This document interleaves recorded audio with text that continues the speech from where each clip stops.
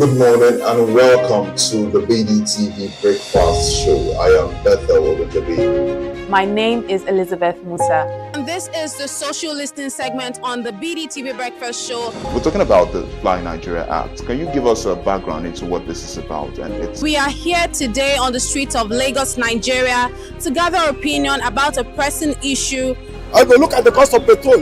We get very for Nigeria, we dey suffer. The income is not really increasing, but the prices of items are increased. Nothing like savings again. No. You only pray for that money to reach you that month. There's a lot of high pressure, a lot of stress. There's a lot of high targets to be met. I was quite strict. In my mind, I said, looking for my hand, my picking go spoil.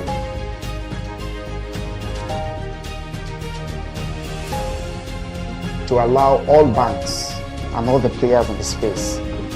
15% inflation target achievable in 2025.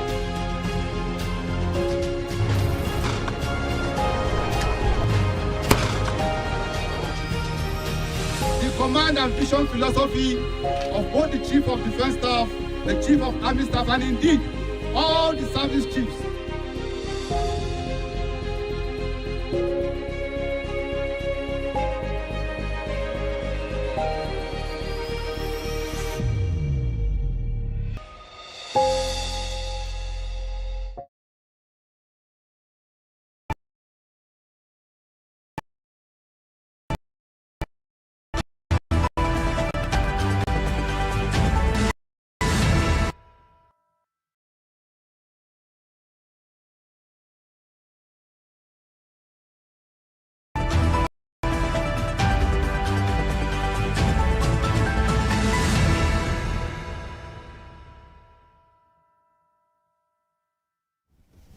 Good morning. You have tuned into the breakfast show on Business Day television. It's a beautiful Thursday, a rainy morning, and we have packed up to keep you going. I am Destiny Momo, and with me is most definitely Onyeka Valentine. So good to have you here this morning. Most definitely. Let's do this. Wow. As usual. And so we have a different segment for the breakfast show as usual. We will start with the headlines making the rounds today. Now, Tinubu lifts state of emergency in Rivers, Fubara to resume September 18th, which is today. And then we also look at Nigeria needs to grow GDP by 40%, FX at 500 naira per dollar to attain $1 trillion economy. And then the next on the headlines that we will be touching this morning is a competitive reforms unlock $18.2 billion investments in petroleum sector, says NUPRC boss. And the last on the headlines from the BusinessDay newspaper is Total Energy wins 4 offshore exploration permits in Liberia. Wow, so much for the headlines this morning. Most definitely.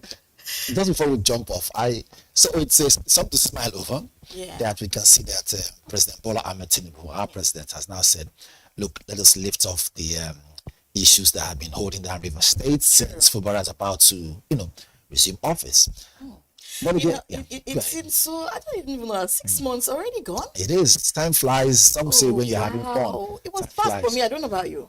Well, I wouldn't say it was fast. It all depends on what it is you hold on to based on expectation. Yeah. But for River State, I think for them it could have been, or rather, it has been 6 months of long awaiting. For some people who are quite quote and unquote, who are loyalists of Fubara, could have been waiting.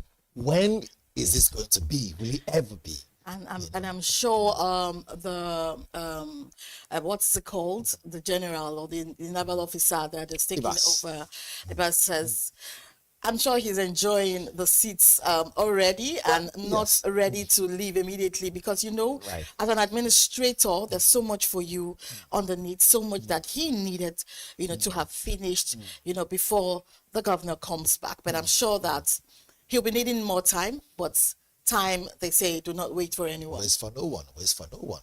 But give and take. It's good that we can afford to now hear that our president has said, let us get this on the road. Okay.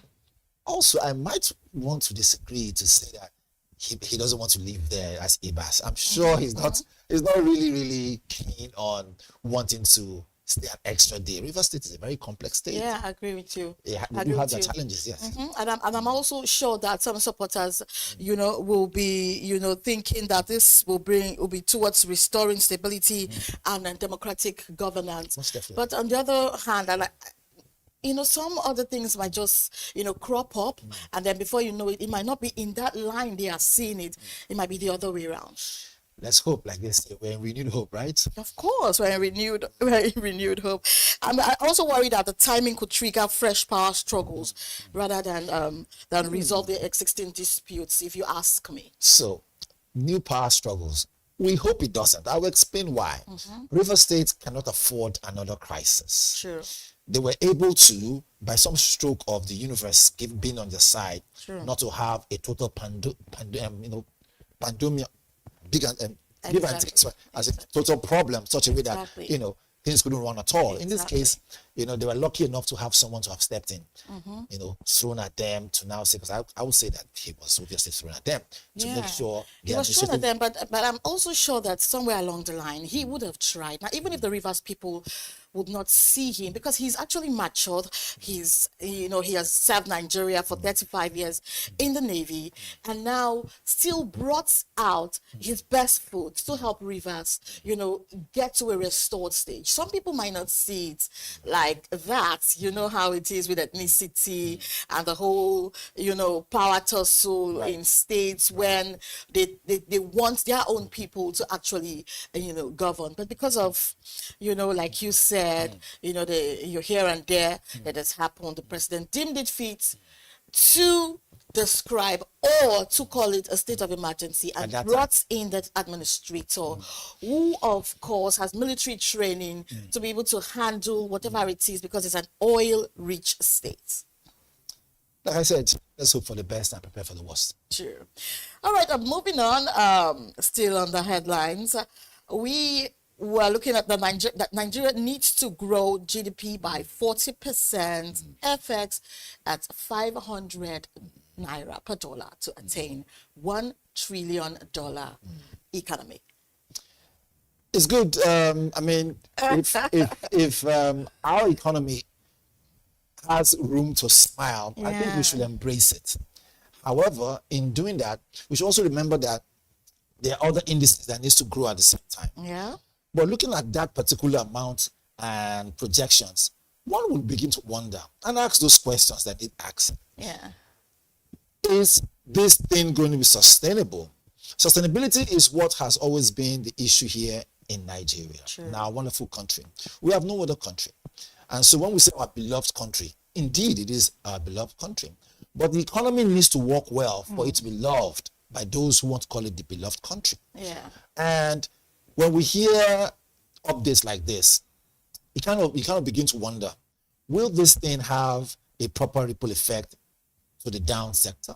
Or will those who are on the upstream be the ones to enjoy, or better still, be the ones to live in the glass houses and yet not know that they shouldn't throw stones? Yeah. So all this is what we should look at, the checks and balances. Yeah, exactly. But at the end of the day, it is an economy, right?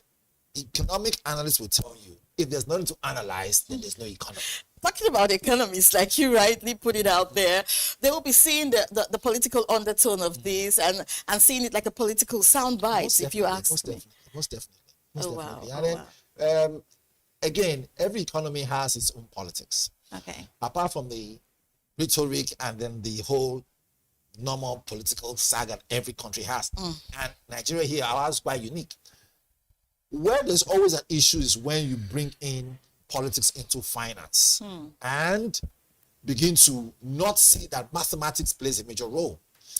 You see, in politics, 1 and 1 cannot be 2. True. In finance business, 1 and 1 must be 2.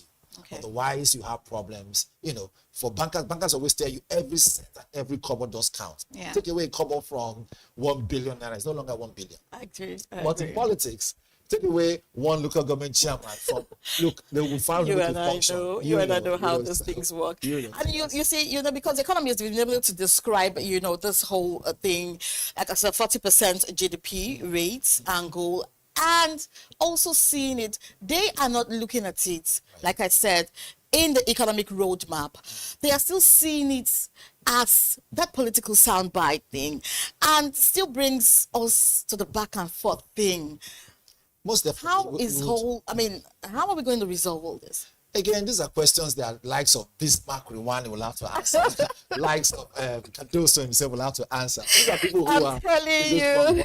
But the good thing is that we've asked these questions. Those at home, right, know that we're asking questions on their behalf. So over to you, Bismarck Rwanda and the likes of Cardoso and all the other questions. Because we're hearing all those figures, it doesn't stop inflation from, continuing its biting process, because the inflation thing is still there, whether we like it or not. It just keeps biting the masses. It's biting you and I. We can't even run away from it. I mean, look, it is what it is. You can't run away from an economy that is not stable. An unstable economy will definitely have a triple effect on everyone's pockets, whether it is you're very rich, or you are, you're really, really poor. Give and take, you will feel one way or the other. I believe that one way or the other will be able and the to. rich also cry about it. Exactly. Manufacturers are also seeing, the biting effect in all of this as well. But I'm sure that we'll get around we'll get around and get to a point where we'll be on a level playing ground. Level playing ground is our next story. All right then. Okay then, moving on. Now, competitive reforms unlock $18.2 billion investment in petroleum sector, says the NUPRC boss. So it's good that we can see healthy, competition. True. I keep telling people, look, when competition is healthy, it gives room for growth. Yeah. We don't want a toxic environment where it's difficult for someone to be able to do business because this other person has been there for a long time. True. When there is no competition, there is bound to be what we call dogma. And dogma is living out of other people's thinking. You begin to think it's the norm of the day. Meanwhile, you're getting it wrong. There is something called a false economy. And that can only happen when you have no proper structure that can actually, tackle the so-called format that you know. Sure. So when we hear things like this, the competition creates room for more investment. It is good. Again, there is a flip side to that. Such investment must trickle down to enable the masses breathe. We don't want where two elephants fight and then the grass will suffer. It has always been the case in this our beloved country. If you realize, I've been using the word beloved, because it's difficult now to get visa to go to a different country. So let us make good use of the one that we have. But even before that, I know that you're a very patriotic Nigerian. You've always wanted the best for this country. And that's why you go on and about doing endless research to always come up with ideas that will give best practice to our leaders. I'm flattered now. Now talking about, this investment petroleum sector, comment by the NUPRC boss, I'm also seeing like a transparency concern. I'm seeing also like a foreign dominance and also misplaced priorities. Great. See, let us start with the latter, which is misplaced priorities. Okay. Every agency, every organization, they do have what we call the back end issues where they know their challenges, so they try to mitigate them. Sure. However, in mitigating those challenges, you must begin to see the low hanging fruits. Okay, transparency, accountability, and every other thing that can fight the issue. Foreign dominance. Yes, that has to do with free flow of either your business or free flow of communication has always been a challenge for developed countries. Sure. People say Nigeria is still developing. I believe that we have developed. The problem is, have we developed positively or negatively? These are the questions. And our friends at home who are watching will be saying, okay, we are wagging our chains, we are speaking big grammar, but how is this translating to more meat inside their pot? It's actually how is it translating to more rice inside their pot? Yeah. So in this case, truth be told, I said before that competition is important. It will keep those who are dominant, who think they have monopolistic power over a particular business or industry, to keep them on their toes. I'll give you a good example. And me calling brands is not to give anybody advert. True. But you know, Coca-Cola has been quite good, for instance, right? When Pepsi came on board many years ago, they stepped up. Why? Because they see competition is there. Same like with every other product. When there's a product that is gaining ground and there is no key competitor, they might begin to even drop when it comes to quality. And so it will affect what? It will affect the masses. So give and take, these are the things that are quite important for people to see. Competition is good. I only use those two brands as an example. It's not meant to be an advertorial bad. Exactly. But competition is good so long as it is healthy. So long as you can still have, we all do the same thing when it comes to either beverage or when it comes to this business or that business, we're in the same industry. But let us still sit together to know, how do we make our produce better? How do we make our production better? How do we make lives and livelihood work? How do we make sure that people can be able to get jobs and use the money they get from the jobs that they've gotten because of the fact they're into that industry to trickle down and take care of their family? This is why it's called an economy. But when you stack money in one place and it doesn't flow, then you have improving the economy. People begin to suffer. Then you have the rich class and the poor people. And the because poor there's no middle class anymore. There's no middle class. So the poor ones become so poor that they fight to become middle class. When they get to middle class, they realize there's no middle class. And so it is either you're poor or you're rich. So the economy says for it to work, we must make sure there's free flow of money. People are doing what they need to do. And industries have cohesive conversations that will take them to the next level. Hence the word workshop and, of course, conferences. Those things really help. So by and large, competition is good so long as it is healthy. Thank you so much once again for that very, very healthy analysis on this matter. Now, one of the very last headline from the BusinessDay newspaper, it says that the Total Energies wins 4 offshore exploration permits in Liberia. So we know that, give and take, Nigeria tops when it comes to oil deposit and gas and all that stuff. We have huge resources. We have huge deposits. But it's also good to see that Liberia also can say, look, we're also Africans too, we're in Africa, and we also have something. But to now know that Total Energy can,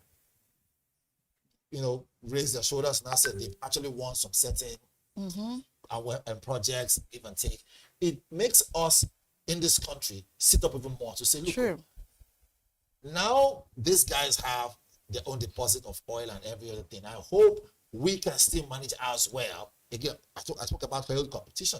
You see, apart from us, there are other countries who also do have oil too. So Total is winning in different places. They announced this so that those who think that they are the dominant oil producing nation need to think otherwise. So it is, I won't say a slap on our face, but it's the finger pointed toward our direction. So look, Nigeria, you guys have oil, but don't think that other countries don't have it. That's how I see it. However, for business purposes, it is good. All I want to know is, how does it add value to those Nigerians who work for Total? Exactly. Again, it's not advertorial based. It's because it's in the news. And but because it's in the news, it's good. Also, still, some people can still see it as being speculative, if you ask me. And then on the other hand, it might also go through the corridors of geographical analogs, if you ask me. Now, these things, it actually works sometimes, but it is good that Liberia is an African country, isn't it? It is. Give and take. I mean, they have their history all the way from when the slaves were freed from America and they needed a place to go call home, and and Liberia was born. And that's also history. However, give and take, like I said, Nigeria is the most populated country in the world, in Africa. So we are the highest in population. Now, GDP per GDP, we're probably like second. After, I think either South Africa or Egypt or Algeria, one of them, I can't remember again. That's what the last index said when I checked. However, we are on the top when it comes to, economy. Not the very top, but we are within the first 5. Having said so, it is good that Liberia, when they had issues then, when they had Samuel Doe and every other person that caused problems in that country, we sent most of our ECOMOG soldiers, peacekeeping, and Nigerian soldiers fought there. So we see them as our younger brothers. Exactly. But now we see that exploration is gaining ground. The question now is, Nigeria, are you seeing that we are no longer the giant when it comes to oil production? We need to step up. We need to make sure that our CNG is even far more utilized and we maximize it. We need to begin to look at other areas like mining, which we already have. The question is, are we curtailing and mitigating those illegal miners, taking away our gold and all our, columbine, taking away all our coal, taking away, right now we just said we have lithium also. Yeah. Are we looking at all these areas too, so that we can now still say, even though we have other countries joining the quote and unquote, the gang, I won't use the word gang, but let me just use what the clan of major oil producers, right? We can still say we are like, we want to say we are like the US of Africa. Yes, I agree with you on that, because this is actually a regional, should I say like a continental regional development. And I think some of the expectations should be large upside potential if subsurface looks favorable. Good. If it looks favorable, that's a good question. And then high risk. We talk of frontiers, basing on certainty. Most definitely, in every oil exploration, there's bound to be high risk. Equipment to be used, right? I won't use the word deployment, that's for army, but you see, you mobilize equipment there. You have manpower there. Trust me. Yes, a lot of things. And then the more difficult, the more tough the terrain and the environment is, whether it's offshore or onshore, the more you need far more sophisticated equipment to go there to carry out this oil exploration. However, where I'm more focused on is that what does this mean for business and economy for Liberia and other African countries? Okay. Does this put Liberia on another higher step? Again, if you're employing people like this, what is it? What's the idea? Those who are undergraduates looking at wanting to work in companies like that, would this trickle down and create more jobs? I think in Liberia? It will definitely, because they will definitely play the role of their own social responsibility, if you ask me. But I think that what they should be cautious about is data scarcity and a regulatory and environmental risk, and also market risk and carbon and transition, even infrastructure and logistics. I think we should pinpoint on that area of environmental risk, which amongst everything that water, it is oil the most spillage. important thing. Exactly. For over 30 years, we have experienced oil spillage in the Niger Delta. And that has created a lot of worry, a lot of regional tension, gave room for most militants, gave room for different societies. So it gets back to a lot of, a lot. You heard of men, you heard of this, heard of that. So it became a struggle to make sure that the idea of oil spillage and wastage, and of course killing the environment, should stop. That's not had a big problem with shale at that time. Exactly. If you recall, way back before even that, you had likes of Pensado, we were fighting for Niger Delta at the time, and we all know how it ended up. So sad, but again, countries like Liberia, they should learn from the big brothers Nigeria. Sure. Learn from us. See the things that we've gone through and succeeded on. Yes, we had our challenges. Exactly. And now, see, before we go, one thing is this: environmental degradation should be something that should frown upon. Otherwise, there's no going back from there. Exactly. We've gone through a lot and we've been able to, bring ourselves out of this, even if, we're still suffering a little bit of all these decisions that have been made here and there in the past. And that's been our headlines banter this morning. We'll go on a short break. When we come back, we'll bring you newspaper review. Stay with us.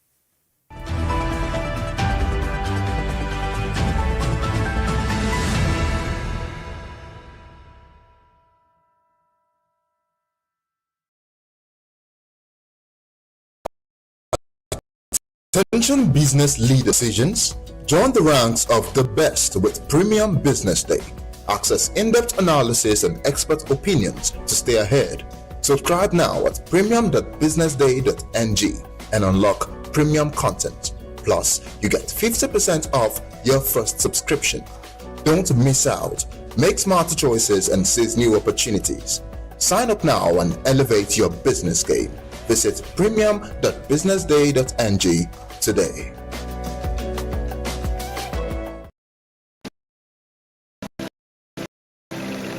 Wake up to clarity, insights, and the stories driving business in Nigeria and beyond. From the heartbeat of small and medium enterprises to the pulse of national economic policy, This is where business meets perspective. With expert guests, real-time analysis, and stories that matter to you. We go beyond headlines to bring you the full picture. Join us every morning as we break down the numbers, decode the policies, and spotlight the people shaping our economy. This is Business Money.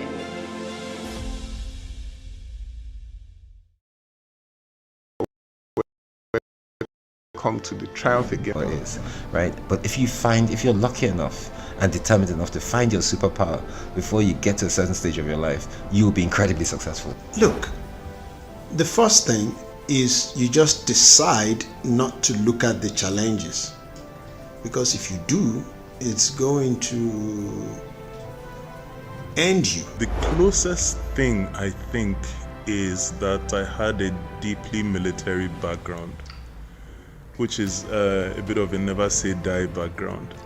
I saw an opportunity in non-interest banking, and I felt that the demand was there. There was pent-up demand for it.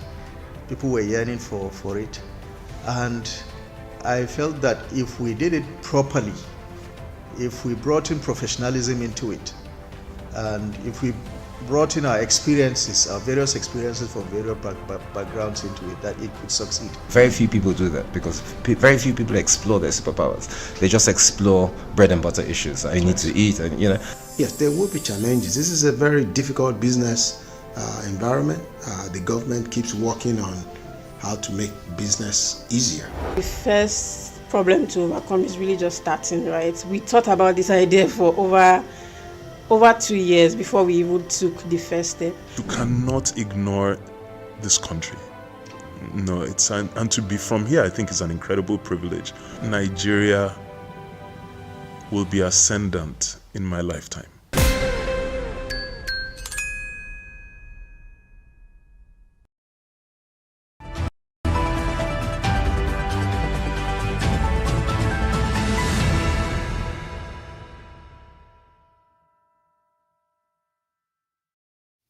You're welcome back to the breakfast show here on Business Day Television. It's time for our newspaper review. Earlier, we were unable, to enlist our program's outline for today. We just finished our headlines and now on to the newspaper review. And after now, it will be business money, big story, and social listening on the breakfast show today, Thursday, September 18th. It's a rainy day, and I'm sure you are enjoying the rain in your various homes and offices. And now, still on the newspaper review this morning,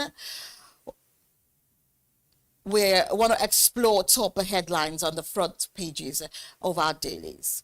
I'm still Destiny Momo, and joining me on the newspaper review this morning in the studio for more insights is still our in-house analyst, Mr. Onyeka Valentine. It's good enough that you can call me Onyeka. They now paused and now said Valentine. Yeah, because of course, those are your names and those are what we know your personality to be. Most definitely. So it says, you want to take the OPE story, University of Jos. Yeah. Let's see. Yeah. So University of Jos partners OPE in 1.2 billion. Wow. 10-year scholarship program. Wow. The interesting thing is, I'm just going to be a little bit open here to say that I am proud of this development because University of Jos is actually my alma mater, and I'm proud to be identified with that university. Yes. It gave me a little feel of how the northern Nigeria is, and trust me when I say it was a hospitable experience. And now OPE partnering with them for this CSR is actually, a very good one for a 10-year scholarship deal. If you ask me, I think it's, So what this means really is we're beginning to now see that private companies understand the idea of community, inclusion. And Exactly. it doesn't just end there. Education is the backbone of any country. True. And without a doubt, when you get it right, every other thing will fall into place. Sure. However, it's also important that we develop skill. And when they say education, it cuts across not only in universities or in secondary schools, education in general. Even those on the streets, they have their own kind of education there. Okay. Now, when as an individual, as someone who has developed and you're a mature person, it's good to have what we call GK. GK means general knowledge. All right. However, a good foundation is important. And so when I hear stories like this, where I'm coming from, I would think, wait a minute. You don't just say you're spending money for things that you might not get the value immediately. True. In this case, you're putting money in education that the long-term scholarships, investment will plan help young people get to their dreams and aspirations and achieve and come back and create what we call the multipliers effect. Wow. We spoke about this yesterday on the show. I said to a friend of mine outside here, I said, look, if you're giving scholarship, if your child is giving scholarship, what would you want your child, to achieve with it? He said to me, what? He said he would rather prefer that his child goes and learn a skill. And I said, why? He said, because the truth of the matter is, with the skill, you can create long-term generational wealth, knowing that our economy has its challenges. But every economy has its own challenge. Okay. So, but when you hear that a company as big as that is now saying, we want to invest money, we want to partner with the school, let's just hope that, again, I'm not to bring out bad news, I bring out good news, but let's also hope that it is in the interest of those students, and that nobody will go and one way or the other, corner the money, and it's difficult for someone to now pinpoint, and then without asking questions like, whatever happened to transparency, whatever happened to accountability. We don't hear all that. Yeah. If scholarships are going to be achieved with this partnership, then so be it. So it should be. So that we'll come back in another 2 or 3 months or 6 months and then ask the questions that our viewers would like to ask. Now you gave them money 6 months ago. What is it after a month? Oh, wow. Okay, now still on the Business Day newspaper, it says Nigeria outspace the African pairs with the highest trade surplus. And another headline story says that the federal government disburses 330 billion naira in case transfers to poor households. And in another development, which is, with the story making the rounds today, that Rivers faces democracy test 6 months after emergency rule. And the last story on the headlines from the Business Day newspaper this morning says that new curriculum pushed specialized skills without skilled teachers. Whoa.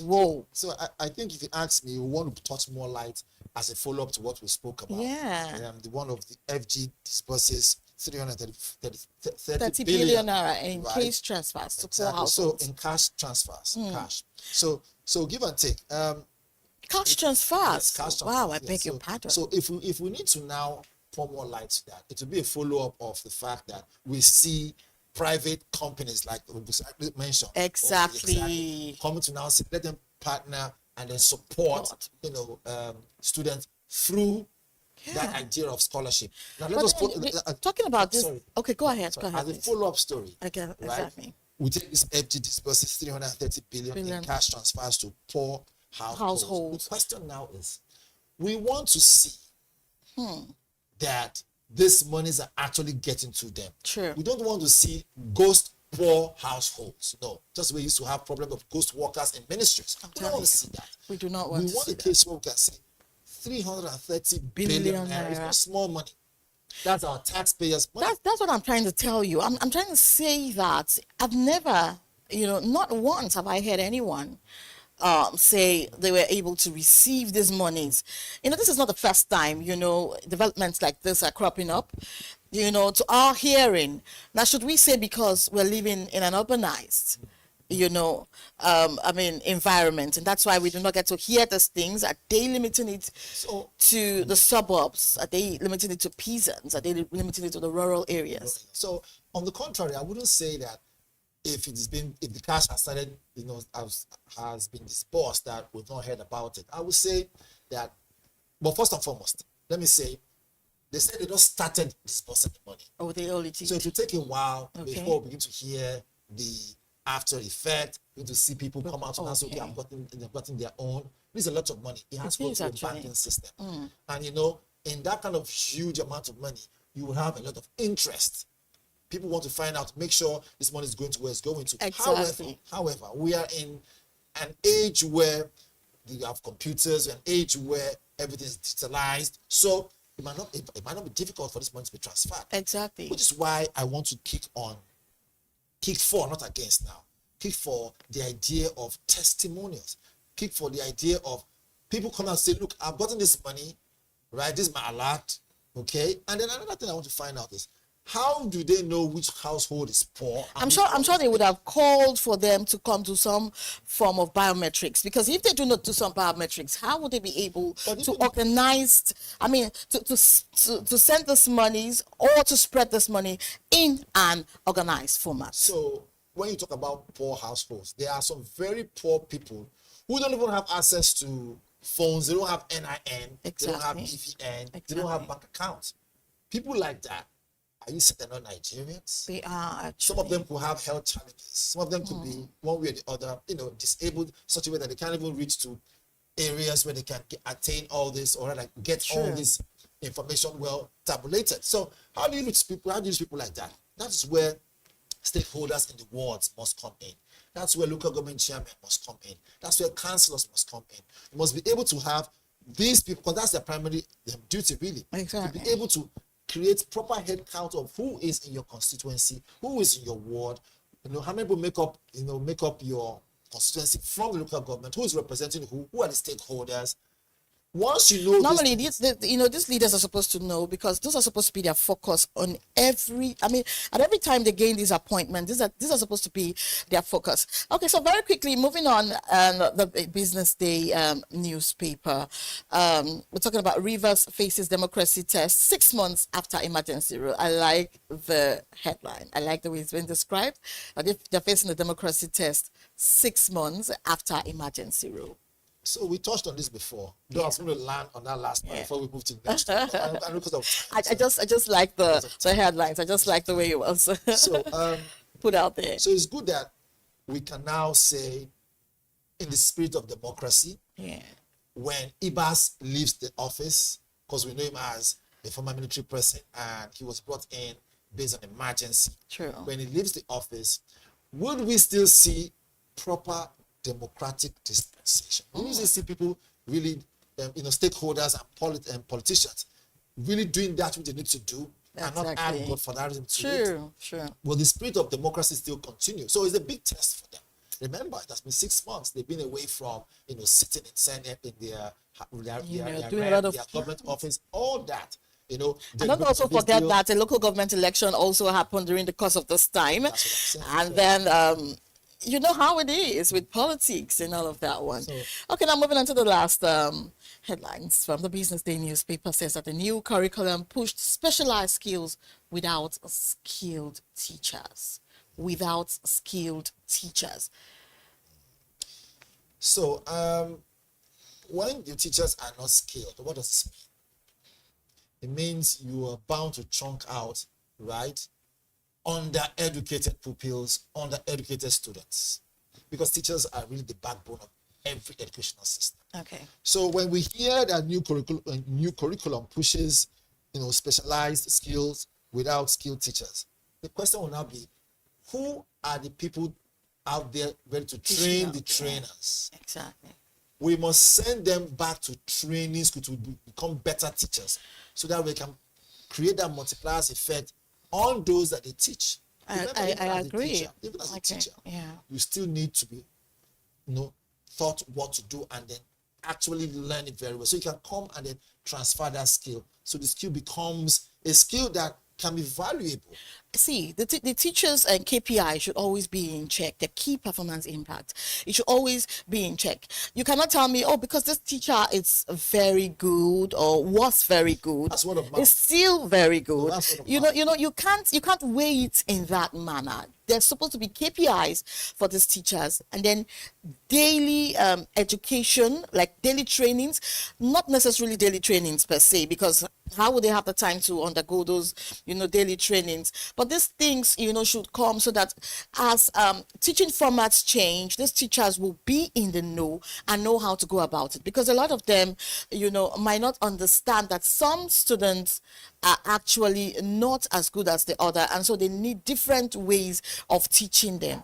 And then now here we're seeing that the new curriculum pushed specialized skills without skilled teachers. It means they've not been able to train, like you said, these teachers into these new specialized skills, so they will be able to know how to go about it. So very quickly, Mr. Onyeka, over to you on the Punch newspaper headline. Okay, so the Punch here is simple. Top left says FG states LG's shares 2.2 trillion in this August, and most definitely we will see what's going to come out of it, because if this revenue has been shared, then it's a big issue, right?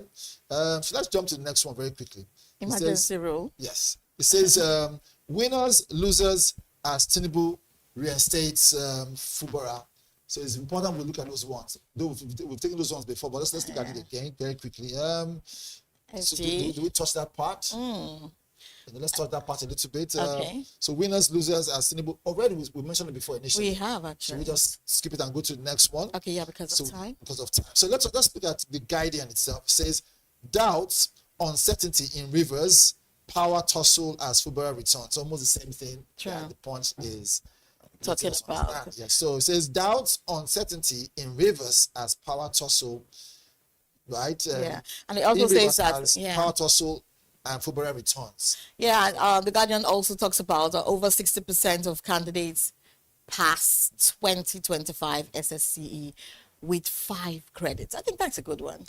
Well, it's good to see that even though we have issues of skilled teachers, exactly, students, scoring good marks, which means they're getting, for what it's worth, good maybe home lessons. Yes, exactly. That area, we're not seeing that area as quite viable, but it's important as a student, as a pupil. The fact that you can have, after class lessons, it also helps. Don't you also believe that the AI thing, artificial intelligence, is playing a very major role in actually aiding them and helping them, put them out there with the desired knowledge? Because there's nothing you type on these apps that you don't get good answers. So the thing is, AI, I wouldn't say is bad. It is good, but yes, it's a very good thing. It has its own. You must be careful how you use it. You see, there's one thing about learning, theory and practical. It's important that and when it's communal learning, you have people learning in groups. You bounce off ideas and it stays with you. There's a difference between getting an answer for something and there's a difference within you working out the answer yourself mentally. It develops some certain core of your brain. Now, scientists will say that the process of learning is greater than even getting the answer. Which is why there's a score for attempting a course. There's a score for attendance. There's a score for showing up. Why? Because even if you fail a particular course, remember, you have read for it. You developed your brain. True. So when you're having conversations, your conversational skill and your conversational point, right, will have what we call weight based on whoever is listening to you. So in that kind of area where you have AI, you just I want this, and gives you that. Yeah. That threshold of resilience, that threshold of learning process is taken away. So that's why there is a good part and the bad part of AI. So for children, they need to develop their core mental, learning skills. Exactly. Will enable them be able to deal with real life issues. Sure. And one of the ways they can get it is if they study. Right. But one would think that with a lot of distractions here and there, especially for the generation, what's the generation? Gen Z, they call it. The Gen Zs. But I think the alphas are the ones writing the WAEC right now, generation alpha. If you ask me, I do not even know how to classify, these generations. Oh wow, you're hearing it for the first time. Generation alpha, yeah. I'm sure they're coming up very fast as well. But then again, we see these things happen, and these people are very interactive, and they also are very, should I say, they're very anxious to know, a lot of things. They also want to know why you are beating them as a parent. They're asking you, they're being confrontational in a lot of ways. So I'm sure that they're applying that in their books, and that's why we're seeing this kind of a very, positive outcome in the SSC with 5 credits, like over 60% and above. I also saw headlines the other day before we go to the cartoon of the day, so to speak. I saw headlines the other day that says that the Dangote drivers are earning more than graduates. So, you want to get me talking now. Oh my God. So what would you think would be their earnings? Well, when you are piloting, I use the word pilot now, I don't want to call them just drivers, but when you're piloting a long truck like that, yeah. Well, let me just stick with the right word, right? For essence of those who are home. When you are the driver of a long vehicle like that, True. The skill that you apply is different from the skill that you apply when you're driving a normal car. You see, you are 5 times more, prone to mistakes than someone who is just driving a normal vehicle, which means to say that they are quite particular about training, quite particular about experience. And one of the things that could go wrong is if the man driving the vehicle, if he's distracted, thinking about, okay, family days, how am I going to pay that bill, because how much they're earning is quite meager. Oh, wow. So the monies they're earning must be attractive. That's what I'm going to. I like that, actually. You must be able to tell yourself that you are focused, laser focused on driving that truck. Because, see, you can't afford to sleep while you're on the steering. You can't afford to say, I want to take a nap. And when you remember your earnings, you want to give your best. Push hard. So there's no, let me subsidize the different job. If the least driver is being paid about 600,000 naira a month, wow. He knows that, look, apart from the fact that his wife has to work and then maybe work or do her business to support the family, what he's earning is a major bread bringer to the table. Okay. So he's laser focused on driving. And I will not be surprised if there's a level of education. I also want to agree that because Dangote is actually an international business tycoon. Yeah, he has, of course, he should have truck drivers, globally that are well paid. So, thinking of doing that right here in Nigeria will also, and then because of the too many accidents on the road, they have to just do this. And most of the accidents cost that involves big trucks and trailer drivers and tankers is out of 1, lack of concentration, 2, lack of sleep, because they park their vehicle, they go and do other businesses to meet up family needs and every other thing. Exactly. And even the worst one is the fact that most of them, take illicit drugs. So when you work, that's for other tanker drivers. I'm not talking about Dangote now. Okay. But when you work for a reputable company like Dangote, and they know that they have to make sure the drivers are well schooled, are well, trained. Exactly. Make sure that you're not a drug addict. So there's a whole lot that will pile up to how much they receive every month. What about training cost? What about, logistics? What about other things? Housing. So they make arrangement for all these areas, knowing that they play a pivotal role in transmitting, or rather transporting petroleum products from one point to another. I remember one funny thing about petroleum products is quite, most of them are flammable. Yeah. Any little thing, it can go off the so they have to be extremely most definitely. But what I fear for is the fact that these automated vehicles most of the time are struggling those roads with normal vehicles during the day. I think that should also be looked into, so that this whole idea of forget the fact that these people are well paid now. An accident is an accident. And sometimes they are not calling for it to happen. There are a lot of frustrated people that just want to, ply the road even without looking. These things actually happen. All right. Right now, I think we should get into the cartoon of the day. So let's see what the cartoon of the day today So has for us. It says here, it says, Oga, we need to create more distractions, else these youths can go and create what happened in Nepal. I'm seeing it there. It says, It says, "Okay, we need to create more distractions, else these youths Oh can my go God. Nepal."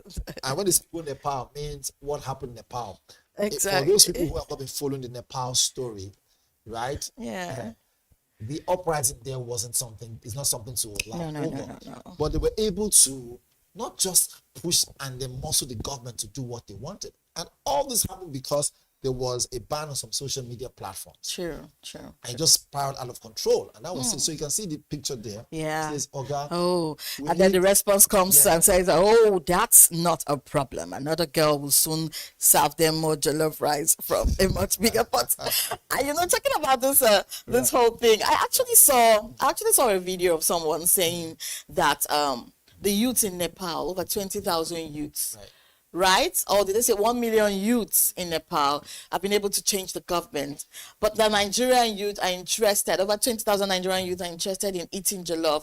So the irony was too much. And then it would just get you thinking. Right. It will just get you thinking as a human that About want our development. priorities. Yeah, it's about our priorities. So it's good that you mentioned that area. For every country, they do have their priorities. But I tell you, as much as we have our challenges in this country, the most important thing is, can Nigerians afford to even eat 3 square meals? That's the truth. Once we can cross that threshold of feeding, other ideas on how to make the country will emanate from that. So I wouldn't say that the jollof rice thing was a distraction. I would rather say, look, it was good that we can have, Hilda Basti put us out in the global with something stage. else apart from we hearing back and forth scammers doing a lot of harm to our image in the country. Hearing people trying to scam people and all that stuff. So all that, having the jollof, festival and how winning the Guinness World Record or whatever it is, will now make the world see us from a different light. There are 2 things can unite us: football and jollof rice. Wow. So I might disagree with whoever says that is a distraction. I think it has its own place. Yeah, it has a very good place, like you said, for youth to think out of the box and create something very productive and result-oriented on the platform and on the global stage. Yeah, exactly. And let me tell you one funny thing. You see, when other nations respect you for something, they know it for something that is good. Exactly. The way they approach it is different. And the way you do business with them will be based on that respect and not going to them cap in hand. Sure. By the way, she's now a 2-time Guinness record holder. Oh, wow. It's actually a very good achievement if you ask me. And I'll thank you for joining us in this studio this morning. This is all we can take for the newspaper review. When we come back, it's Business Morning. Stay with us.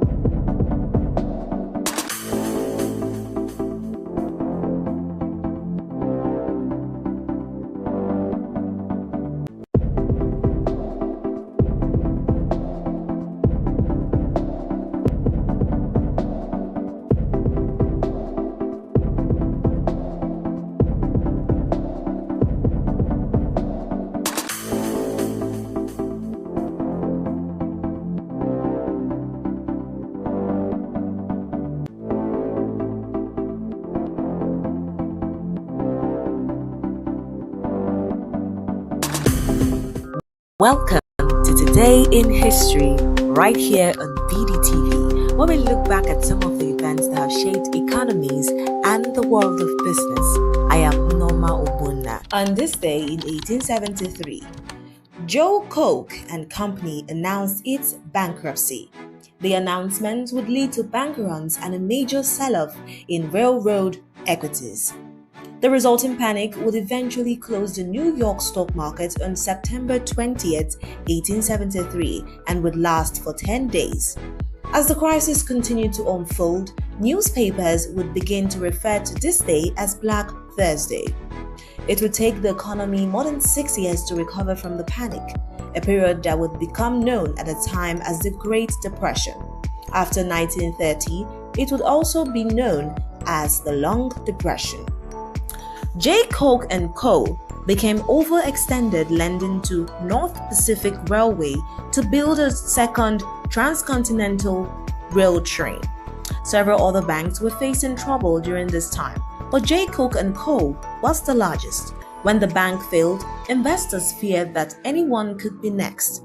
The resulting panic would cause runs at hundreds of banks and many brokerage houses as well. In total, the panic would cause more than 100 banks to close. And that is how far we can take you today in history, right here on BDTV. I am Norma Obuna. Welcome to Today in History, right here on BDTV, where we look back at some of the events that have shaped economies and the world of business. I am Norma Obuna.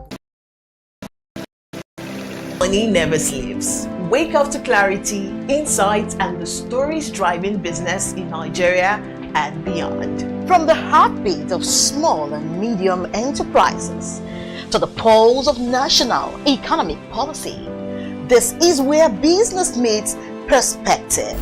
With expert guests, real-time analysis, and stories that matter to you, we go beyond headlines to bring you the full picture. Join us every morning as we break down the numbers, decode the policies, and spotlight the people shaping our economy. This is Business Money.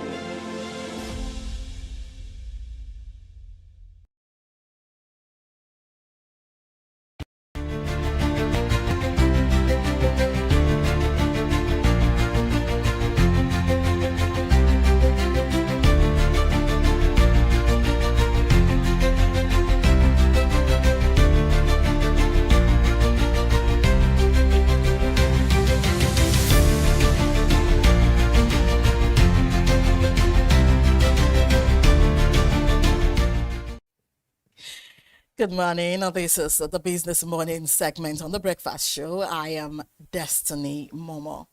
Now let's bring to you the news in detail. President Bola Tinubu has declared an end to the 6-month state of emergency in Rivers State, announcing that Governor Siminalayi Fubara, his deputy Ngozi Maodu, and members of the State House of Assembly will return to office on Thursday, September 18th, 2025. In a statement issued Wednesday by the presidency, Tinubu said the emergency rule, first imposed on March 18, 2025, was necessary to halt what he described as the total paralysis of governance in the state. The president recalled that a fierce political standoff between the governor and 27 lawmakers loyal to the House Speaker had crippled governance, with the Supreme Court ruling at one point that there was no government in Rivers State. And I'm moving on. AfriInvest West African report has revealed that Nigeria needs to grow its nominal gross domestic product by 40% in 2025, and next year its foreign exchange to trade at 500 naira per dollar, with a real growth over 5% to quadruple its economy in the next 5 years. According to reports, Nigeria is doubling down the efforts to revamp its economy and spur growth in key sectors in what has seen its GDP expand by more than 30% to 372.48 trillion naira after the rebasing exercise. President Bola Tinubu has rolled out various market reforms, including scrapping fuel subsidies, floating the naira, and overhauling the country's tax system to boost the country's economy, projecting real growth at 7% by 2027 and an ambitious target of hitting $1 trillion economy by 2030. And the country's economy reportedly shrank in dollar terms to the lowest level in a decade to $251 billion due to the steep devaluation of the naira, raising concerns as to the feasibility of the $1 trillion projection. And also the chief executive of the Nigerian Upstream Petroleum Regulatory Commission, Benga Komolafe, has revealed that the country's competitive reform agenda has delivered 28 field development plans with $18.2 billion worth of investment commitments, underscoring the attractiveness of the upstream sector. Now, these commitments, according to Komolafe, are also expected to unlock 1.4 billion barrels of oil and 5.4 TCF of gas, adding an expected 591,000 barrels of oil per day and 2.1 BSCFD of gas, boosting the country's aspiration to deliver over 3 million barrels per day crude oil production. The NUPRC boss will disclose these on Tuesday at the Africa Oil Week held in Accra, Ghana, attributed these feats to President Bola Tinubu's renewed hope agenda, reiterating the importance of energy security as a cornerstone of economic growth, national resilience, and shared prosperity in Africa. And now, to end the news, French energy major Total Energies has announced on Tuesday that it was awarded 4 offshore exploration contracts by the Liberian government.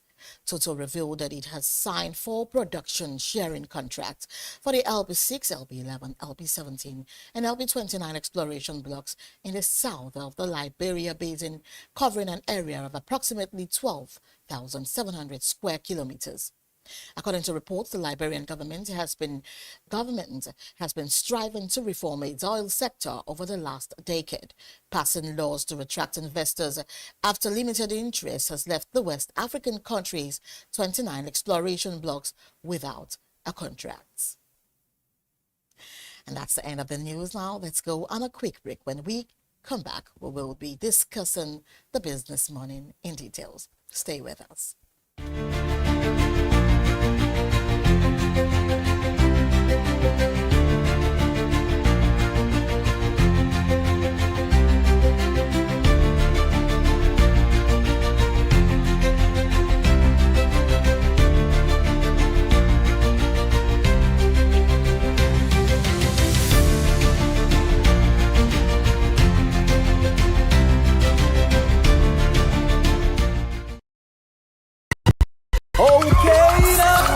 After God, you are the next insurer. See as the boys the Allah.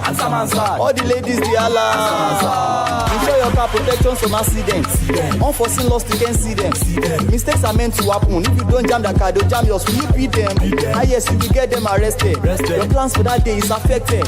You waste your money, you waste energy. With AXA, you can be protected. Get the protection that pays today. Call 0700 AXA Mansa to get a motor insurance that pays.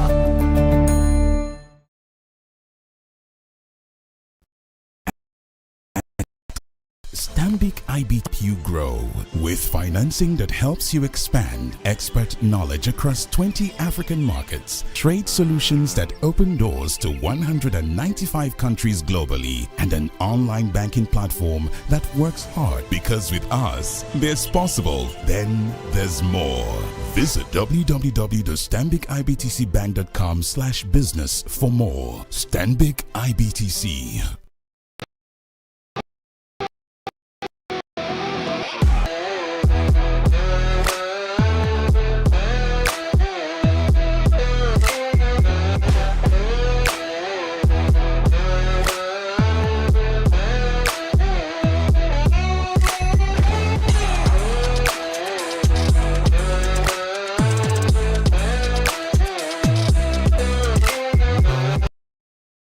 True strength. What defines it? The brilliance of a player? or when a team comes together to win. A solo beat or the rhythm of many. The flair of one dancer or the art of a troupe. One distinct voice or the beauty of the symphony. At FCMB Group, we build ecosystems, empower communities, and create the future. Because we believe it's not just one, but the power of the group that delivers the future we all desire. FCMB, the power of the group.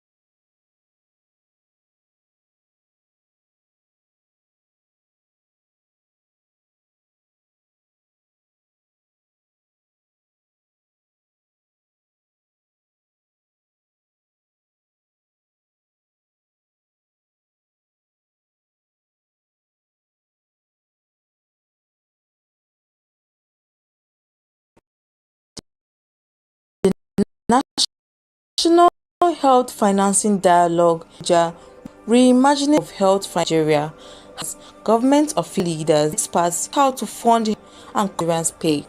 Kelechi Ohiri, Director General of the National Health Insurance Authority, said reforms are underway to expand insurance and protect vulnerable Nigerians. For the obstetric emergencies, over 200 hospitals in Nigeria participating, and we're still enrolling more and more of them because we believe that equity is important. And through the Basic Healthcare Provision Fund, where the Honorable Minister mentioned, the federal government commits 1% of its consolidated revenue for that. About 2.7 million Nigerians who are poor and vulnerable are currently enrolled under the Basic Healthcare Provision Fund so far. So those are just some of the reforms that we have undertaken in the last 18 months to 2 years to make sure that we begin to reverse the trend and reduce out-of-pocket expenditure, especially for the poor. Minister of State for Health, Isiaq Salako, announced plans to enroll 44 million Nigerians into the National Health Insurance Scheme by 2030 and called for more support from states and the private sector.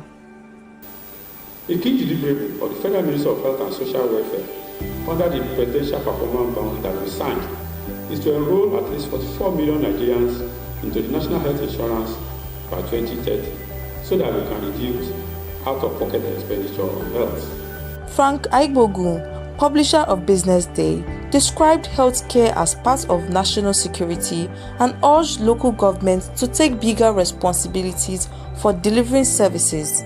But health financing is key.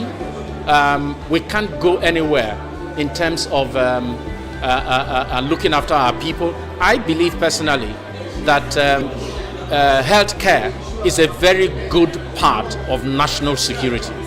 You can't talk about national security when you have sick people all over a country. It's a critical part of national security, and I hope that governments in Nigeria, from federal to local governments and the states, will take the matter of healthcare more seriously than we have done so far. As I said, it appears people think that everything will be provided by government. It is not true. It is not done. It will not happen. Nigerians themselves must rise up to play their own part as well. Private sector leaders also called for better policies and long-term financing to expand services and reduce costs for citizens. It is very obvious that there's a lot happening in healthcare now. That the environment and the temperament for finance and investment is shifting favorably. That there are a lot of players now who are trying to aggregate demand. And so increasingly the conversations are shifting to supply. And where conversations shift to supply, then there's a question about where will the financing come from. And on that note, there's a lot of opportunities now opening up for financing.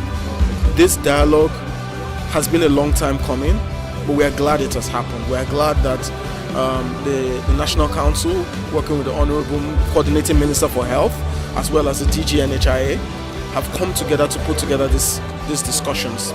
The expectation is that these discussions then lead to tangible action, which we'll be happy to have. I represent the private sector, and we feel that private sector has a major role to play supporting the government. So what we're asking is, what can we do to create an enabling environment for investments to come in to support private sector to increase the quality and the scale and scope of their services in order to support government, not just for those at the top of the pyramid, but the masses at the bottom of the pyramid. So I think we've had some really good discussions today. We can really put all this together into actionable, when I mean actionable activities, because we've been talking for a long time, years and years and years, but I think now is the time, and I think we have the government who has the will to do the right thing. So I think today we came up with a lot of innovative ideas, some disruptive thinking that is required to change the narrative for healthcare.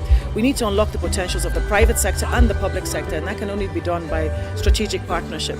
But we need to have the enabling policies, the enabling law, and the government today under the current administration is providing the enabling environment for private sector.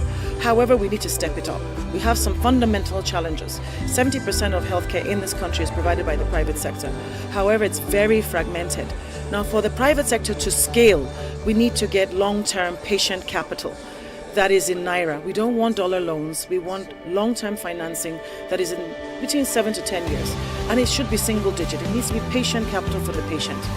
A lot of us are paying out of pocket, which is impoverishing Nigerians. So we also need to get this, the demand side also sorted out. So we need off-takers. We need more people to take on health insurance. We need to give people who are vulnerable that do not have access to health insurance access to that. And then we need to find also guarantees so that we can have strategic public-private partnerships with government guaranteeing these. Finally, we need to think about health sovereignty. That can only be done with the Nigerian First policies, how we get local industries to be able to start to manufacture pharmaceuticals and other healthcare, health tech and rapid diagnostics and so on, so we become self-sufficient. So several MOUs have been signed through the Presidential Unlocking Value Initiative, and I think this is one of the major achievements of Mr. President that will really change the outlook of healthcare in our country. The dialogue ended with a clear message. Governments, private sector and citizens must work together to build a stronger health system for Nigerians' future. Ifunanya Indigwe reporting for Business Day Television. The National Financing Dialogue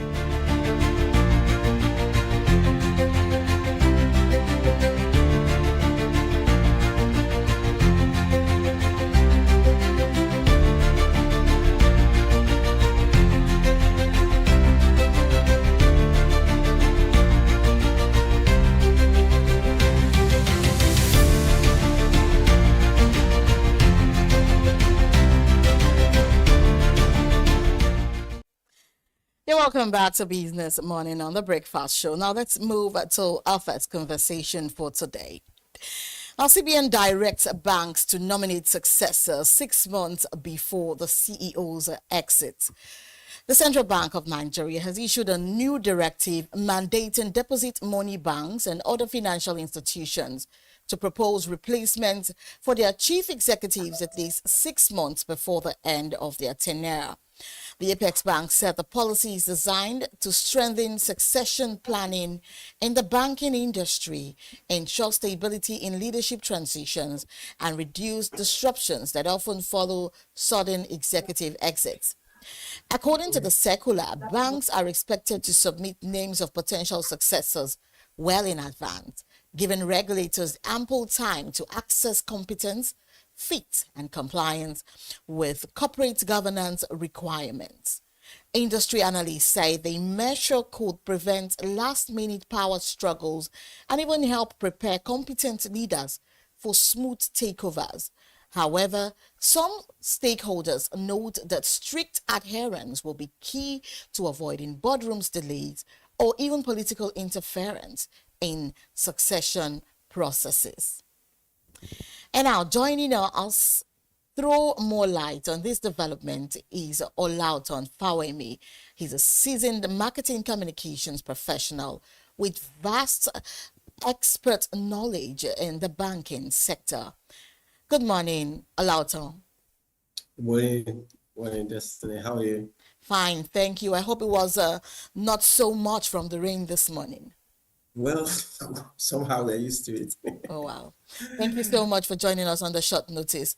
And now, very quickly, how will the CBN 6-month successor nomination rule impact long-term succession planning in Nigerian banks? Well, I think most importantly, let's look at the positive side. Because you're talking about the impact, so it could either be positive or negative. But I like to be positive first. Very important. So this kind of policy, the 6 months successor nomination, and of course 3 months public announcement, would force succession planning. Okay. Back in the days, most of the time you don't know the processes that happen in the boardrooms. But now it's going to be more open. We're going to have situations where we see the process that led to the announcement or putting somebody, a particular person, on the CEO seat. Okay, so that regulatory sign-off and the 3 months public announcement will ensure that the boardrooms now, or the management of the banks now, are more deliberate about creating an active pipeline of talents. So we're not just looking at, bringing people from the outside. We are going to be more deliberate about training and developing your inner assets, your employees, and making them ready for the task that is ahead. And then again, I think it's going to help ensure a smoother transition, because what we've seen in the past is situations where it happens. I mean, most times it happens hurriedly, so we have to now look for who are we going to bring, and everybody's just running up and down. So having this kind of policy in place will ensure that banks are now more deliberate about building their internal talent, whether you want to send them abroad for training, whether you want to give them higher roles early. It then helps you to better plan. Do you understand? So when you talk about talent reviews, formal programs, building contingency plans, now we are now going to see the management of banks institutionalizing the development of their employees. You understand? So looking at it from that point of view, I think this is a good thing. I think it's a good way to go. All right then. So now, do you think this directive may help reduce leadership vacuum risk, or might it encourage premature power tussles within bank boards? I think it's a bit of both, really. I think the vacuum scheme risk rather is going to be reduced. I said earlier that it's going to help planning. So if you're announcing ahead of time, 6 months ahead of time, or you're informing the Apex Bank 6 months ahead of time, and you're making a public announcement 3 months ahead of time, you are not going to be caught unawares. So the vacuum risk would reduce, right? The successors will be visible early. You're not going to be gambling, and you're not going to have to source for external hands when you've actually taken time to raise people you have internally. Okay, but on the flip side is that it will now, how we can be in this part of the world. It will now increase some sort of lobbying and internal fights, and then you now see people trying to play to the gallery to ensure that, I know that I'm in the pipeline to be nominated when this particular CEO is out. So it's a bit of both, to be honest with you. Okay. What needs to happen is when we understand the place of governance discipline, when we have compliance. I mean, we understand that there's a certain criteria that you must meet in terms of your history in the bank. Okay, I worked several years, almost 6 years, doing public relations and communications for one of the top banks in Nigeria. It was even a holdco, was a holding organization. So you have the bank, the insurance, pension, and all of that. Now, what we saw over the years was that most times the chief executive for the holdings, when they are going out, most times it is the chief executive of the bank that takes over. Okay. Because they have the experience, they understand governance, they understand compliance at that high level. And before you can be chief executive of bank, you probably have been an ED at the bank before. And most of the time when we are announcing new appointments for this particular financial institution, we read their history and we see that they move from one step to another within the bank. So you understand the culture, you understand the way they do things, their discipline, governance, everything. So it's easier for you to take up higher roles because you've been through the process. Do you understand? Yeah. So in saying that, when the banks handle this formally, when there's transparency, when the process is competence-based and not because, I like this person, I don't like this person. If we can fill those gaps, I think to be honest with you, it's going to come out well. Okay, then. So now, what do you think are the challenges that banks face when trying to groom internal candidates to meet CBN's competence and governance requirements? Skills, I think the first, sometimes, not all the time, right? We've seen an example in one of the tier one banks where a new MD was appointed, I think it was last year, I think. Of course, over time, she's displayed competencies in different roles, and when it was time to step up to the role of MD, it was easy, it was seamless. Sometimes we notice skill gaps, and so I know I talked about compliance, because compliance at that level is very serious with regulatory bodies. You need to understand what obtains internationally. It's a whole lot. Okay. When you talk about governance, you talk about building track records. You cannot be an MD or CEO of a bank and then you have some shady deals that you've done, whether as a younger staff or as an ED or as an account manager. It's not possible. Well then, Okay. Okay, So, go ahead. sorry. Go ahead. Sorry. Ahead. Let me hear your thoughts. No. I wasn't even thinking in that line, but I agree with you totally. But then again, I just want to quickly add that this. How does this policy align with global best practices? In financial sector leadership transitions.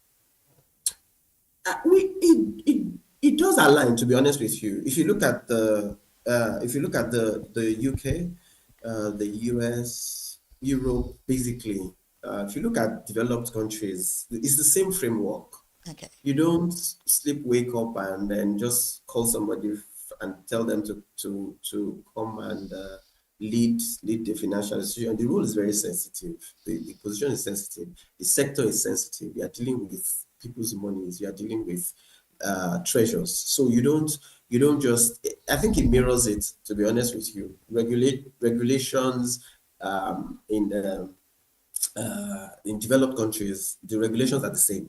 If you look at it, so if you look at this CBN's approach, it aligns very well. It sits comfortably with international trends. So it does. So we're taking learnings.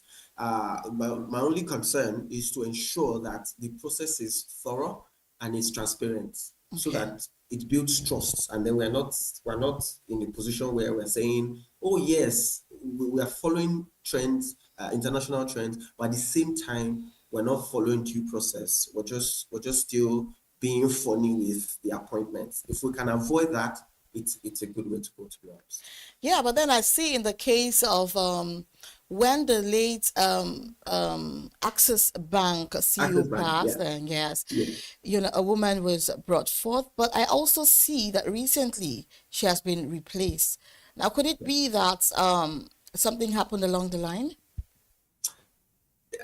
So, from experience, with what I said to you about handling this kind of situation, appointments for one of Nigerian banks, I realized that, okay, let me even tell you this. There was a point where the CEO at some point 2 years ago was going to retire, and every one of us had thought that we assumed who he was going to be based on the trajectory, the history, what we knew that the bank was used to, and we assumed, we speculated that it was going to be this person, and we were even preparing the communications already, only for the bank to announce, and we realized that it was a different person. It was actually the CFO that was announced.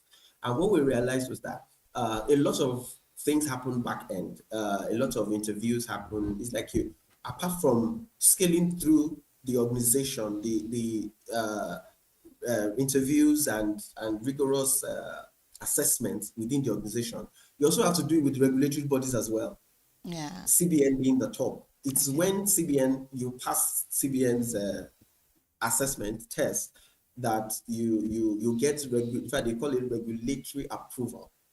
So until that happens, you can't be announced. So it could be that at some point we were speculating that it was going to be the woman, and then eventually, maybe during some of the assessments, we realized that something was wrong somewhere, and it couldn't be her. It had to be someone else.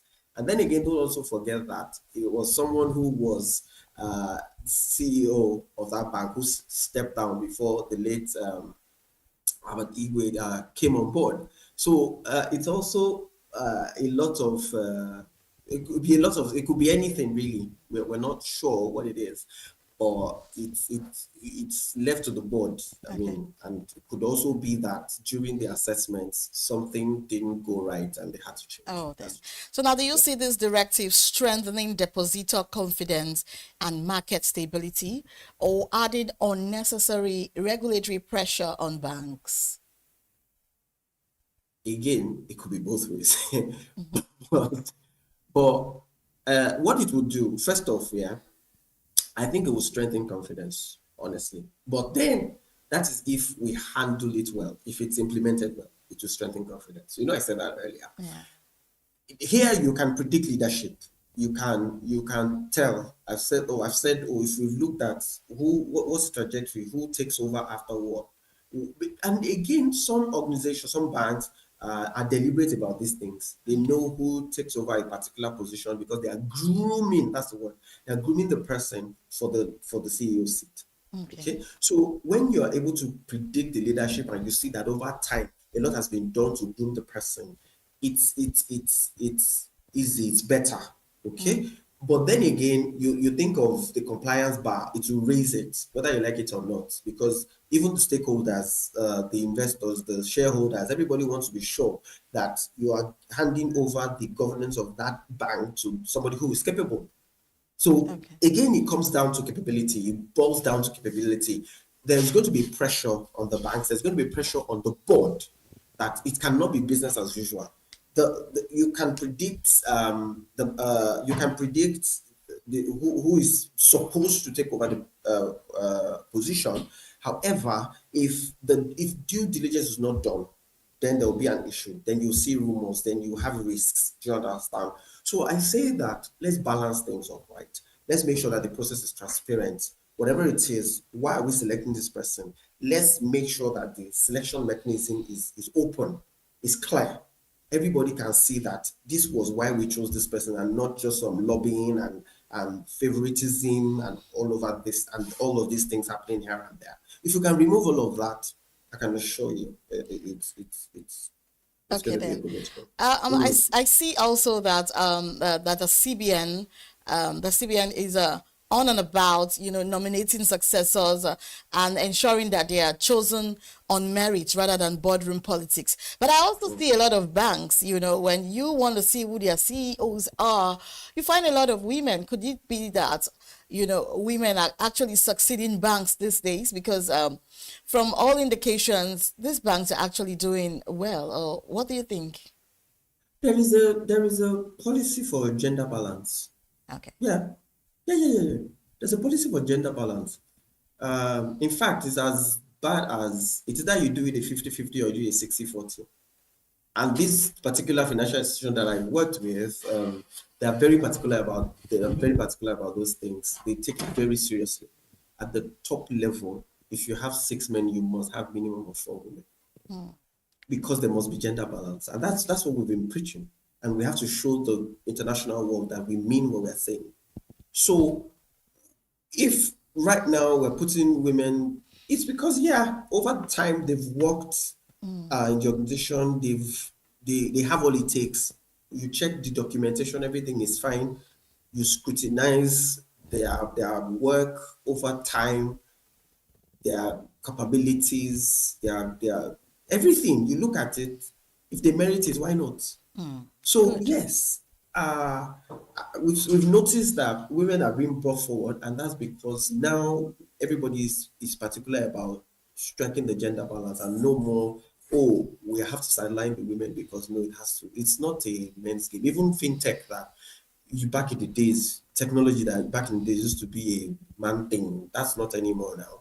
You have a lot of women in tech and they're doing very well. So why not in banking? Why not in sports? Why not everywhere else?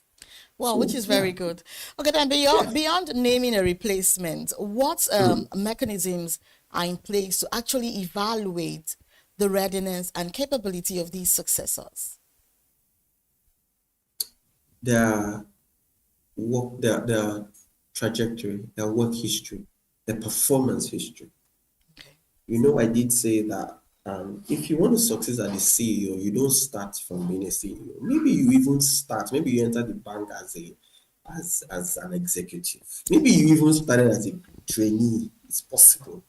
Then one thing leads to the other. You start growing, you start advancing, then you start taking leadership roles.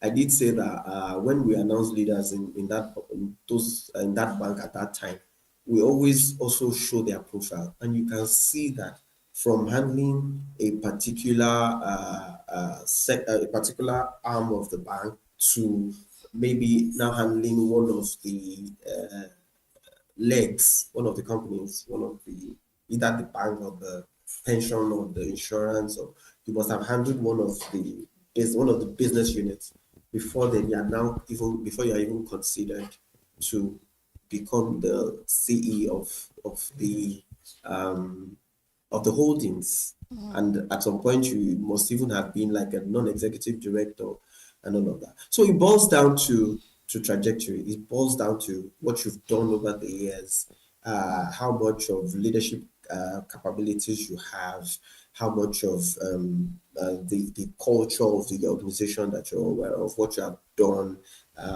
And regulators even check this, and that's the truth. They check it. That's why they require that you must show us this person ahead of time, so that we can check this person's history. How well has this person done over the years? Do you understand? Yeah. So yeah, it shows the results will speak for itself. That's why I said if it's transparent and open, there's no need to lobby or stress. You just show it. This is the best person for this job based on this and this and this that this person has achieved over the years within our organization. Okay, then so now what penalties or sanctions could banks face for non-compliance with these new directive? Which is typical when you have banks not complying with the Apex Bank's directives. Most times you see fines. They could even, they have the ability to not approve the person and say, no, we're not sure of the process that brought this person up. So go and try it again. Sometimes they can even appoint. They have the power to appoint if they see that you're not doing it well. You're not open. You're not transparent, and something is wrong somewhere. The Apex Bank can actually take over the entire process and appoint someone, either as acting for you to get your acts right, or appoint somebody to do it. They can take it over, right? But before then, I'm sure that you can have penalties such as fines, some restrictions. They can appoint people, what this word now? Appoint like a committee, or appoint people from the board to oversee that and take it away from the hands of those who are not doing it well. So, because again, non-compliance, when we don't comply to such directives, what we are playing with is trust. Okay. Do you understand?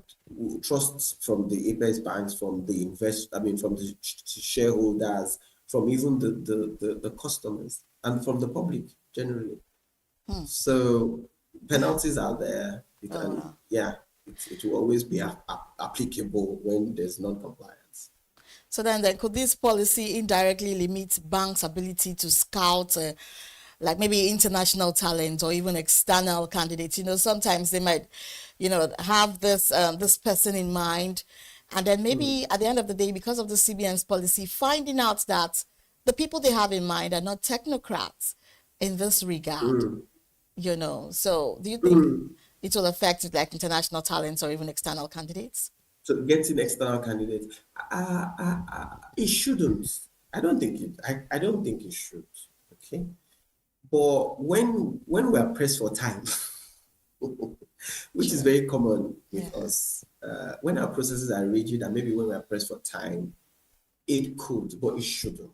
It need not, honestly. 6 months is enough time, to go through regulatory approvals, submit all the necessary documents. Okay. If you want to search, I think you have ample time to search. What we're just saying is, let's ensure that we have that name 6 months ahead, so that we can do our own due diligence.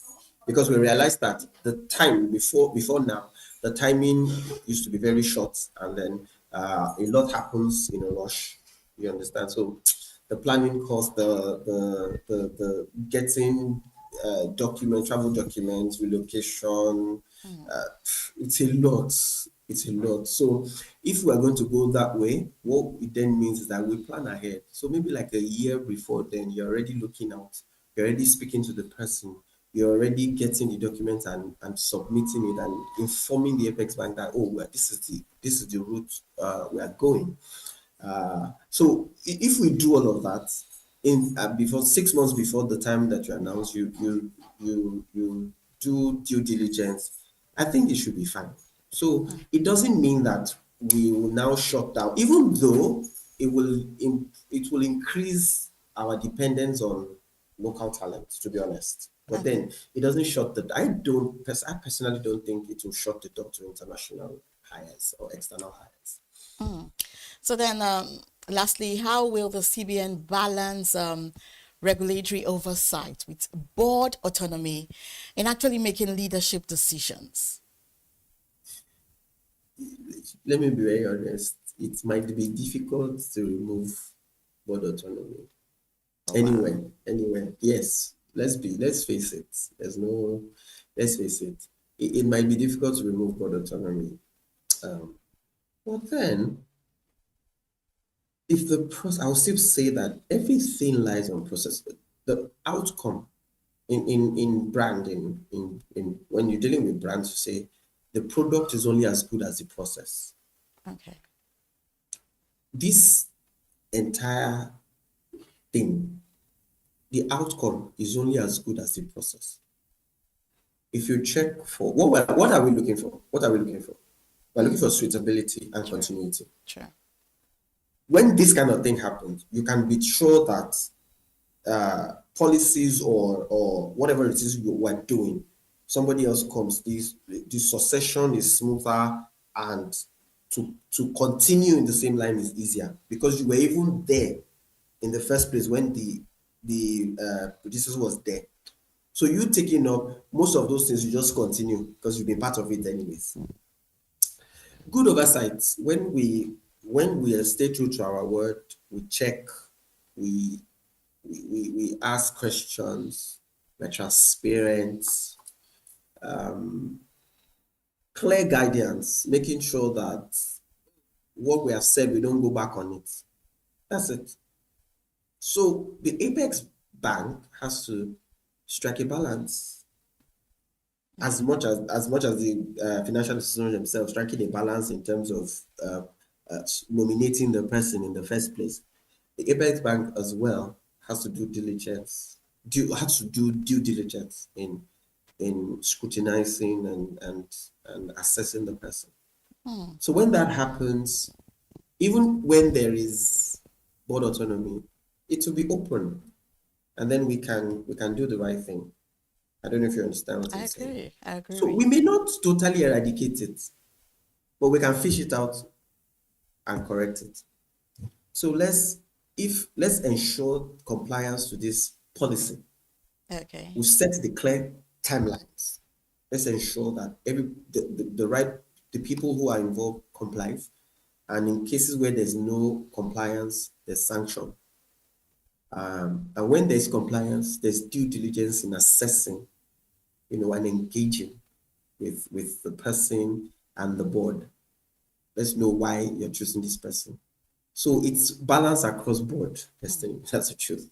Balance on the side of the CBN, balance on the side of the board, balance on the side of the shareholders to understand and be patient and trust that the process is for the good of all at the end of the day. Oh, wow.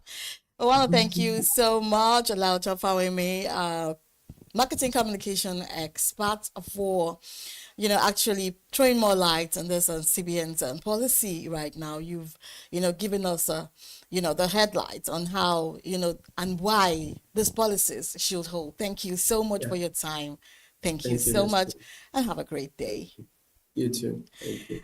It's still Business Morning, and let's just move on to the second conversation for today, although it's going to be a little bit of a rhetoric.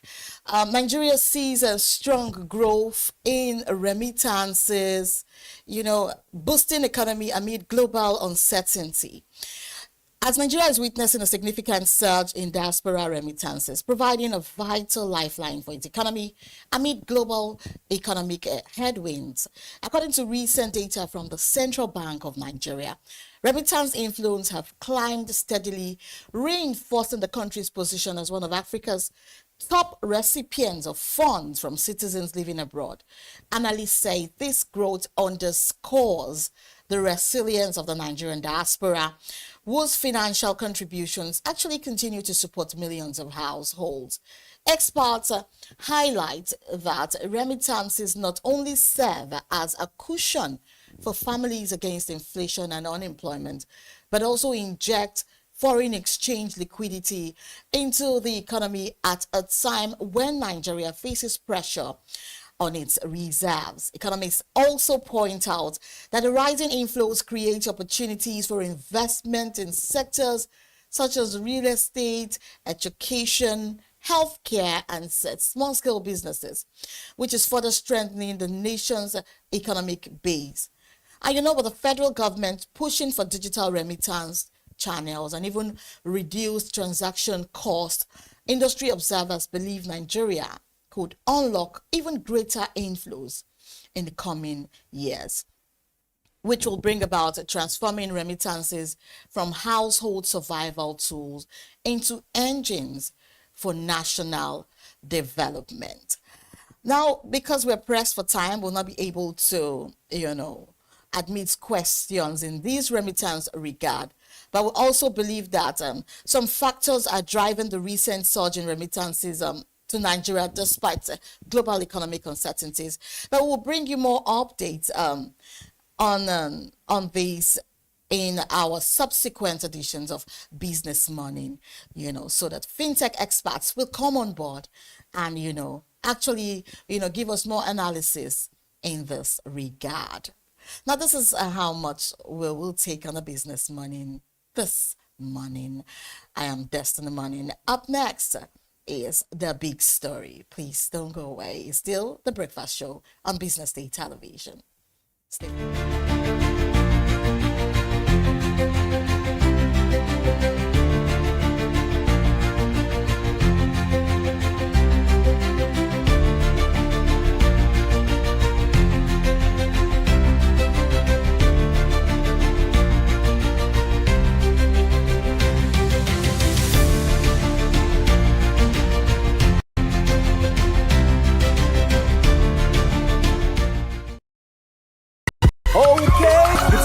insurance. After God, you are the next insurance. See as the boys the Allah. All the ladies the Allah. Insure your car protection from accidents. Unforeseen loss, you can see them. Mistakes are meant to happen. If you don't jam the car, they'll jam yours. Will you beat them? Ah yes, you will get them arrested. Your plans for that day is affected. You waste your money, you waste energy. But that's how you can be protected. Get the protection that pays today. Call 0700 AXA Mansa to get a motor insurance that pays.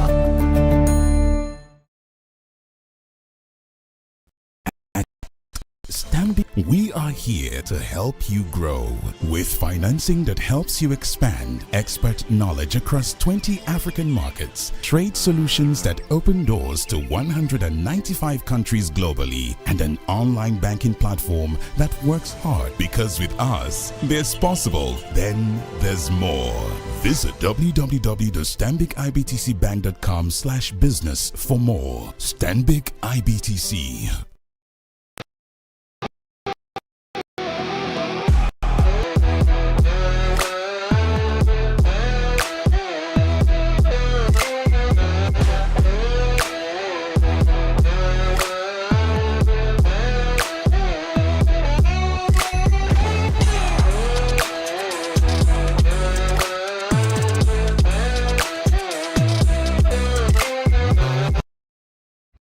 strength. What defines it? The brilliance of a player? Or when a team comes together to win? A solo beat?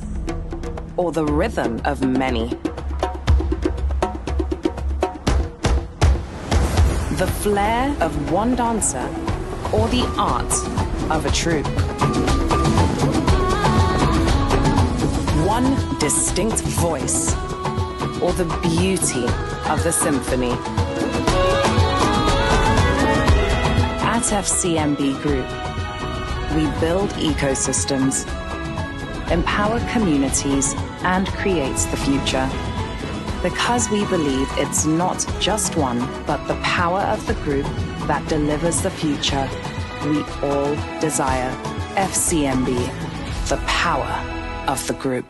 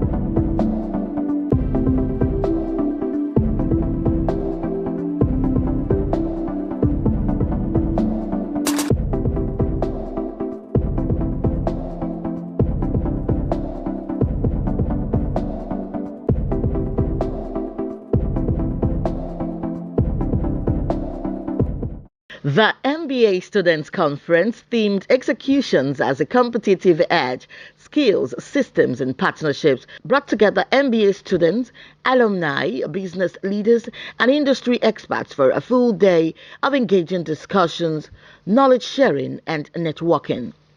The conference opened with a welcome address from Professor Olayinka David West, the Dean of Lagos Business School, who encouraged participants to take full advantage of the learning and networking opportunities. And this set the stage for insightful conversation and collaborations. This conference is therefore not just an event, but an expression of what LBS stands for. It demonstrates that excellence at LBS is not confined to the classroom. It is actively lived out in how our students organize, collaborate, and engage with the world. By adding this conference to our student-led platforms, you enrich the leadership, innovation, and culture of excellence that define our school. The keynote address was delivered by His Excellency Peter Obi, former presidential candidate and business leader. He spoke about the gap between strategy and execution, stressing that while ideas create vision, execution is what delivers real results. He also emphasized the importance of accountability, strong systems, and partnerships built on trust as essential for lasting success.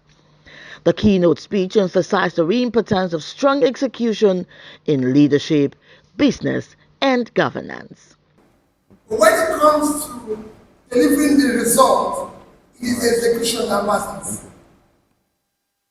Just like I said, planning without doing will fail. Doing without planning will fail. So the critical thing I'm going to tell you today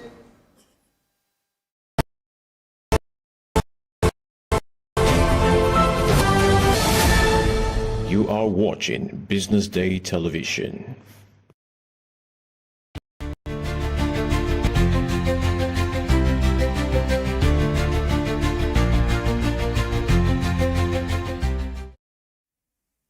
You're welcome. You're still watching the Business Day Television Breakfast Show. And right now on the big story, we're talking about leveraging ethos, culture to drive national development. And we're being joined by Oinko. She is a researcher and policy expert. Good morning, Oinko Teriba. Good morning. Hello. Good morning once again, and welcome to the big story on the BDTV Breakfast Show. I am Destiny Marmor. This morning, we are taking a step back to ask ourselves a deeper question: who are we as Nigerians, and how does that identity actually shape the way we grow as a nation? You know, too often development is framed in terms of infrastructure, technology, or even economic policies. But then again, culture, our values, our ways of living, and even our shared ethos is just as critical. Our guest today, Oinko Teriba, wrote a thought-provoking piece in Business Day on how reclaiming Nigeria's ethos could become a real engine for national development. She argues that until we reconnect with our values and identity, our growth will always feel incomplete. Welcome to the show, Oinko. Thank you. So good to have you join us this morning. I hope the rain wasn't so much of a hindrance for you. No, it's okay. Thank you once again. So now, Oinko, in your article, you spoke about Nigeria's need to reclaim its ethos. Can you hear me? All right then. Okay, now for those hearing this conversation for the first time, what does that really mean? Well, I think it's asking ourselves the question in the most simple terms of why do Why are we trying to grow? What is the end goal? And why are we doing that with the same people that we're doing it within this landmass called Nigeria? And I think that's a deep philosophical question that every society has to ask itself at some stage. In the article, I talked about the Protestant ethic. So that's the kind of driving force behind European development. And then I also talked about the Confucian ethic, which is the values of Confucianism, which are really part of cultural practice, not just in China, but across the eastern, southeastern part of Asia.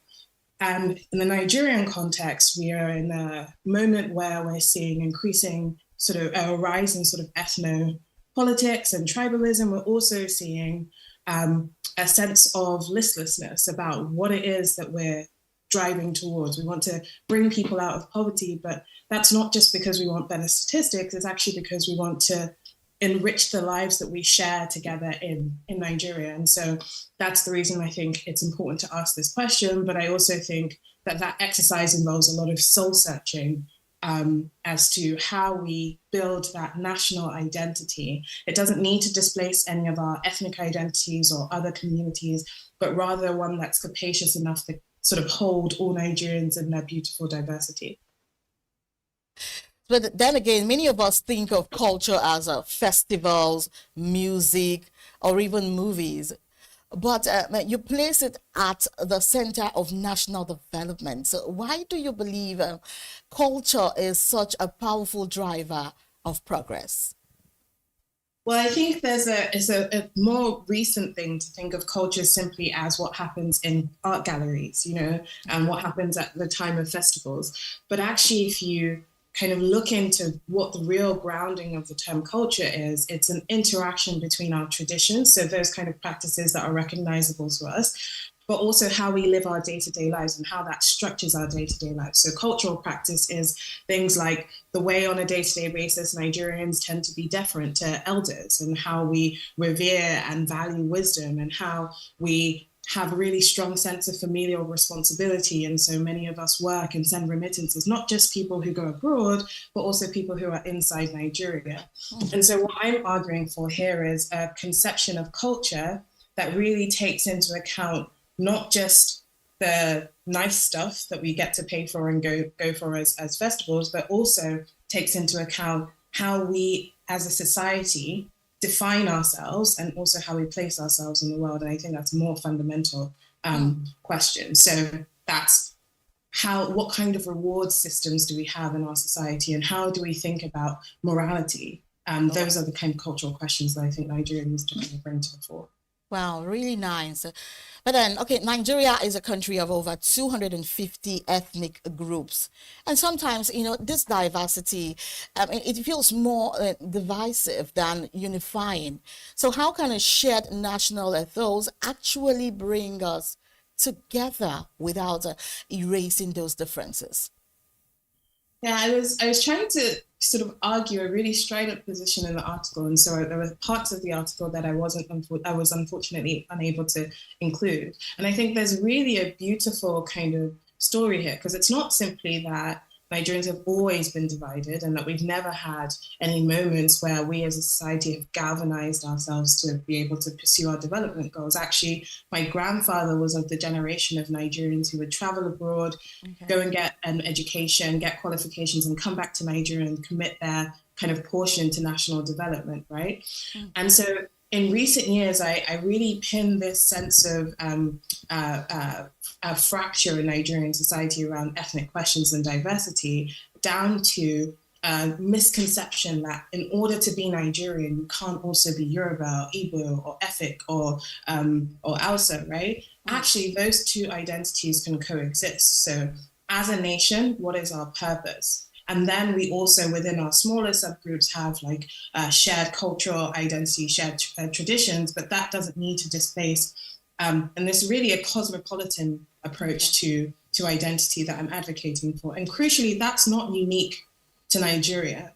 China has hundreds of ethnic identities, though obviously there's a dominant major group. In Europe, many of the European countries today that we see as one ethnic group have over time assimilated into a collective identity. In the UK, where I grew up, you have England, Scotland, Wales, Northern Ireland, all with distinct identities and cultures, but they also collectively share a culture, a national culture, which drives them towards development. And so that's really what I'm advocating for. It's not to displace our own local identities, but rather to find a way to make them cohere.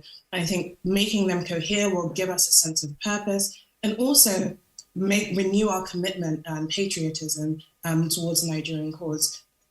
It's strange, interestingly, in this moment, sorry, I'll wrap up very quickly, but I have a lot of friends from China and other parts of the world who are developing, and many of them will go abroad and study, and their mind is always geared towards even their research topics. How am I going to improve my home? Whereas in this moment, we kind of have this wave of Japa where people are looking to study but get out, and all the energy and the effort that Nigeria has put into educating them is given to other countries. And I think part of that is because there's not really that sense of national belonging. Wow, that's a strong point out there. But then you also highlighted in your piece how our creative industries have become global forces, yet we don't always link them to nation building. So then, what are we overlooking in terms of economic potential? There's huge economic potential here. I mean, Nigeria is hot at the moment, Everybody wants a piece of Nigerian culture, and I think definitely our cultural practices are beginning to dominate, not just on the continent, but even beyond, whether you're talking about fashion, film and cinema, whether you're talking about sports, right? But we're missing a trick in terms of really creating that sense of belonging so that we can package that and so we can take ownership of our cultural identity, and also so that we can use it as an opportunity to educate the world, which oftentimes has, sometimes quite colonial or backwards ideas of what being a Nigerian is or what being an African is, right? And so I think in terms of economic potential, there's huge, the global entertainment industry is worth billions of dollars, and just getting a piece of that pie, I think, is also going to contribute to our development goals. Wow. You said something striking before now when you talked about, Nigeria, actually educating, a lot of minds, and then the Japa syndrome taking over from, taking all that goodness away and enjoying it. It actually really strikes strikes a chord there. So what do you think will be ways, for these values to return back to this nation? I think there are two really key areas that we need to focus on as a nation. I was really excited yesterday to see an announcement from the Ministry of Education that history is making its way back into the compulsory curriculum from primary 1 all the way through to JSS 3. I think those early formative years are really the years in which countries invest in building that sense of national identity among their young people. And that generation of young people then goes on to be the people who govern the nation, but also the people who operate as captains of industry and drive development. So I think number one is making sure that Nigerian children and the younger generation understand where we're coming from, where we are at the moment, and where we want to go as a nation. And then I think the second area is really taking a look at our incentive structures as a society. What kinds of behaviors do we incentivize? Do we incentivize our companies to invest in research and development that caters specifically to Nigerian tastes? Do we incentivize our educators, our researchers to focus on Nigerian topics? And a lot of researchers are, at the moment kind of doing this bridging divide where they're looking for opportunities to go abroad and think about what's happening elsewhere. But how do we draw our attention back to home? And how do we weave that story together? So I think there's so many different sectors of the society that can play a role in this, but it really needs that strategic kind of direction that's coming from the top, from the federal government level, state government level, and local government level. That's investment in museums and sense-making, storytelling, but also investment in building Nigeria as a kind of market that caters to specifically Nigerians as well. Oh, wow. You also highlighted in your piece how our creative industries have become global forces, yet we don't always link them to nation building. So what are we overlooking in terms of economic potential? I think until you answer these fundamental questions, that sense of purpose is missing. Sure. In China, people, as I talk about in the article, people connect their love for their home and their love for their families to their love for the nation. And that patriotism emanates from the sense of responsibility that you have to your families. I think that kind of dynamic is a bit disconnected in the Nigerian context. Okay. But what comes out of that is the 996 culture. What comes out of that is the willingness of Chinese people to make sacrifices for national progress, is the sense of kind of disgust when you see people acting in their own interests, but out of the interests of the nation as a whole, right? So I think that the economic potential that we're talking about here is in part some of the kind of bread and butter in terms of our cultural exports, which is a huge market that's low capital and not capital intensive, right? But then also the potential of a determined people. Development is not something that happens by accident. It's not something that you stumble into. It's actually a work and a slog. Every nation that has developed has gone through difficult times. And to be able to find those cultural resources to draw on, to motivate our people to pass through some of the struggles that we're dealing with at the moment, whether it's hiking prices, whether it's the kind of rollback on subsidies in order to create fiscal space for spending on human development, all of these things require us to have that sense of purpose. And I think that's the core economic bit that we're missing. All right, then. Okay, now let's talk values now. Do you see a direct connection between the cultural values we embrace and the kind of governance or even leadership we end up with? Absolutely. I think there's two dimensions here. So one is the values themselves, and the second is the degree to which we hold them consistently, right? So on one hand, I think a society that's structured by mutual obligation. Now, I'm Yoruba, and in my culture, or when I was growing up, it was, yes, young people have to respect elders, but that comes with a set of obligations from elders to guide young people well, right? And we have proverbs that speak to the responsibilities both of the young, but also the responsibilities of the elder. And that sense of mutual responsibility, when you think about Nigerian politics now and where we've gotten to, where in many cases, money rules all, and resources and access rule over values and integrity, reinvigorating those cultural resources that exist in all of the major groups in Nigeria, I think will play a really big role in shaping what people ask of their representatives and what people ask of their politicians. And I think part of that comes to the second point about consistency. We have to be consistent about our values. It's not just enough to be visible or talking about them. It's actually about how we implement them in practice. Okay. Even where you maybe have issues with corruption, the question is, to what degree does society socially punish people for deviation from our values as a collective? And I think we really have to think about that. And that's also something that isn't what we can sort of outsource to leadership. It's actually something that every Nigerian can think about in their day-to-day. Oh, wow. As I move through the world today, did I display the values that I think should represent me? I agree. But then again, if we wanted to start changing the narrative, just like you've been saying today, what are the first concrete steps that policymakers, educators, and even everyday citizens should actually embrace? Well, I think there's three things I want to talk about here. I think the first is, again, I've been talking about incentive structures, right? I think as a society, we should do more of celebrating people who do the right thing. There have been some cases recently where you've seen, there was a case with an airport worker who had found some money and handed it in and was celebrated by the National the NOA. But I think we need to do more of that, because I think part of it is to make sure that Nigerians understand that hard work and integrity pays. Okay.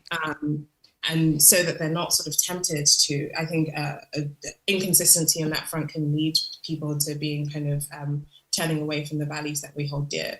I think the second dimension is really focusing on education.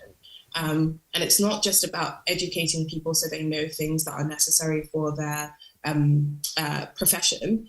I think there's a kind of lean towards more vocational education. I think it's also about reinvigorating our humanities, which have seen a lot of decline in recent decades, right? So putting money into and value on the faculties and the sectors of education which are really thinking about Nigeria at a more philosophical level, and also thinking about our history, so that we can come to a position where we have more coherent and cohesive collective history.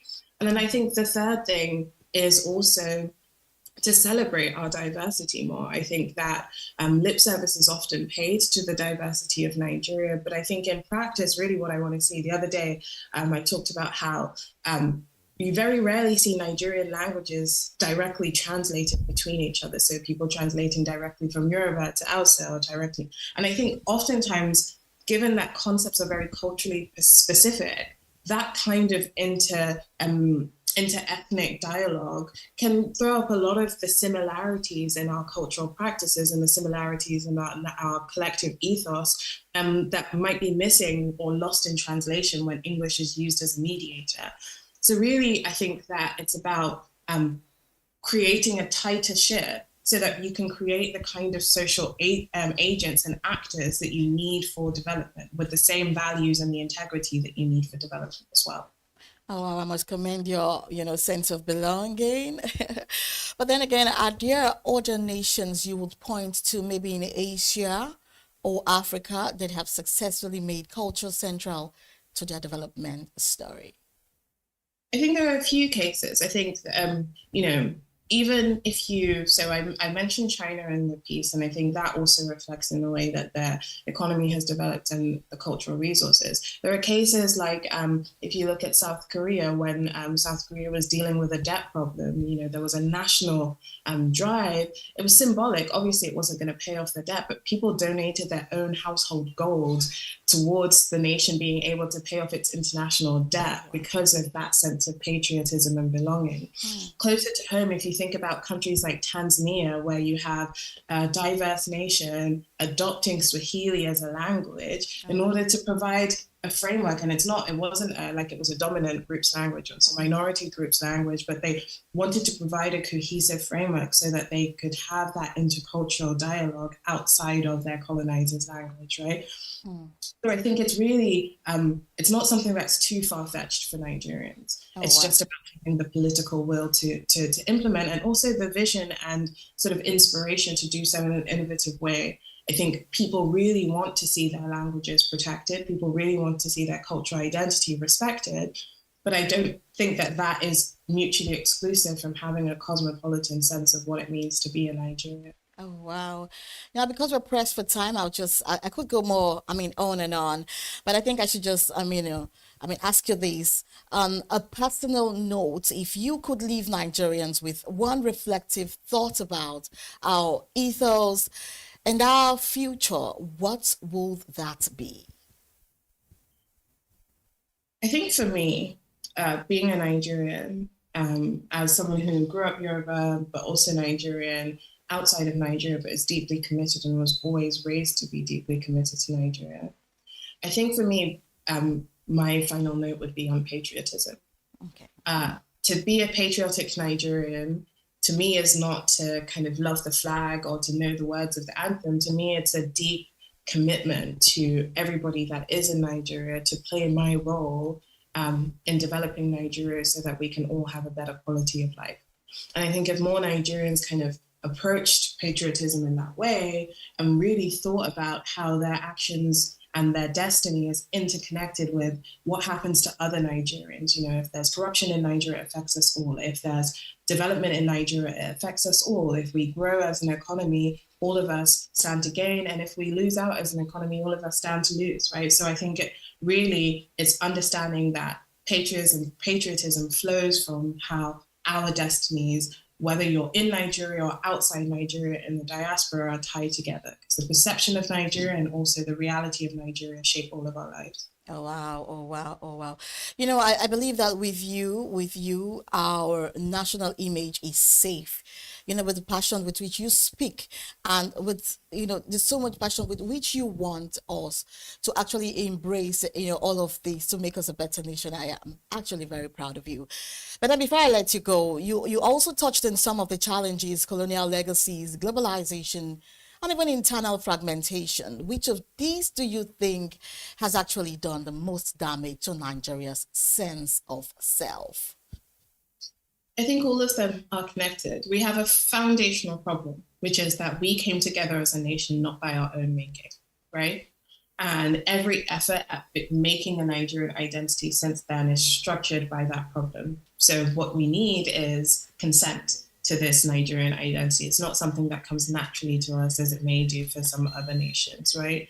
And I think in our attempts to sort of get towards that place, at times we've been a little bit lackluster, and I think that's led to a lot of the internal fragmentation. I'm really concerned by the rise of cessationism that we're seeing in Nigeria. I'm really concerned by the rise of a sense that we can't share space in Nigeria, and I think much of that is down to the internal fragmentation which stems from this fundamental colonial problem of being a nation which was once described as a geographical expression.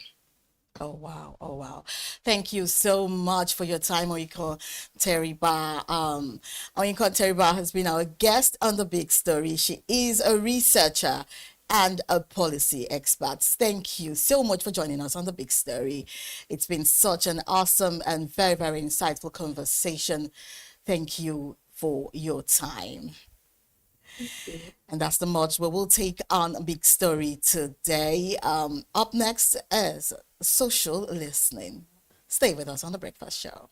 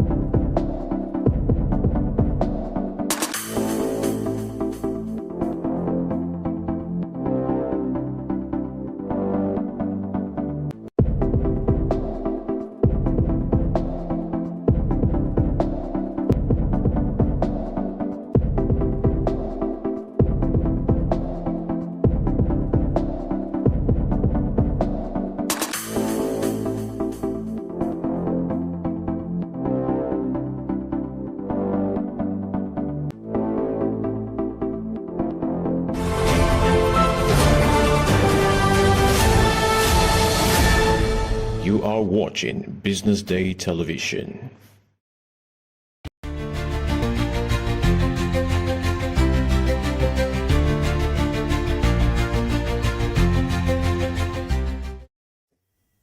You're still on to the breakfast show on Business Day Television. You're on to social listening segment. All right, now let's move into the headlines.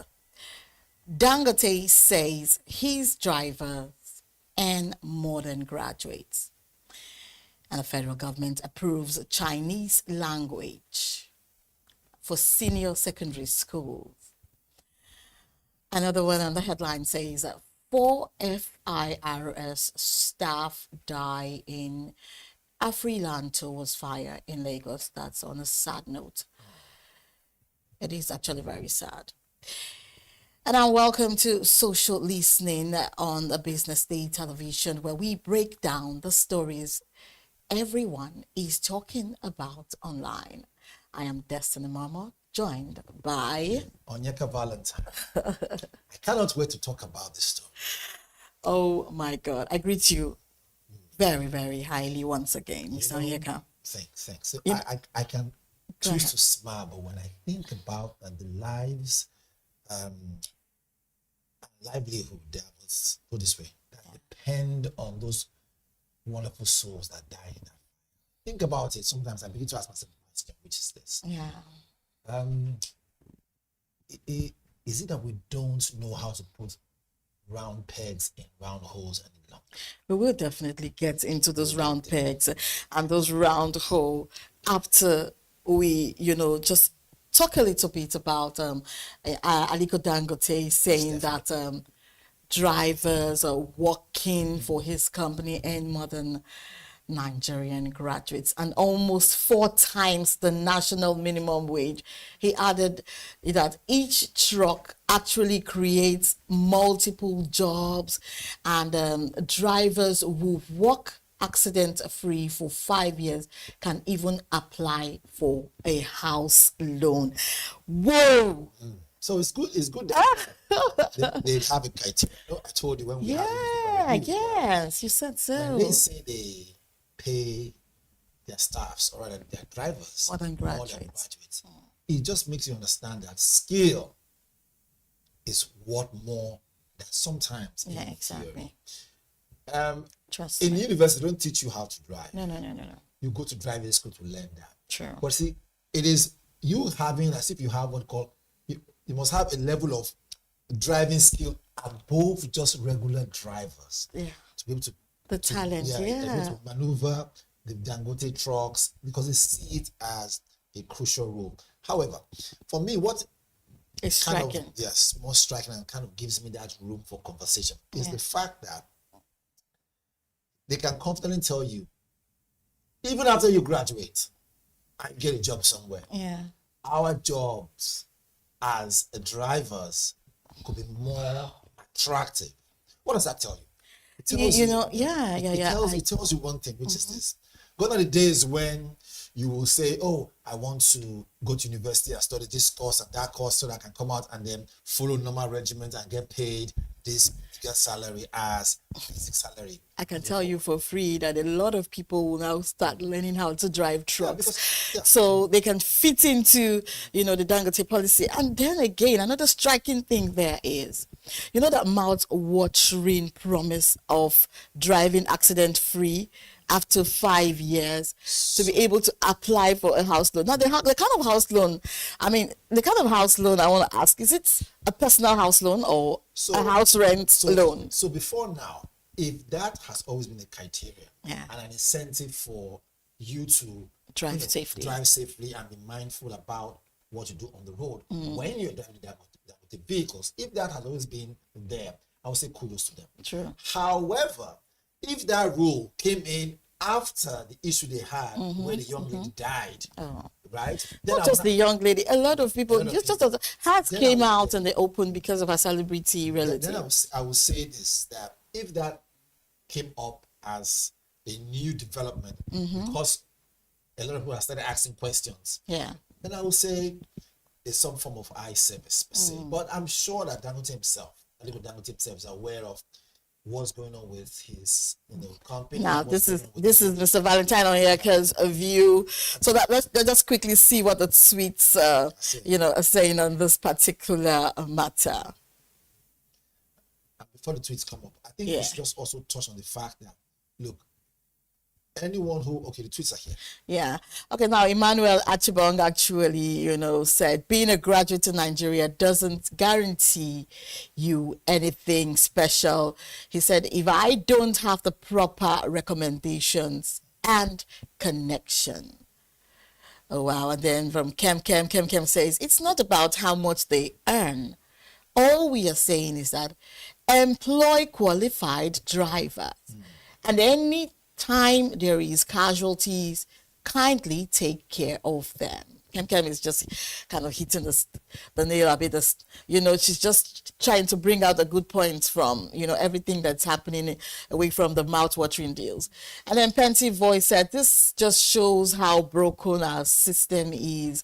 A graduate spends years in school, yet many still earn less than a truck driver. The problem isn't the drivers making good money.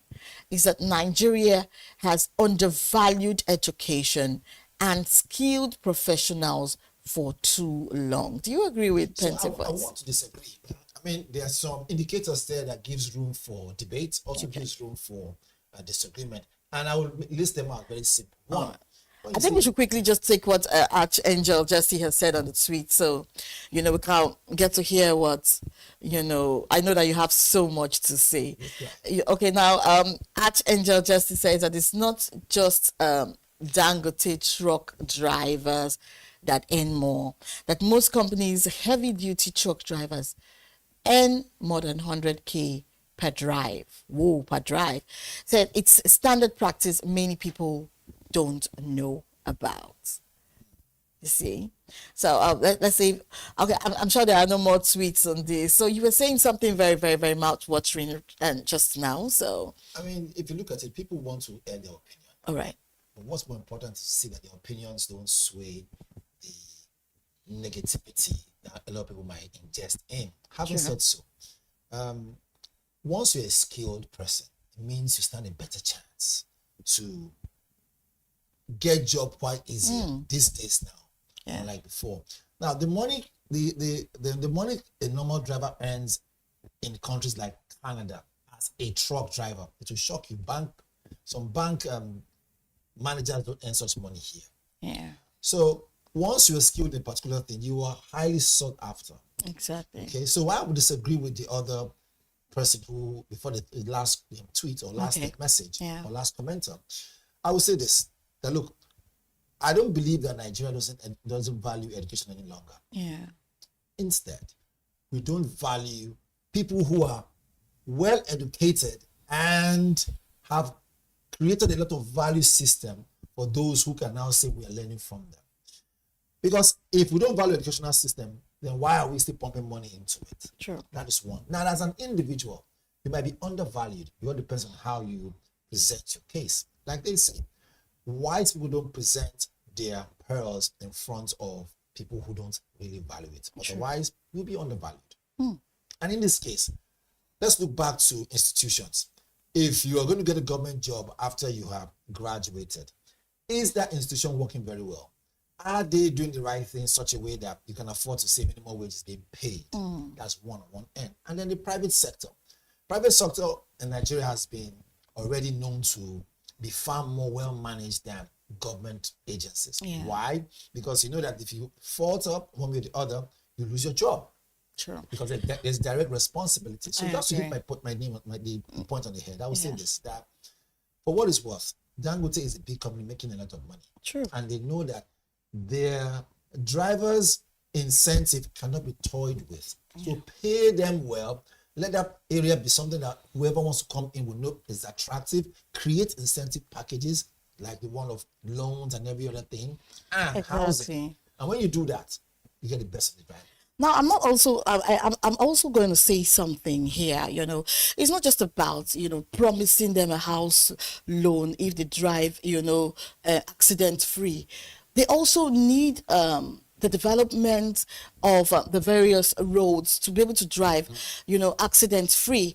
I can see that the road from the Dangote refinery, it's progressing. It's already at Abramadisaya right now, and I'm sure it will progress down to Lekki, because those potholes you don't want to experience. It may come from the refinery. Yes, coming from the refinery, they've actually. I'm talking about a standard road. Okay. I don't know who is doing this road. I don't know if it's Dangote or the government, but I can tell you for free that it's a very standard road, and it's coming up strongly. So I'm sure that if they're able to, in a short time, finish this road, then these drivers will be able to, drive accident free, and also on other areas too, where in interstates where the roads are really bad. They should also look into that and not just promising them mouth-watering, opportunities and incentives, because the indictment on graduates, we know it's also there. But then again. See, anyone can say that our drivers earn more than graduates. It's also a call. It's a call to undergraduates to see that as you are learning to get that degree, also learn a skill. Exactly. So it's a call to glory. People don't know this. And when I say glory, I'm not talking about death. No, I'm talking about call to a higher level, purpose to say, exactly. Look, I want to make sure that before I graduate, and get that degree, I have developed myself in a different skill, because skill at the end of the day, you can never go wrong with it, and you can even have more than one skill. That's the point. The timing you have can allow you the opportunity to get more trainings and more. And I'm moving on now. The federal government has approved Mandarin as one of the foreign languages to be taught in senior secondary schools across Nigeria. Now, it will now sit alongside French and Arabic, and the rollout begins from the 2025 to 2026 academic session. Whoa. Are we seeing Mandarin? Whoa. Is that a Chinese language or something? So it is. Okay, now supporters say it deepens Nigeria's China ties, while critics wonder why a new language is added when students still struggle with English and even indigenous languages. Because I agree with what critics are saying. Indigenous languages are actually gradually going into extinction, and here we are trying to and I don't think Chinese language is such an easy one to learn. So, if you ask me, I will say this categorically without fear of favor. Oh yeah. I think it is a misplaced priority to make such move. Having said so, again, it has its own place. If we are able to do business, give and take, with China and back and forth, I agree.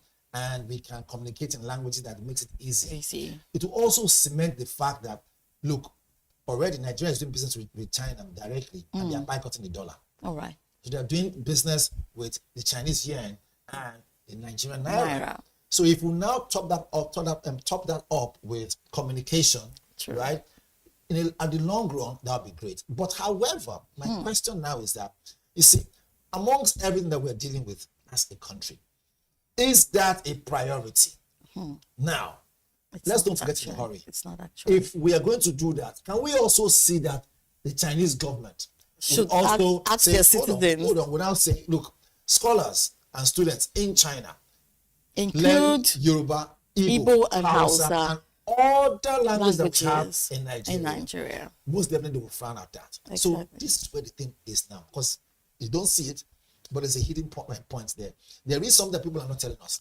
There's a hidden interest. Look, yes, I'll tell you. You see, before now, I said it before, almost 50% of contracts you hear CCECC, that Chinese company. Yes. You hear that Chinese company, you see this Chinese company building roads for us. There's some form of arrangement we have with them. What's the interest? Is it the loan thing? I don't know. What's going on? Now, let me make my point. Now, the funny thing is that when we are busy doing all this, they're also signing deals that if we cannot meet up, who knows whether they're mortgaging most of our national assets. We have no idea.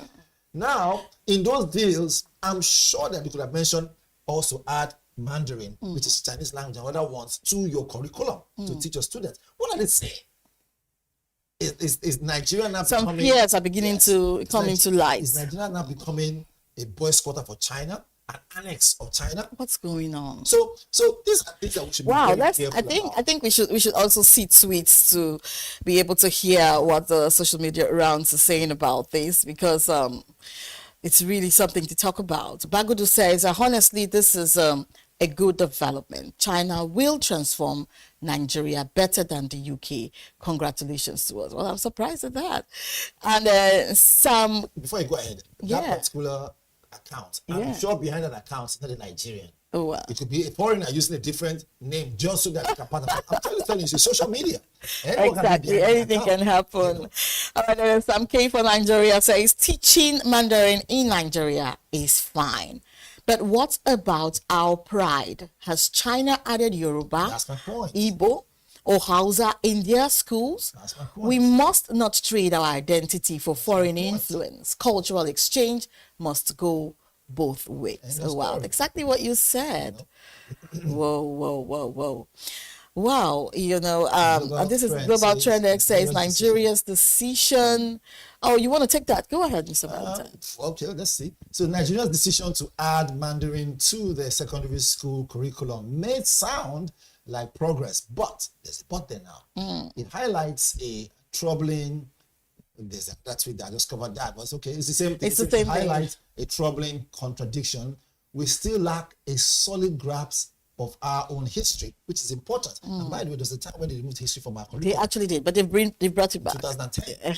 Now, it It's says back again. history in classrooms, yes, and indigenous languages are often sidelined or outright forbidden, while foreign tongues get priority instead of first strengthening Yoruba, Hausa, and Igbo, and dozens of other endangered dialects. We import Mandarin, a move that feels more about politics, I told you. Oh, wow. Yes. More about politics and foreign influence than true empowerment. So there's a political undertone. Yes, let's even and it's loud. Let's complete that message for that person.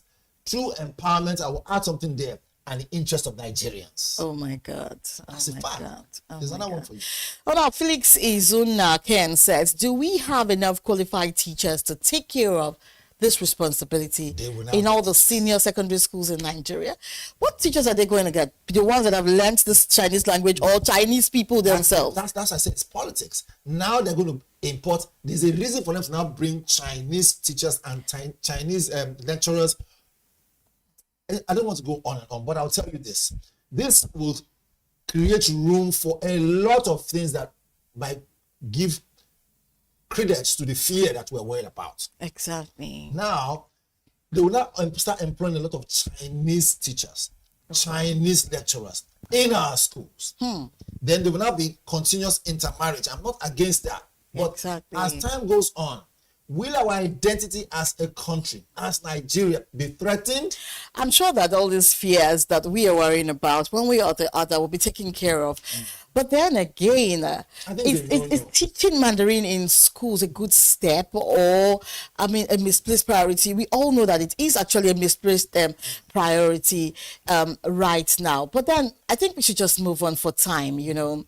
Okay, finally, a very sad one. 4 staff of the Federal Inland Revenue Service, FIRS, lost their lives in the Afriland Towers fire in Lagos. Reports say thick smoke from the basement inverter room spread fast and trapped workers on upper floors. The companies within the tower includes Afriland PLC, Harris Holdings, United Capital, UBA, Avon Medicals, Harris Insurance, and the FIRS.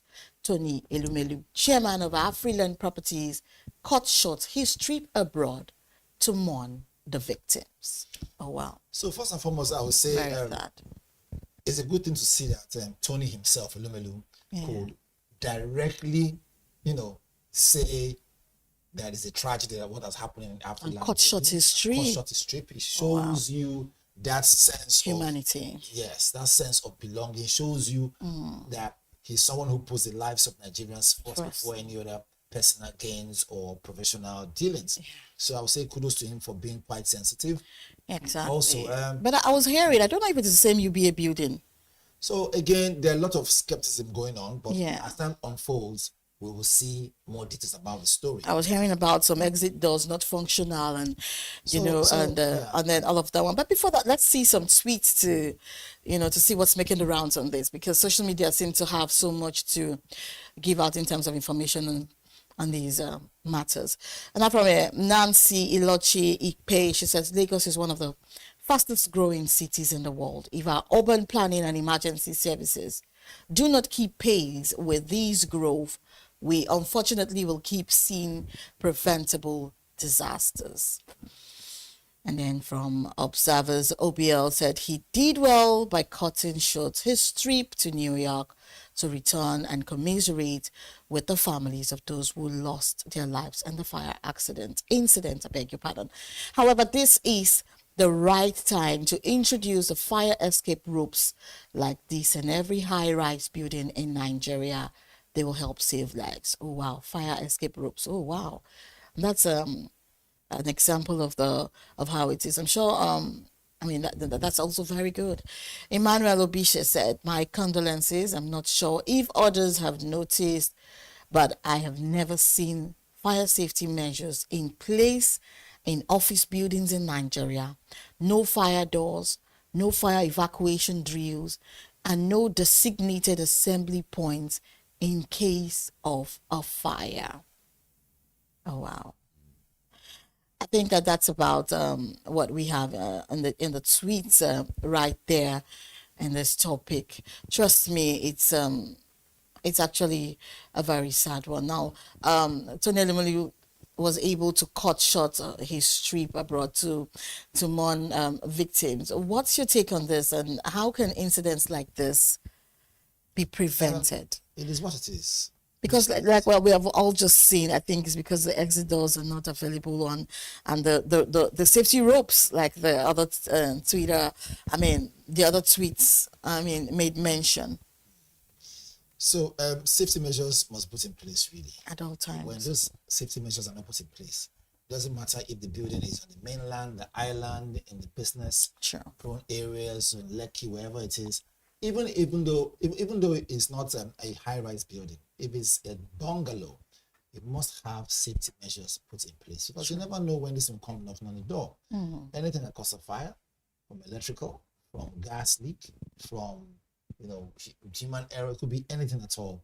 All that needs to happen is a little spark, and if not checked, can go out of range. So you must have plans to mitigate, have plans to curtail, have plans to manage, because before the firefighters come, you are the first firefighter with your fire extinguisher, with your making sure that your escape route is always ready, nothing blocks always it. Ready. Unlike some companies you go to, here's supposed to be an escape route as an emergency. You see them stack huge loads along that alley, blocking it. So when it happens, there's pandemonium. And in one point about fire, once someone shouts, "Fire, fire, fire," most of the time, even for all the time, adrenaline kicks in. And then panic. Yes, and when it kicks in, you make the wrong decision because So people run helter. People run helter skelter, not knowing the direction where the it's happening. Well.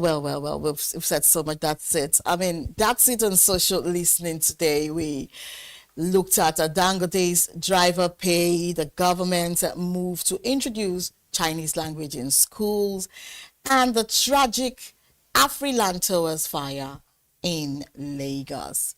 I am Destiny Momo. With me is Onyeka Valentine. Thanks for watching BDTV, and join us again next time on The Breakfast Show. Good morning.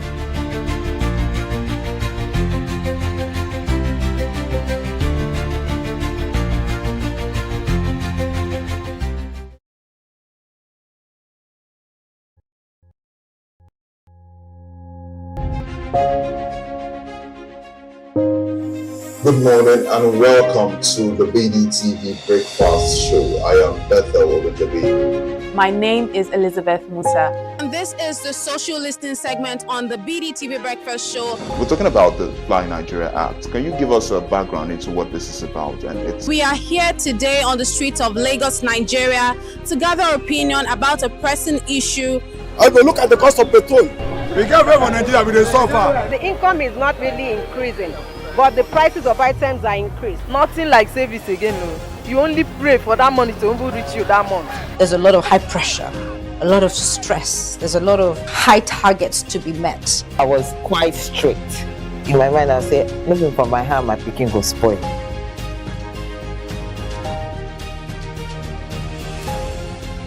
To allow all banks and all the players in the space. 15% inflation target achievable in 2025.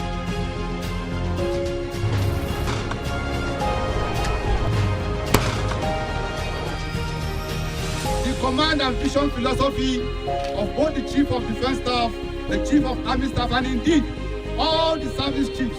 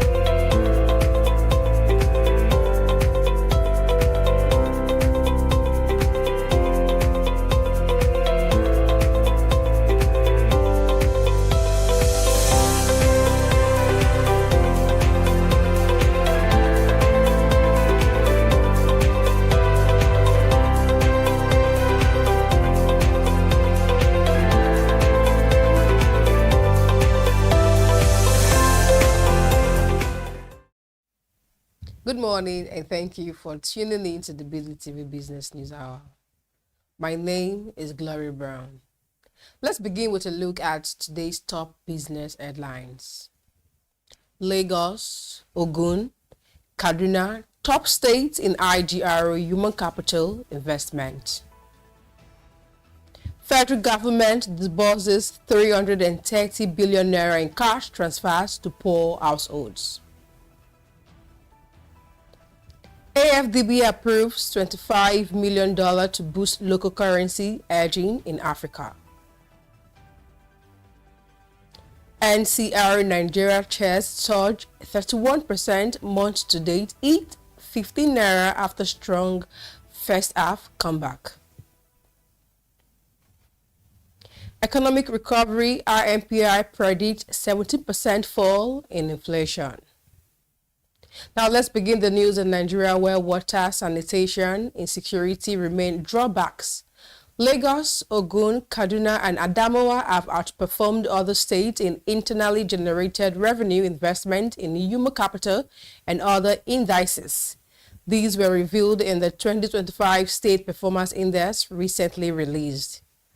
According to the Philips Consulting State Performance Index, Lagos generates about 51,840 naira per resident in IGRO and over 200 million naira per square kilometer. Ogun and Kaduna likewise showed strong results in revenue collections and human capital investments such as education and healthcare infrastructure. The index uses 37 key performance indicators covering health, education, economic, and governance. Covering the percentage of the score is from above the objective measurable data like audited account and revenue, while 30% is based on citizens' perception from a survey of about 9,500 respondents. Despite the strong performance, the report warns that many states still lag in basic services, such like waters and sanitation remain weak in many places, and insecurity is flagged as a serious issue that undermines development. Moving on, 8.5 million homes have received at least 25,000 naira each as the federal government disbursed up to 330 billion naira in direct cash transfers to poor and vulnerable households across the country. The initiative is part of the revamped National Social Protection Program, according to Wale Edun, Minister of Finance and Coordinating Minister of the Economy. The intervention is aimed at easing the impact of rising living costs on low-income families and promoting financial inclusion. Beneficiaries were selected from a national register of vulnerable households across 36 states and the federal government territory. According to the ministry, each household received 25,000 naira monthly for 3 months, while some received larger transfers depending on the household size. The funds were disbursed electronically to ensure transparency. Government officials say the program reflects a broader economic and efforts to reduce poverty, strengthen welfare systems, and boost household consumption in Nigeria. In other news, the African Development Bank has approved a $25 million equity investment in the Currency Exchange Fund to expand to local currency financing across Africa. The move is expected to significantly reduce foreign exchange risk for borrowers, particularly in fragile states, undeserved economies, and high-risk markets where hedging options are scarce. According to the statement released on Wednesday, the bank emphasized that the investment will help close the gap between the currency of debt and the revenue base of local borrowers. By doing so, African Development Bank aims to promote financial stability and sustain growth on the continent.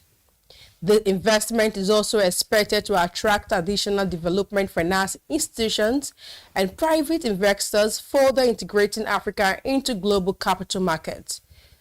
This follows AFDB's earlier announcement in August of a $5.5 billion financing framework with Japan International Cooperation Agency aimed at accelerating sustainable growth and infrastructure development across Africa. Still on, shares of NCR PLC have surged over 31% month to date in September, reaching 15.20 naira, extending the bullish momentum that begins in August. Year to date, the stock is up 20%, supported by a market volume of 6.6 million shares. The rally follows a strong turnaround in the company's performance after posting a 1.4 billion naira loss in the first half of 2024. NCR recovered to record a 44.6 million naira pre-tax profit in the first half of 2025, according to results released on July 28, 2025. This rebound was largely driven by cost discipline. Administrative expenses dropped sharply from 1.4 billion naira to just 118.3 million naira, while cost of sales declined by 10% to 773.7 million naira. Revenue stood at 899.6 million naira, completed by 28.7 million naira in other income, supporting the company's return to profitability. The strong earnings triggered a 59.31% price surge in August, with the stock climbing from 11.55 naira at the end of the month to 15.20 naira in early September.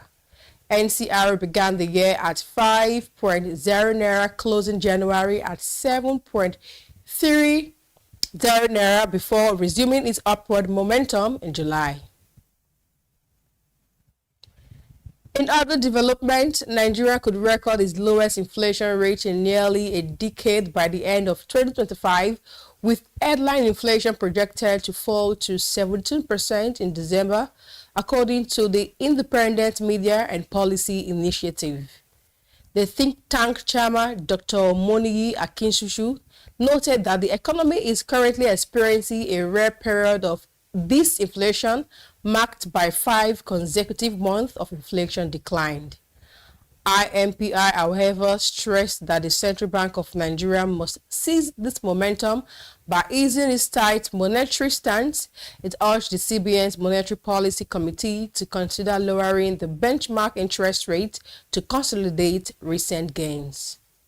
The group identified 3 main drivers of the slowdown in inflation: the CBN's decision to hold rates at 27.50%, which reduced credit demand and speculative forex activities, improved foreign exchange stability driven by higher inflows from oil, remittances, and non-oil exports, and stronger food supply from better harvest and calm in key food producing areas.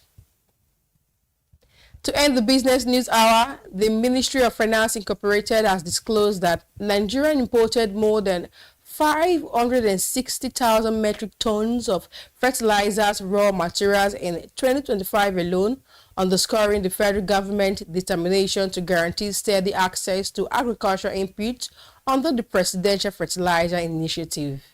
In a statement released on Wednesday, MOFI explained that at least 10 vessels had already discharged or were expected to discharge fertilizers raw material cargoes at Nigerian ports this year.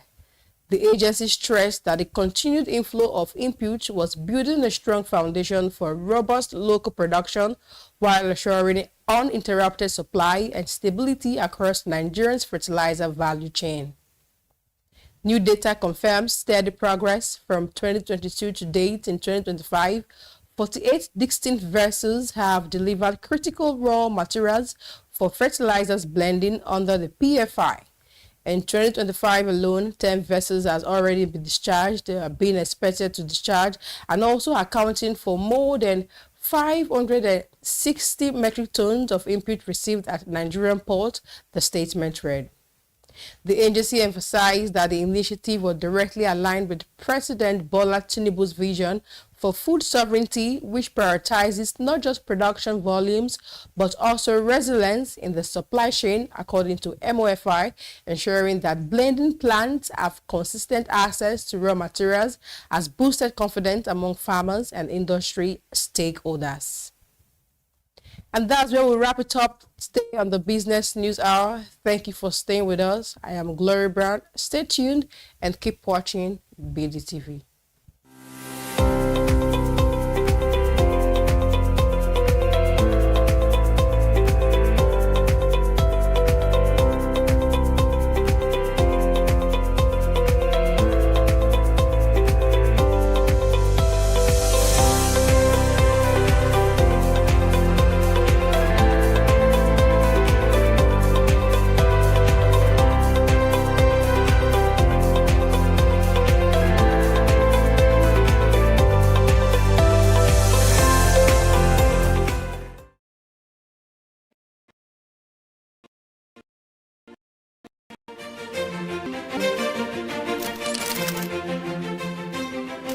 I am, of course, a great admirer of the impeccable credibility, professionalism, and business savviness of BusinessDay.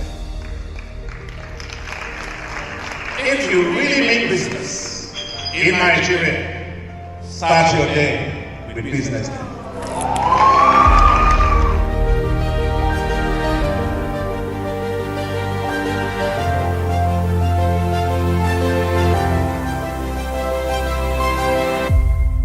BusinessDay is West Africa's leading provider of business intelligence and information, delivering premium content across diversified media platforms, including online, mobile, and print. Since its inception in 2001 with a weekly newspaper production, BusinessDay has expanded its reach to provide exclusive content accessible through print, mobile, and online channels. Our premium offerings are further enriched with syndicated content from esteemed sources like the Financial Times, The Economist, and the Harvard Business Review. At BusinessDay, our mission is clear: to be a provider of business and financial content, empowering readers to make informed decisions in Nigeria and Africa.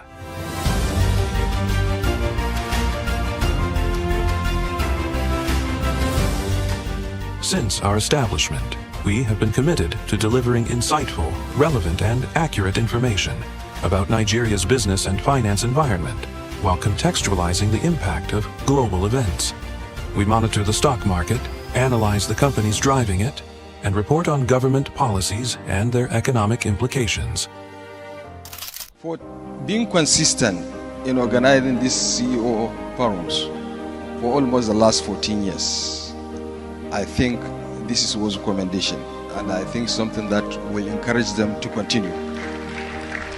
From decoding market trends to dissecting economic shifts, we offer actionable investment ideas and serve as a compass for decision makers navigating complexity.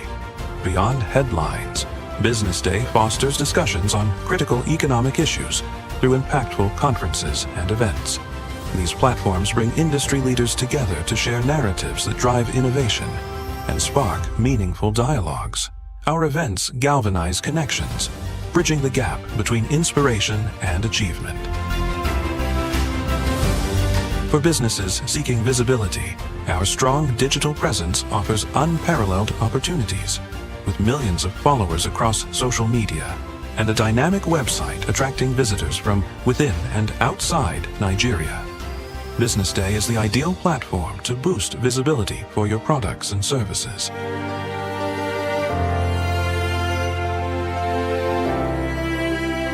If you're looking for in-depth analysis and expert opinions on Nigeria and Africa's business landscape, BusinessDay is your guide.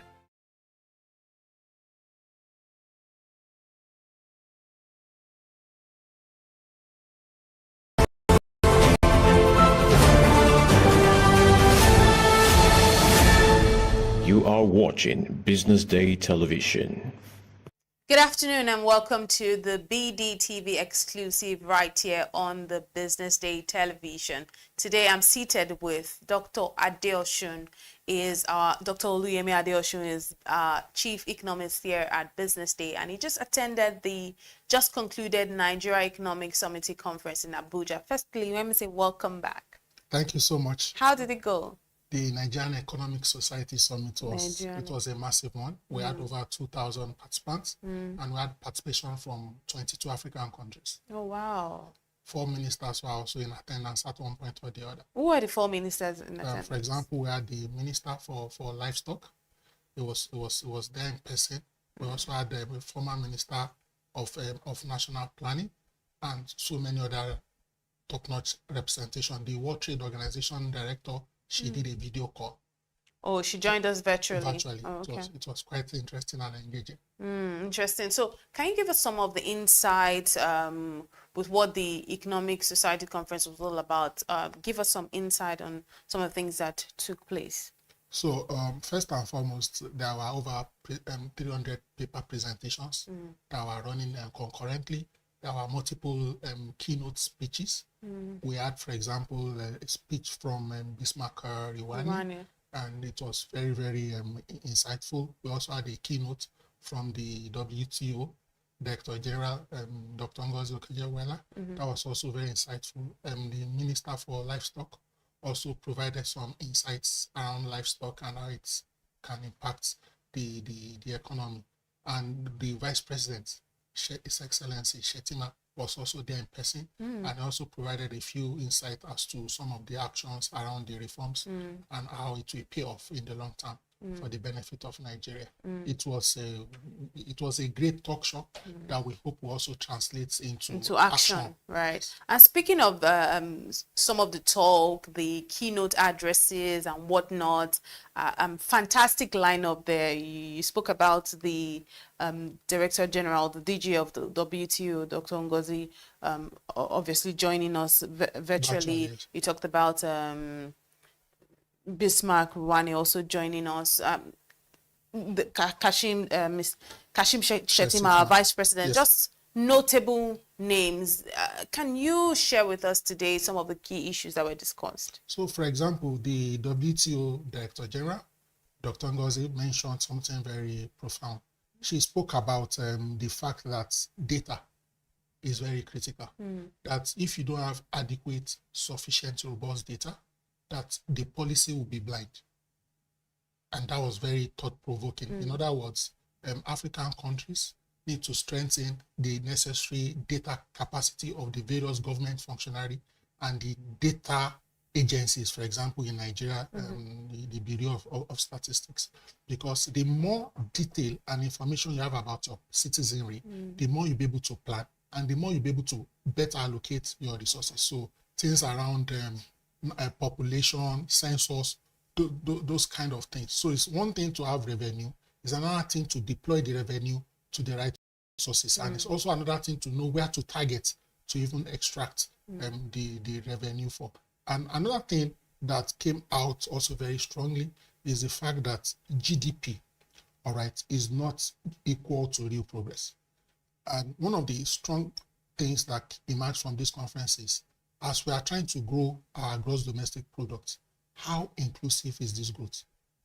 In other words, issues around inequality came out very, very strongly. Take the case of Nigeria. We are, in the last 1 year, 2 years, our revenue has increased. But on the flip side, poverty has also increased. So one of the consensus is, yes, we must do everything to increase the revenue, but we should also pay attention to the income inequality.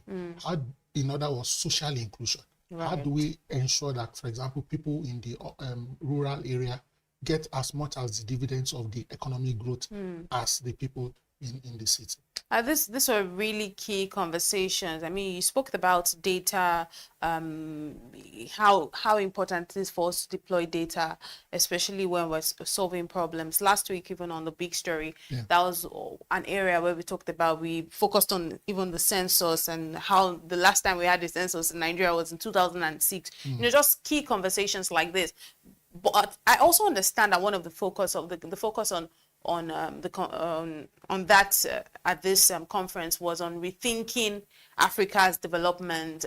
It's a continent with so much potential, but for decades we've been unable to fully realize these potentials for the benefit of millions of our citizens. And you would hear over and over again at conferences, you would even see the theme and the tags being unlocking Africa's potential and all of that. I will tell you, to be honest, honestly speaking, I'm genuinely tired of, hearing or unlocking our full potential and nursing our potential and all that. I think that we should have gone past that point. So can you tell us some of the measures that the conference discussed regarding African government, that measures that we could put in place, to push this continent out of poverty in real terms?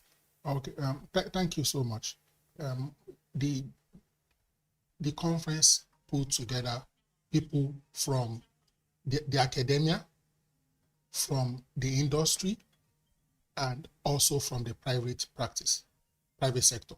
So we had people from the African Development Bank and other national agencies that are involved. Now, one of the areas that was discussed was the issue of debt. Okay, and some people before now have thought, assumed, or complained about the fact that the debt burden in Africa is rising. But based on empirical data and research, it has come to the light that the real crisis is not the volume of the debt, of Africans' debt, but the quality and utilization. So you may be incurring debt, but for what? Are you incurring it for recurrent expenditure? Are you incurring it for infrastructure that is not sustainable and that is not creating jobs? So these are some of the conversations that we are having. And of course, the issue of reforms. Reforms across different African countries concurrently. Earlier today, we mentioned how Ghana seems to be getting some things right, how the inflation rate is dropping, and how some of the other things is looking up. So we must think about Africa and Africans, homegrown solutions, but it must be holistic. All stakeholders must be involved so that we can map out a plan. We need to have like an African plan, a Nigerian plan, so that irrespective of, and the conversation also said, we don't want a situation where you have, the plan is just about political parties, because they change. People in authority change. But if there's a master plan for Ghana, for Kenya, for Nigeria, irrespective of the authority in power, you'll be trying to achieve and unlock this plan. For example, the Africa 2063 plan, so that the Africa we believe in, so that each government is a continuum, right, in the real sense of it. Right. Speaking about the Africa we want, one of the challenges we have is debt. We know that debt isn't just the problem, but it's also about utilization. How best can Africa turn the tide with the money it's borrowing? We seem to be borrowing every time. We have our big brothers and sisters over there, the World Bank. We are literally living off monies that we are receiving. And the other day we heard that we met our revenue, but it seems like there's an irony when it comes to the things that are happening here. We say, oh, we've met our revenue, but at the same time we're still borrowing. We're not borrowing from domestic banks, but certainly we're borrowing from international banks. Really, how do we turn the tide with the money that we're borrowing? You see, it's not an easy task. But one thing is that we must focus on productive debt. Just very included the construction, it by debt. The city, the people in bought government bonds, but that dam can generate 5,000 megawatts of electricity. Less than 30% of Ethiopia right now is on their national grid. This new dam will take that up significantly. So the problem is not the debt. It is how productive this debt is. Are we tying the debt to projects that will have multiplier effects, that will create employment, that will, lead to development? So we don't just want jobless growth. We don't want projects that will benefit a few elites. These are some of the disconnects. So we must think through whether the debt is going to be sourced locally or externally. But can we have debt, for example, to unlock our agriculture? Okay. Because many African countries today are still largely agrarian. Okay. So if we can channel those debts, not debts to build an airport, how many people in the country will ever fly? That's a sad reality that I don't even want to think about right now. You know, you ask me this question and it leaves food for thought, because when you think about the fact that how many people can even really afford to fly, sometimes we kind of see things from our, you know, the point of our privilege, but really in realistic terms, it's not really how we see it. And yet a lot of money is put into airports for a minority of the people. Oh, that's a challenge. Another thing that is important for us to highlight is the fact that women, I'm a woman, women tend to hold the short end of the stick when it comes to economic and political empowerment. How can this narrative actually be changed in Africa? Were these some of the conversations that you had? Absolutely. So one of the hallmarks of the conference was that inclusion, social inclusion, cannot be left as a buzzword. Exactly. You know, we have to carry everybody. It needs to be an along. action word. And we all know empirically that women have the capacity to carry more people along. Absolutely. So historically and based on data, if a man has money and a woman has money, the society tends to benefit slightly large, especially because of children and other dependents. So there's this concept called gender inclusive budgeting, where when you are coming up with the budget, you just don't look at people as people, you disaggregate it. What portion of the budget is going to men, women, of course, there are other stakeholders, maybe youths, adults, and so on and so forth. When you think about it that way, there are certain things that will have gone under the radar. If you just thought about you are budgeting for people versus you are budgeting for men and for women and for children and so on and so forth. That way you now see what percentage of the budget is going to the women. For example, you can budget for health, but there are certain health needs that may be peculiar to women. When you budget for infrastructure, you also think about how does it impact on women. So these are some of the calls that were made at the conference, that the government of the various African countries, more than ever before, must focus so that we must bridge gender gap. For example, access to finance. When you look at things like collateral from the typical bank, it may be slightly easier for a man to have land due to how historically many African countries are patriarchal in nature. So by inheritance, men typically in many societies inherit. Where would the woman have the collateral? So how do you now create new options of collateral or new credit rating systems that will not put women at a disadvantage? Well said. And one of the things that is important for us to highlight also this afternoon is the fact that conflict remains a major challenge that's hampering Africa's development. What was the conference? What was the way forward at this conference for Africa to address this problem of conflict? So in Africa, we roughly have about 22 countries that are tagged as fragile or transition states. And that means they are either currently in one form of war or have most recently emerged from war or are still neck deep in the effects post-war traumas. Let's put it that way. So it has become increasingly important to invest in peace building.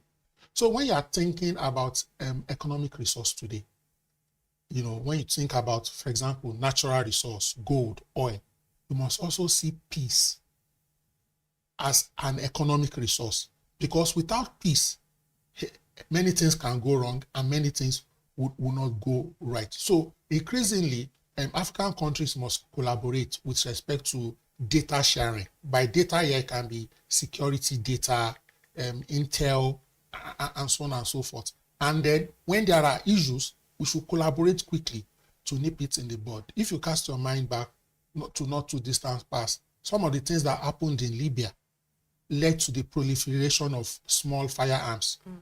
From Libya, it entered into what? Mali. Then there was civil war there. And that is what spread through the Sahel region and is even affecting banditry in Nigeria. So Africa, yes, in quotes, don't mind your business. Because if your neighbor's house is on fire, the whole estate may catch fire eventually. Interesting. Also, can you tell us a way that this conference was able to address some of Nigeria's economic policies, especially in light of the current, the global economic realities that we're facing now?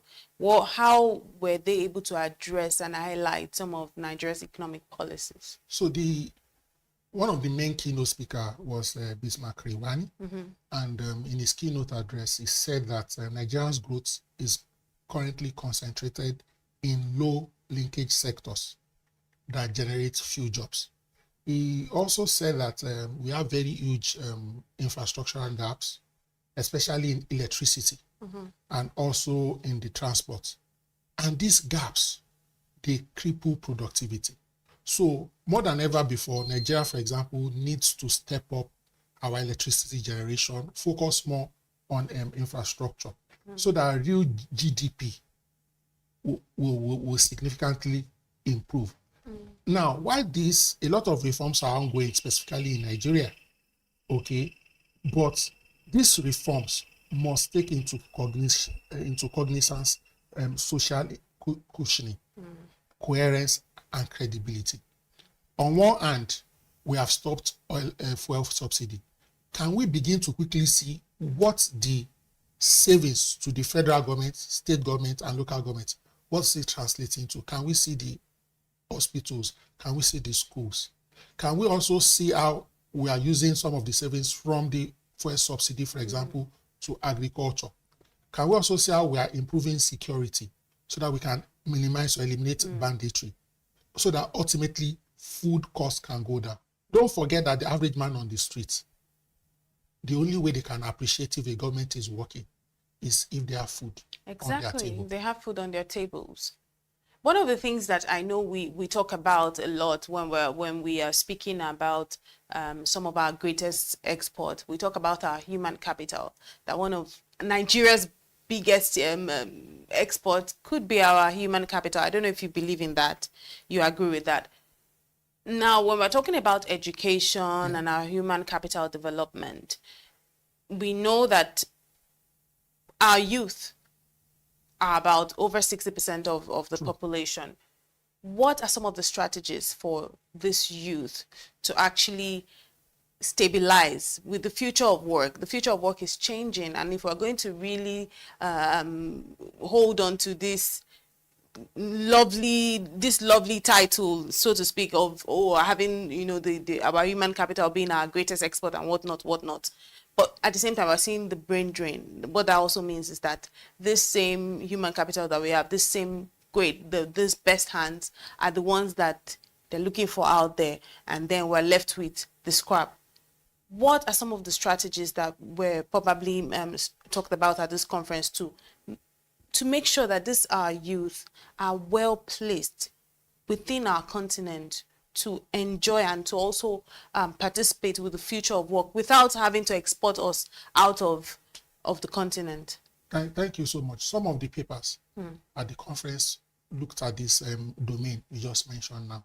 While they still agreed unanimously that education remains fundamental, however, it's not education as usual. It's not same of the old ways. For example, there was a call for urgent reforms in our educational curriculum. In other words, how do we align the current curriculum not just to fit the reality of work today, but the reality of work tomorrow?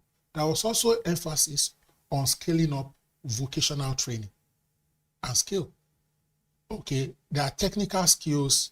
There are certain gluts today, in certain areas, plumbing, mechanical, artists, all these artisans. How do we also skill them up? Because you need technical skills. For example, somebody mentioned how in China, some universities were converted to polytechnic. think about that for a moment. In Nigeria, what do? We convert polytechnics to universities. In China, about 100 universities were converted to polytechnics. Why is that? The reason is, so to speak, universities tended to focus more on theory. Polytechnics more on practical. And what do we need? Problem solving. Exactly. Industrial problem solving. So those are the kind of reforms. I'm happy just recently in Nigeria, there was a revamp of the technical education, technical colleges. Some new courses have been added and so on and so forth. So these kind of things were highlighted such that we can link the training of our universities, polytechnics to labor market data and employee data. So we are not teaching what we want to teach. We are teaching what will be marketable. And when you create those kind of talents, they will be useful both in Nigeria and abroad. You know, having said that, let's now talk about the private sector and the role they are supposed to play now in accelerating Africa's development. Because we might have talked about the public sector, we might have talked about education, our youth and all of that, but there's a role that the private sector has to play. Could you highlight some of the ways in which this conference probably addressed how the private sector can also be a part of this accelerated advancement that we're talking about? Thank you so much. First and foremost, why the role of government cannot be overemphasized. There's little they can do. In fact, many African countries, some of the state-owned enterprise have been, through the privatization process, been handed over to the private sector. Coming back to Nigeria, we have been battling with our 4 refineries like forever. Look at what Dangote refinery has done. So, private sector obviously brings entrepreneurship spirit to the table. Private sector also brings efficiency. They bring speed to the table. And more than ever before, it's obvious that the increasing role of government should be to create an enabling environment, ease of doing business, digitalization, tax. So the more the private sector prospers, for example, the more revenues the government will even get from things like taxation, levies, and so on and so forth. So the government should continue to create an environment for the private sector. And the private sector too, for example, should also increase their support for government, for the society, CSR. And when the private sector does well, it affects households. Don't forget that employees are members of the household. Don't forget that most businesses also have small SMEs that provide one support or the other. So it cannot be overemphasized. And which means that there must be a tripartite relationship. The government, the industry, and the academia. We are sharing knowledge, we are meeting the needs of each other, and we are supporting each other. And we ensure we carry each other along so that you don't just come up with a policy like you now shock the other party, because we all tend to lose something at the end of the day. Right. Before I get your final thoughts, Dr. Adeosun, this is a time where we're focused, we are championing for sustainability on every front, every conversation, every conference you go to, we're talking a whole lot about sustainability, the green economy, and all of that. Did this conference in any way highlight, while we're talking about the urgency for industrialization, did this conference address the fine balance between attaining this industrialization, the urgency for it, and also balancing it out with sustainability and the green economy? Yes. So that was also on the burner, on the front line. Don't forget that sustainability cares about the survival of our children tomorrow. Absolutely. That's part of the absolutely. Offer. So we don't just survive or thrive today to the detriment of people coming forward. And that's why in this conference, for example, there were calls for discipline and reforms. It shouldn't be reckless. There was also call for inclusivity in planning. Inclusion is part of sustainability in a way. There was also call for accountability in spending. If you are not accountable, you will not be sustainable. Then there were calls for productivity in the utilization, management, and procurement of debt. And then some African society, due to there's deficit of trust. Okay, so there was also calls for government to do more so that the citizens will believe them. You don't want to have an opera. You don't want to have chaos and realism in policy making. Of course, things like climate change, ozone layer, all those kind of conversations were also on the table. But it's important to note that as at now, the contribution of Africa or sub-Saharan Africa to climate change issues and challenges is very minimal. We've not even scratched the surface. With all that we're doing, there's so much more yet to be done. Absolutely. So we really need to step up. So we have coal, let's use it. We have oil, let's use it. But let's use it responsibly. Absolutely. And speaking of using responsibility, while we are hitting the home run already, and inclusivity, talk to us about how the digital economy was also addressed, because this is also a very digital era. We're talking about inclusivity. So at the same time, we need to talk about digital inclusivity. So what were some of the areas in which they addressed this digital economy? So, at the conference, the fourth industrial revolution was discussed. Okay. And there were, comments around the fact that, so to speak, we've not really met the expectations with respect to the third industrial revolution. That's the industrial era. We are still trying to catch up. But somehow, in this fourth industrial revolution, especially the youth of Africa, we have the window to catch up and even leapfrog. And for example, certain cities like in Nigeria, Lagos, Kenya, South Africa, we've seen a few unicorns emerge. For example, in fintech, even globally, Kenya is like the leading light with respect to payments using mobile money and the likes. So for once, there is hope on the horizon that if we embrace digitalization and we invest more, but again, we need to, it led to the call for infrastructure, electricity, internet. These are complementary to digitalization. They go hand in hand. They go hand in hand. And that also led to, still piggybacking back to your on sustainability, renewable energy, solar, wind. We have a lot of this in Africa, and we should really, really leverage on it. All right, it's very, very important. So things like health tech, edu tech, fintech, all the tech dimensions of our everyday life, we need to key into it. And that way, not only do we meet and solve problems of Africa, we also solve problems of the world. Take India, for example. There were some case studies like that. See how India has made a lot of money from outsourcing call center. That's leveraging technology. You may be calling a company in quotes in US, meanwhile the call center is in India. In India. So how do we leverage? Because suddenly geography is no longer a barrier because of technology. So we can bring more work, more jobs, more projects to Nigeria, and we of course earn dollars. That's a good way for us to end this conversation today. Earn dollars, because that's really where I'm at right now. Thank you so much, Dr. Oluyemi Adeosun, our Chief Economist here at Business Day, for giving us all of those insights from the Nigeria Economic Society Conference, which just concluded in Abuja. Thank you so much. Thank you so much. Well, that's where we wrap up the Business Day exclusive today. My name is Elizabeth Musa. Keep watching BDTV. Good afternoon.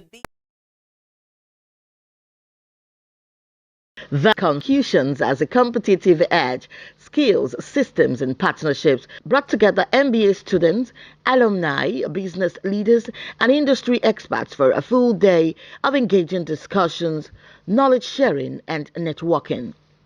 The conference opened with a welcome address from Professor Olayinka David West, the Dean of Lagos Business School, who encouraged participants to take full advantage of the learning and networking opportunities.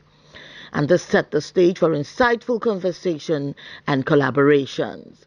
This conference is therefore not just an event, but an expression of what LBS stands for. It's that excellence at LBS is not confined to the classroom. It is actively lived out in how our students organize, collaborate, and engage with the world. By adding this conference to our student-led platforms, you enrich the leadership, innovation, and culture of excellence that define our school. The keynote address was delivered by His Excellency Peter Obi, former presidential candidate and business leader. He spoke about the gap between strategy and execution, stressing that while ideas create vision, execution is what delivers real results. He also emphasized the importance of accountability, strong systems, and partnerships built on trust as essential for lasting success. The keynote speech emphasized the importance of strong execution in leadership, business, and governance. When it comes to delivering the result, it is the execution that matters. Just like I said, planning without doing will fail. Doing without planning will fail. So the critical thing I'm going to tell you today, as in my own little contribution as a trader, because in the business where I am as a trader, you are the CEO, you are the chief financial officer, chief operating officer, the cashier and everything. And I know that the critical aspect of what we are going to talk today is about execution. A fireside chat on leadership with excellence explored how young leaders can leverage networks for personal and professional growth. Panel sessions led by industry experts focused on building execution-ready skills, designing accountable systems, and forming partnerships to drive innovation and growth. It doesn't say that a leader must be, we're talking about responsible leadership. It comes with a lot of discipline. So it's somebody who is competent, who have the capacity and the compassion and commitment. Because that commitment is what drives us. It's not something you can't execute halfway. You have that's why you have companies or countries that do well for 1 year and then the next year falls apart. Or you have somebody who is elected who does well for 1 year and then collapses. It has to be consistent. It's that consistency that makes all the difference. So when we talk execution as a competitive edge, it's something that must be consistent. It's the discipline aspect of it. You can have all the plans in the world. You can have 5 years plans. You can have 10 years plans, good plans. But if you do not have the right execution, if you don't have the right leadership, if you don't have the guts to push, because we also learned that you can have the right execution, but if you don't have the guts, if you don't have the leadership to actually push the execution, because execution can be pushed back, right? You will not succeed. I think there needs to be a system of learning, right? There needs to be a system of learning, and there needs to be a system of failing fast. So you need to fail fast, make accommodation for that, and then learn from that and begin to grow. That's what I think that organizations need to do. They also need to train their staff to ensure that they have the requisite capacity to deliver on the strategic objectives of the organization. Execution rather requires discipline. You need to be able to follow execution religiously. The event ended with networking sessions where students connected with alumni, entrepreneurs, and executives, gaining mentorship and career opportunities. The conference was widely seen as a success, inspiring participants to view execution not just as a process, but as a true competitive advantage in leadership and business. The MBA Students' Conference themed execution.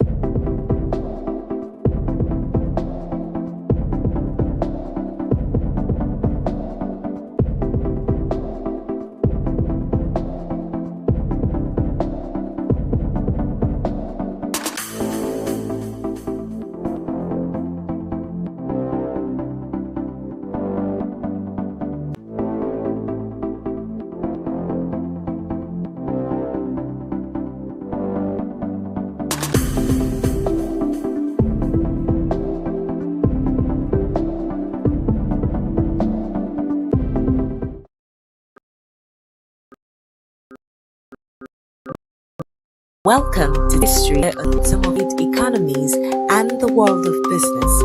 I am Norma Obunna. On this day in 1873, Joe Koch and Company announced its bankruptcy.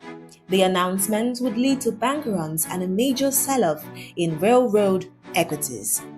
The resulting panic would eventually close the New York stock market on September 20th, 1873, and would last for 10 days. As the crisis continued to unfold, newspapers would begin to refer to this day as Black Thursday. It would take the economy more than 6 years to recover from the panic, a period that would become known at the time as the Great Depression. After 1930, it would also be known as the Long Depression. J. Koch & Co. became overextended, lending to North Pacific Railway to build a second transcontinental rail train. Several other banks were facing trouble during this time, but J. Koch & Co. was the largest. When the bank failed, investors feared that anyone could be next. The resulting panic would cause runs at hundreds of banks and many brokerage houses as well. In total, the panic would cause more than 100 banks to close. And that is how far we can take you today in history, right here on BDTV. I am Norma Obunna. Welcome in history, right here on BDTV. When we look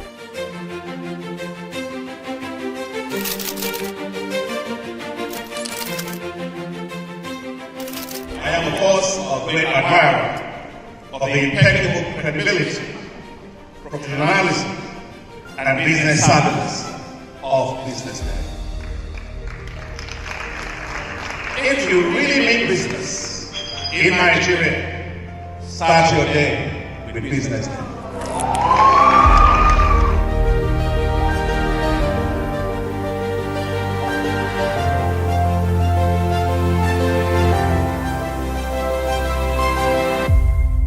BusinessDay is West Africa's leading provider of business intelligence and information, delivering premium content across diversified media platforms, including online, mobile, and print.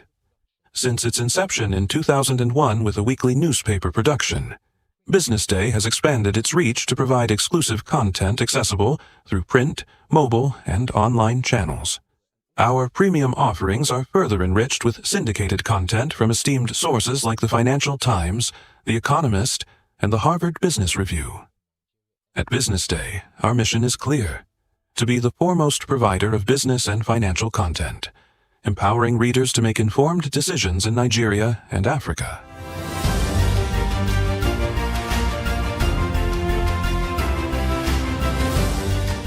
Since our establishment, we have been committed to delivering insightful, relevant, and accurate information about Nigeria's business and finance environment, while contextualizing the impact of global events. We monitor the stock market, analyze the companies driving it, and report on government policies and their economic implications. For being consistent in organizing these CEO forums for almost the last 14 years, I think this is worth commendation, and I think something that will encourage them to continue. From decoding market trends to dissecting economic shifts, we offer actionable investment ideas and serve as a compass for decision makers navigating complexity. Beyond headlines, BusinessDay fosters discussions on critical economic issues through impactful conferences and events. These platforms bring industry leaders together to share narratives that drive innovation and spark meaningful dialogues. Our events galvanize connections, bridging the gap between inspiration and achievement. For businesses seeking visibility, our strong digital presence offers unparalleled opportunities, with millions of followers across social media and a dynamic website attracting visitors from within and outside Nigeria. BusinessDay is the ideal platform to boost visibility for your products and services.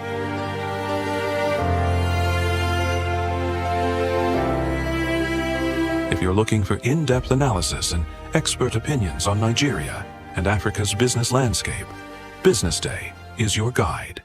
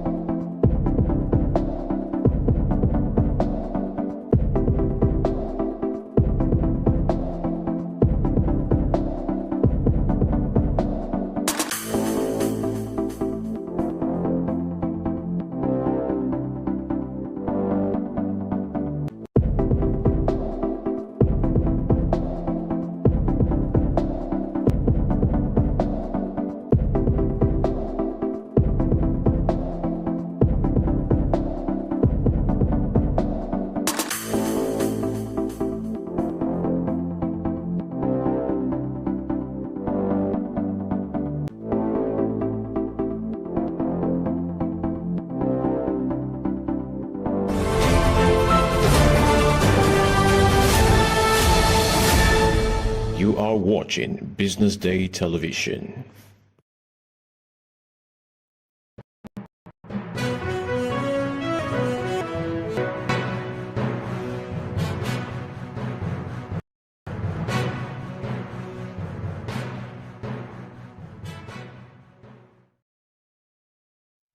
Good afternoon and welcome to the BDTV News at Noon. I am Amanda Emosigboe. Thank you for joining us this afternoon. Now, the headlines. Naira loses $9.88 to dollar amid rising external reserves.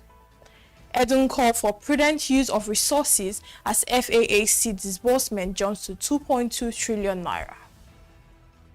6 more deaths confirmed in Afriland Towers fire. Ghana Central Bank delivers record rate cut as inflation eases.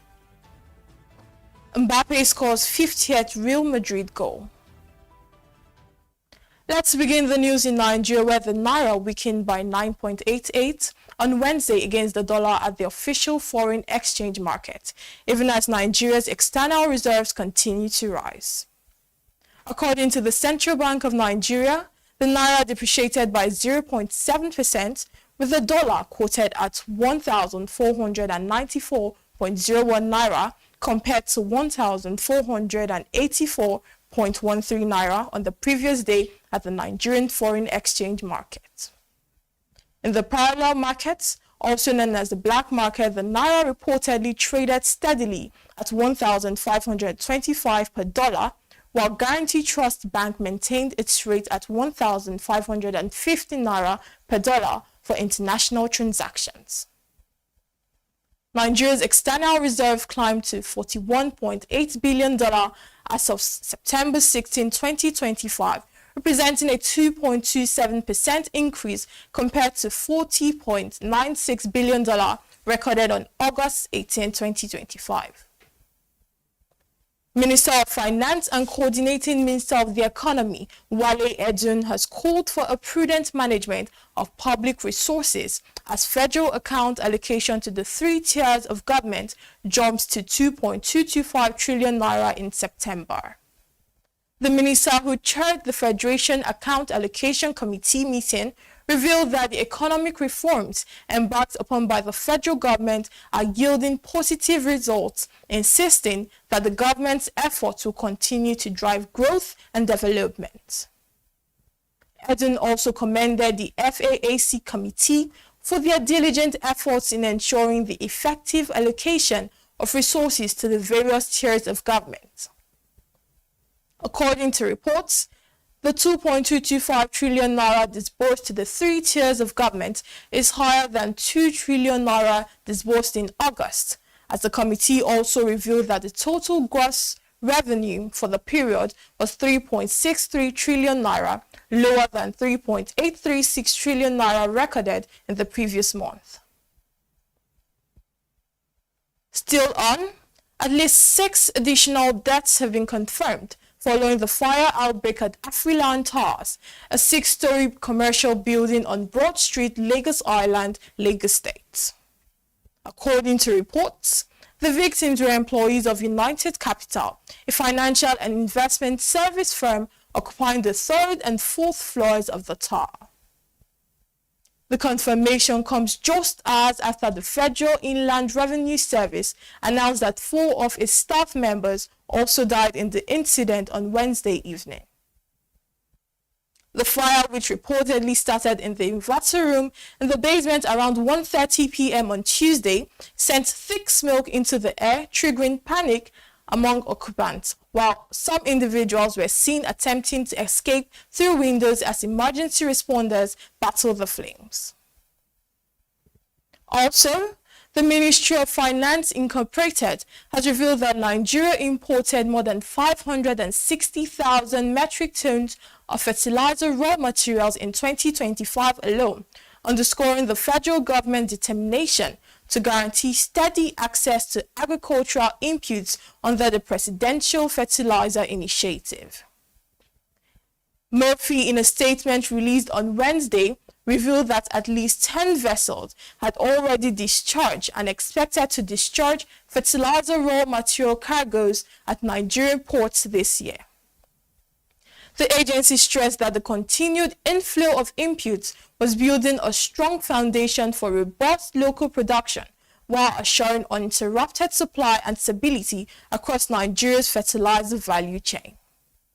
This initiative, according to the agency, is directly aligned with the President Bola Tinubu's vision for food sovereignty, prioritizing not just production volumes, but also resilience in the supply chain.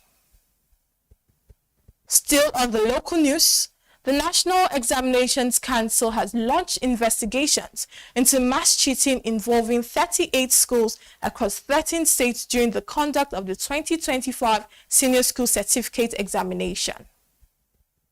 Registrar of the Council, Ibrahim Wushishi, revealed this in Mina, Niger State on Wednesday while releasing the 2025 results. According to Wushishi, the affected schools will be summoned to the council for discussion before appropriate sanctions are applied.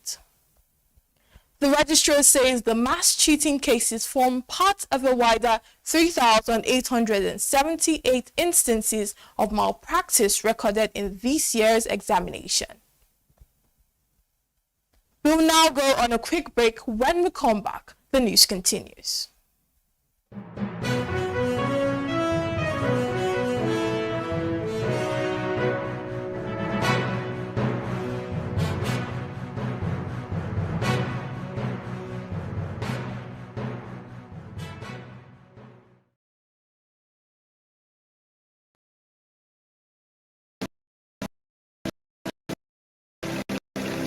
They say it's a driving business in Nigeria and beyond. From the heartbeat of small and medium enterprises to the pulse of national economic policy, this is where business meets perspective. With expert guests, real-time analysis, and stories that matter to you, we go beyond headlines to bring you the full picture. Join us every morning as we break down the numbers, decode the policies, and spotlight the people shaping our economy. This is Business Money.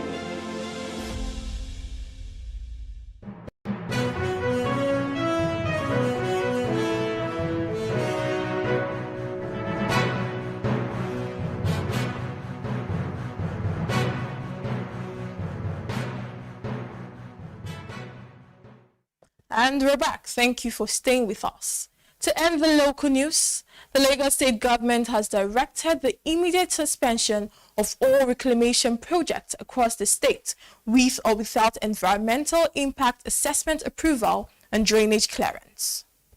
The directive, which takes an immediate effect from today, was given in a statement signed by Tokunbo Wahab, the Commissioner for Environment and Water Resources. According to Wahab, all approved reclamation projects across the state must be submitted for proper documentation and monitoring, while all ongoing and intending ones must be submitted to the environmental impact assessment process with issuance of approval and drainage clearance from the Ministry of Environment and Water Resources. The Commissioner warns that failure to comply with the directive within the next 7 days will leave the ministry no other option than to deploy appropriate machinery to decommission the reclaimed sites, including excavation and removal of fill and reconnecting of already blocked water channels on the lagoon, amongst others. Now to the foreign scene. Ghana Central Bank delivered a sharper than expected rate cut on Wednesday, slashing its main policy rate by 350 basis points to 21.5%. This figure reportedly marks the largest reduction on record as inflation continues to ease with strengthened growth prospects.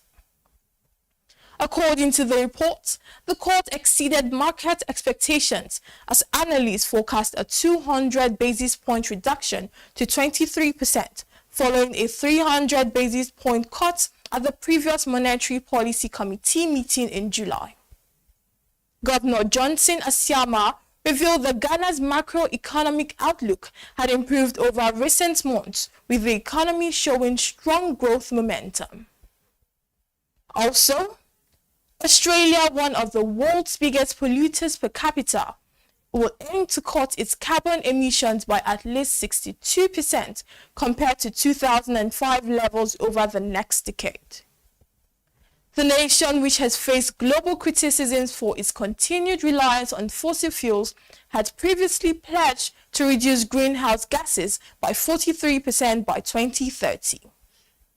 A landmark risk assessment commissioned by the government this week warned that Australia faced a future of increasingly extreme weather conditions as a result of man-made climate change. Australian Prime Minister Anthony Albanese will reportedly confirm the commitment at the meeting of the United Nations General Assembly in New York later this month. Now to sports.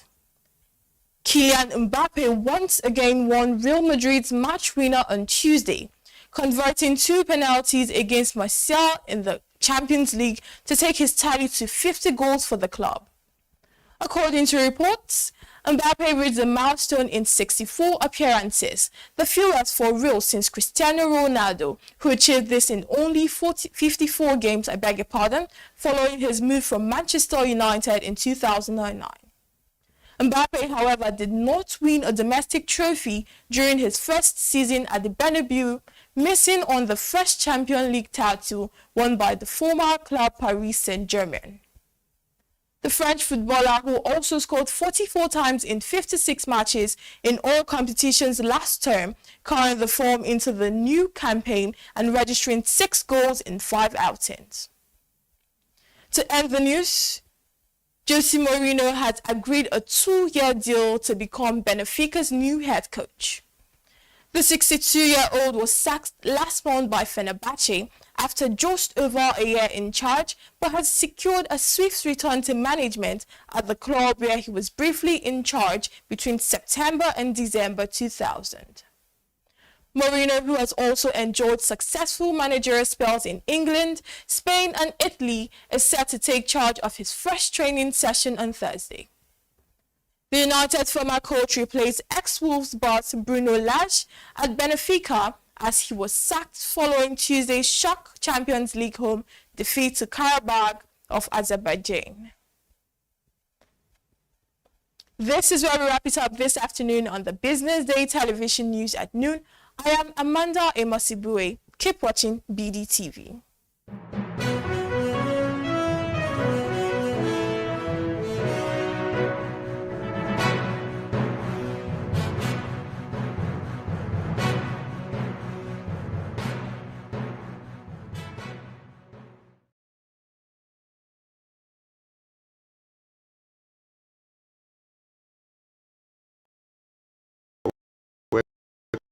Come to the triumphant games without knowing what their superpower is, right? But if you're lucky enough and determined enough to find your superpower before you get to a certain stage of your life, you will be incredibly successful. Look, the first thing is you just decide not to look at the challenges, because if you do, it's going to end you. The closest thing I think is that I had a deeply military background, which is a bit of a never say die background.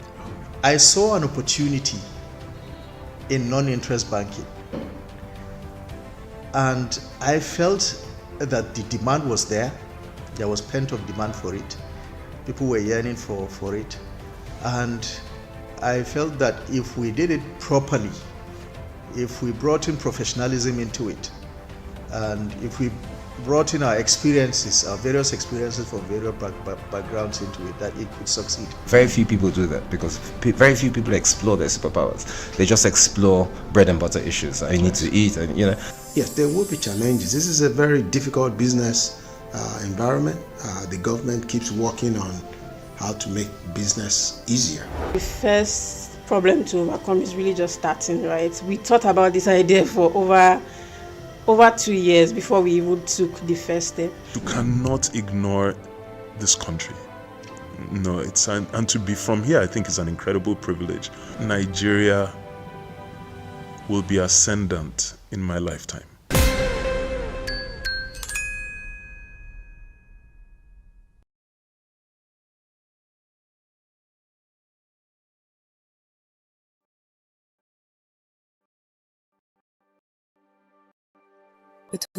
A growing crisis called thousands of migrants in a cycle of poverty, neglect, and exploitation. A visit by Business Day to areas like Gwarimpa and Jabi reveals the silent suffering of these children. Young boys sent from northern Nigeria to study the Quran, now left to fend for themselves in harsh urban environments. The Amajiri system, which dates back centuries, was originally a community-based Islamic educational practice in northern Nigeria. Under this system, young boys known as Amajirai were sent to study under Islamic scholars, often far from home.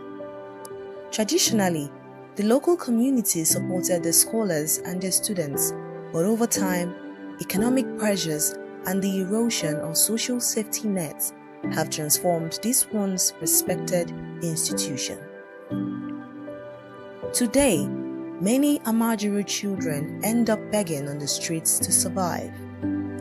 Ahmed, a 15-year-old Amajiri from Zaria, Kaduna State, shared his story with Business Day television. Sunana Ahmad. Shekaranka nawa? 15. 15. Yes. Ina kake zama? Ni nan gidan Bolan Daji. Gidan Bolan Daji. Okay, kai da wa kake zama? Ga su nan tare da yan uwana da ogana. Amma iyayenka suna nan? Eh, babana bi nan. Ya rasu. Suna Abuja nan? A'a. Ina suke? Zaria. To ya ka zo nan Abuja? Kudi na ne ma na zo nan. Okay, daga Zaria ka zo nan? Eh. Kwana nawa kake Abuja nan? Kai shekara nawa Abuja? Ko rabin shekara ban yi ba nan. To in kai ciwo ya kake yi? Kana zuwa asibiti ne? Ko kuma kana zuwa ina ne ka samu ajiya? Kai kaman kai ciwon shawura. Yare kemis nake zuwa. In je in sai magani. Na saya sai in sha. Me kake yi? Ni bola. Eh? Bola. Okay. Nawa kake samu a rana? A wannan sai sati muke auna. Okay. Nawa kake samu? 10,000. 10,000 a rana? A sati. Okay, a sati. Kai ne kake da biro din? Ko kana haya ne? Ina bugu ne wannan. Oh, okay. To ya kake yi? Bola muke bi. Sai ka je ka sai da shi.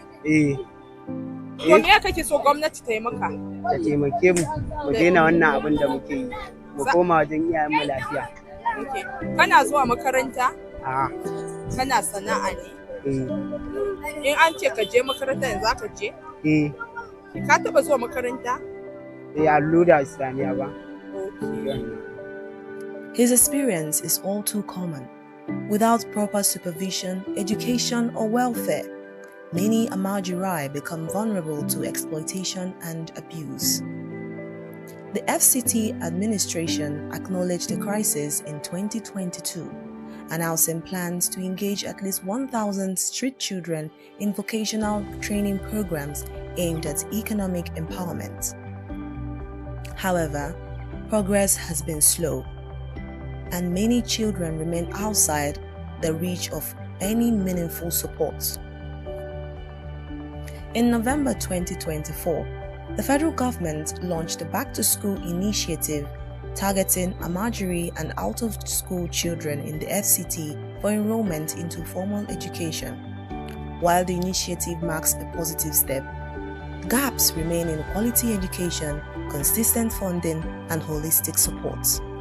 We want to learn skills, said Salisu, a 14-year-old from Kaduna. With skills, we can earn a living and not have to beg. Gwamnati suna su taimake ka, me kake so a yi maka? A kalle ni mana. Ko kana jin kunya ne? Ko me kake so gwamnati ta yi maka?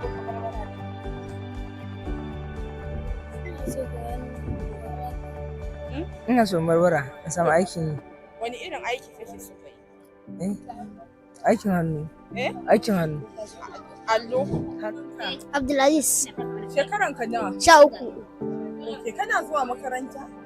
Ba na zuwa makaranta. Okay. Ina kake kwana? Masallaci. A masallaci. In kai ciwo ko ba kai rashin lafiya, ya kake shan magani? Wa yake kai ka asibiti? Ni da kaka ta muke nan. Okay, kai da kakan. Eh. So, me ka kawo Abuja? Neman kuɗi. Neman kuɗi. Kana da ƴan nan garin ko? Eh. Waye kakanka? Da kawuna. Kawunka. Karan babana. Ya kuka zo Abuja? Eh? Ya kuka shigo Abuja? Ta yaya kuka shigo? Kun shiga mota ne ko mun shiga mota. Okay, daga Abuja daga Kano zuwa. Daga Kano zuwa garin nan. Okay. Daga me kake so ka zama a gaba? Ni. Likita. Likita? Eh. Ko ba ka zuwa kana so ka zama likita? Daga ina ka fito? Jigawa. To me ne kake yi? Bola nake bi. Me kake so gwamnati ya yi maka? Me nake so ta mun? Talla. Wata kai ni gida. What these children need is not just access to classroom, but also training in employable skills and economic inclusion.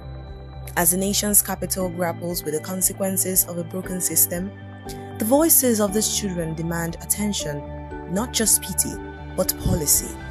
Their future depends not on charity, but on a coordinated effort to restore dignity, education, and opportunity. Haruna Ibrahim, a respected Islamic scholar, emphasizes that the Amajiri system was never intended to involve street begging. Traditionally, Amajiri children were supported by their communities while receiving religious education. However, due to current economic challenges, many now beg out of necessity rather than as part of their education. Ibrahim advocates for urgent reform by integrating Islamic and Western education to improve their future. He also acknowledges positive initiatives such as efforts by the National Commission for Amajiri and State Programs in Kano, which aim to combine spiritual learning with practical skills. You know, Islam, our Prophet Muhammad sallallahu alaihi wasallam, the first revelation he got was Iqra, seek for knowledge. So the Al-Majri school can be traced to that history. It is in the pursuit of Islamic education that whoever is going to seek Islamic knowledge is called Al-Majri. But in the Nigerian context, it has been divided into two categories, I can say, because those who are beggars on the street, most especially from those who are at poverty level, that is those who are adult, you cannot categorize them as al-majri because they are just beggars, because they are not seeking Western Islamic education. But when you talk about Majri, it's just teenagers who are very young and their parents send them out in the communities to seek for Islamic education. That's what we call Al-Majri. And it dated back even pre-independence. So people seeking for Islamic knowledge, even if you are at your home, you are called Al-Majri, because begging is not part of being Al-Majri. Begging is different matter at all. But seeking knowledge is what is called Al-Majri. And it started from the younger age, when while some, unfortunately, some of those small children doesn't pursue the Western education at an early stage. But in no shell, seeking for Islamic knowledge is what is called Al-Majri, who is doing that. You know, when the In the olden days, it was not a problem because of economic factor. That time everybody is well-to-do. You can go to any place, you will be sure of where you will eat, where you will drink, where you will sleep. But because of the economic condition we found ourselves in, the system of sending small children outside their immediate families to go and seek for that knowledge become very difficult. And unfortunately, most of our parents, some may not like to adapt to the changing situations. Because if the economy changes, it means you have to change your style of living. You cannot send your child now outside where you are not sure of his clothing, you are not sure of his health, you are not sure of his basic need. That's where the problem comes in. I can personally say it is an economic problem from the parent, but not seeking the knowledge itself. And the federal government has introduced what we call the Western education. And instead of those guys, small children, to combine the Western education and the Islamic education, most parents, maybe out of ignorance, ignores that and send them to only Islamic education without combining it. And the society is changing. As the society changes, we have to adopt and make sure that as you are privileged to get the Islamic education, which is al-Majri, you also have another privilege to combine it with Western education. Yes, all of us have a role to play. Like you said, the federal government has established a national commission for al-Majri and the out-of-school system to improve or to remove small children from the streets and give them skills acquisition, give them Western education, and at the same time give them the Islamic education, which is better. I think the most important thing is awareness. We need to create awareness for both government, for the society, and for the parents themselves. Because all the time, those children need to be accepted, not rejected and totally condemned. They are part of the society. The media, they are supposed to educate public that a federal government has now established the commission, which is good. So the parent can leverage on that to remove our al-Majri from streets. But like I told you, it's not all the al-Majris. Even the other al-Majris, those at the poverty line, that is adolescent, the federal government has, the government at various sub-nationals also established social system where you don't need to go and beg. You can go and enjoy those social system the government provides.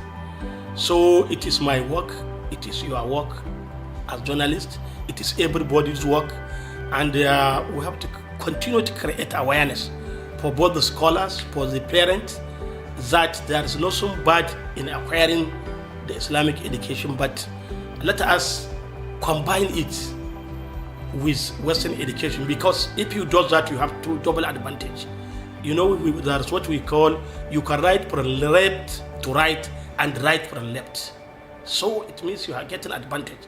And you know, because of that is what we call exchange of knowledge. If you are doing Western education, it will assist you in Islamic education and vice versa. So it's everybody's role. And we cannot say we can totally remove it at once. It is a gradual process. It is a gradual with education, with commitment from government, with public awareness, with parental awareness, with time. By government establishing this, I think the problem of al-Majri may be a thing of the past with time. But it will take some time to do it, because we need to educate the parents themselves on why they have to combine it and get certificate, so they can be employed after the school. Then we have to educate the parents themselves, and the government empowers them also. And even like in Kano, where they have a lot of those schools, I know that government at the state level, government is supporting those Almajiri schools, maybe with uniforms, with this, and they are trying to collaborate with the at the national level with the National Commission for Almajiri and out of school children to better the system.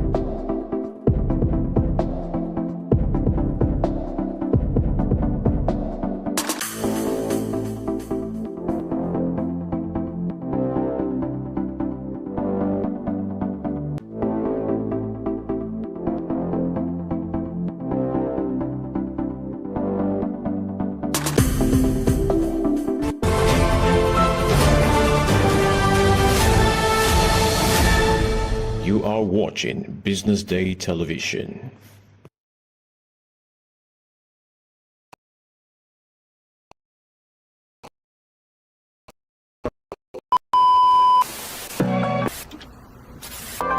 This is the Business Day Television broadcast.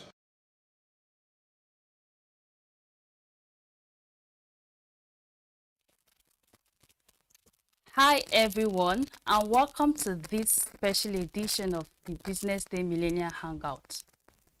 My name is Ethel Adonu, a social media strategist here at Business Day, and I'm honored to be your moderator for what I believe will be one of the most relatable conversations yet. Our topic for today is passion for profit, balancing work and entrepreneurship. I'll take that again. Passion to profit, balancing work and entrepreneurship. They often say do what you love and the money will follow. But for most millennials, it's just not that simple. You are passionate about something and somehow you are passionate about your side hustle, but somehow you still need that 9 to 5 job just to maintain a stable paycheck.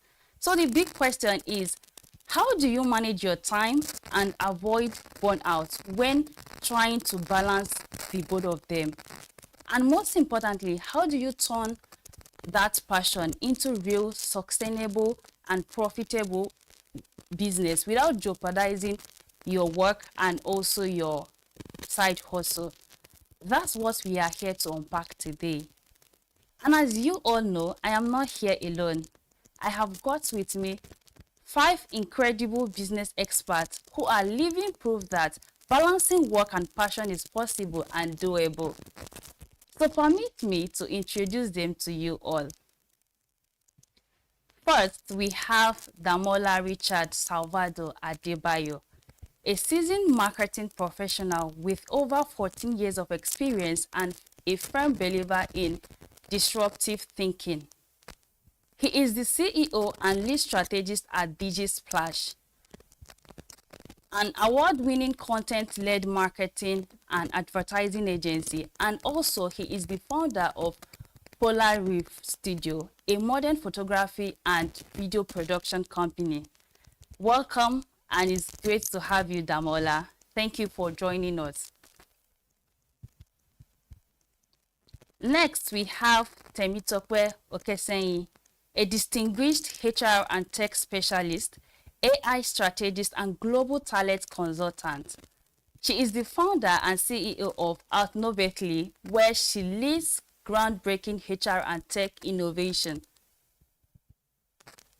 Also, she is the visionary behind the University of Freelancing, where she has trained thousands of professionals across the globe. Welcome, Temitope, and thank you for joining us this afternoon. Please, if you can hear me, can you say hello to our listeners? Hello, everyone. Thank you for having me. Thank you for being here with us.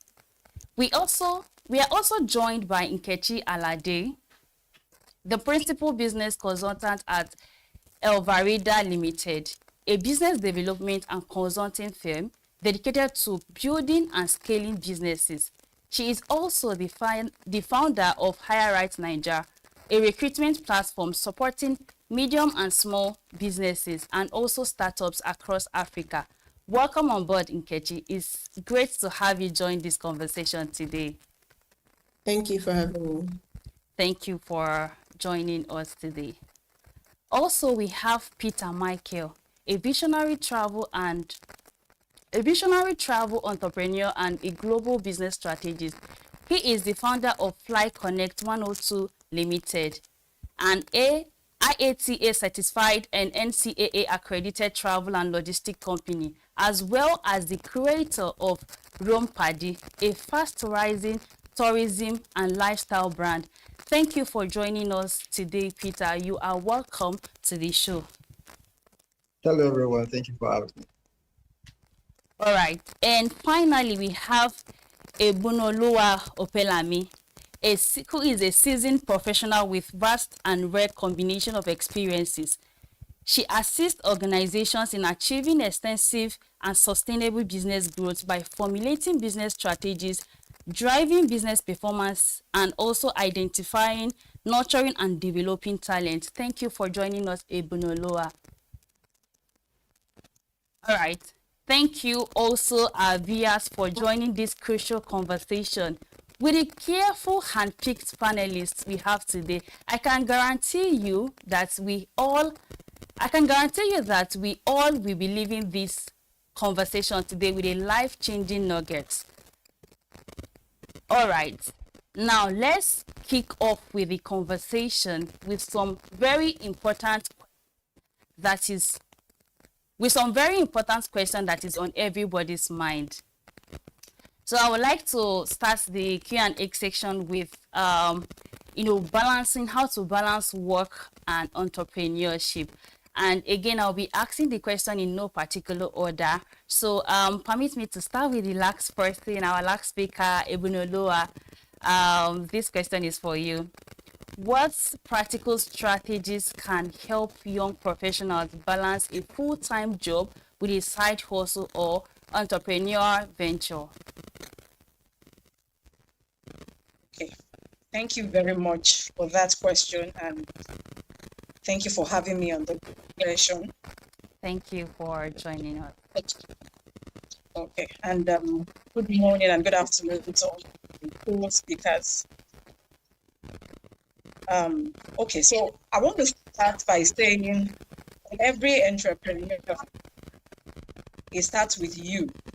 It starts with you in the sense that you must know yourself. What are your strengths? What are your weaknesses? What are your goals? How are you wired? And by that I mean, are you a morning person? Are you an evening person? Do you function better at night? All of those questions you need to answer clearly so that you can understand what works for you in terms of how you want to structure your daytime job with your moonlighting or your entrepreneurial journey. Because without this clarity, it will be a struggle. For instance, if you're an early morning person, you may decide to wake up very early in the morning, get some things done before going to work, and then you can work well and come back at night to rest or do some less intensive things can still get done later in the evening. But if, on the other hand, you're an evening person, you know that you have to work during the day, close early enough so that you can be back at home to carry out your entrepreneurial work by the side in the evening as well. So understanding yourself very, very well. What are your strengths as well? What are the things you do so well that you need to focus on? What are the other ones that you need to get help with? And sometimes when we say get help, depending on what stage you are on your business journey, you don't always have all the resources you require. But the thing is, we don't always need resources in terms of capital or revenue or money. Sometimes it's resources of people. What sort of network do you have? And when we talk about network also, I always like to lead with value. What am I bringing to the table? So take, for instance, I'm in a network, a pool of human resource capital people. What do I do well that can offer the other person so that if I need the other person to do something for me too, I can get it done through them. So that way is a symbiotic relationship and not a parasitic one. So when you have clarity on all of this in terms of who you are, you can better structure things. And of course, equally important is understanding your goals. What are your goals in the next 5 to 10 years? Because understanding that will help you also set priorities per time. If you know you want to have your full-blown business in the next 5 years, you don't want to work for anybody in the next 5 years. That means your decision or priority on what kind of job, what kind of 9-to-5 job you're going to take would also feed into how you will structure your 5-year plan. Because you can't afford to take a job that takes maybe 20 hours out of your time. I mean, it can't be 20 hours, maybe 10 hours out of your time. You don't really have time for yourself. Your business is going to be suffering. Because when we talk about balance, most times, it's about understanding our priorities per time, really. Because there's always a price to pay for everything we do. So you need to get it right. What is important to me at this phase of my life? I want to build my business. I have a family. I have a side also. So those 3 things are the balls you're going to be juggling. And one must not suffer for the other. So you are not going to be adding some other extra things. Maybe you need to cut down on social socializing, partying, and those other things that you would have ordinarily done. But at that phase, you need to be clear on what your priorities are. Just to reiterate some of the things I've said, one is clearly understanding who you are as a person, because you're the one starting the business, and everything starts with you. You need to understand who you are, the way you are wired. What areas do you even need improvement as well? Because you are bringing yourself to the business. In terms of when we talk about organizational culture, I always say that it is the character of the owner of the business we are actually speaking to. Because it is you are the one that is going to transcend throughout the organization. Your behavior, your character is what people are going to pick on, that will then inform or form the culture of the business. So you have a lot to do on yourself in terms of your personal growth. That is if you're just starting up. And even if you've started after a while, there's always room for improvement. So know who you are, know how you are wired, what are your strengths, what are your weaknesses, what kind of network do you have in terms of people, and what value do you bring to the table? Then what are your goals? Clearly set goals. And what are those things you are prioritizing part-time? So these are the key things I would say anybody who wants to juggle these two fits, which is possible, must first of all put into consideration. And I'll stop here so that I can allow other people to talk. Thank you. Thank you so much, Ibnolo. That was amazing. Thank you for setting the tone for our conversation today. So I would like to ask our next speaker, Peter. From your experience having to run two companies side by side, what are the biggest challenges in balancing work and entrepreneurship, and how can they be overcome? Thank you so much, BusinessDay, for having me once again. We know that 9 to 5 and side also are both sophisticated, right? But what I tell people is you are the software, and you must learn to manage the software. How do you do that? First, your 9 to 5 is like what I tell people is your job is funding your future, and not the other way around. So once you know that your job is funding your future, it is then easy to know how to structure yourself. And so you learn everything on your job, every skill acquired on your job in your 9 to 5 to help create, a micro system that runs your business. So you're given the leverage on your 9 to 5 to understand how to run your own business effectively. And so what you need to structure your time, like, Ebolua said, know when you function. Some are morning people, some are night people. Know when, your energy is, higher, when you're more productive. Channel your hustle into that. So you do your 9 to 5, that is, non-negotiable.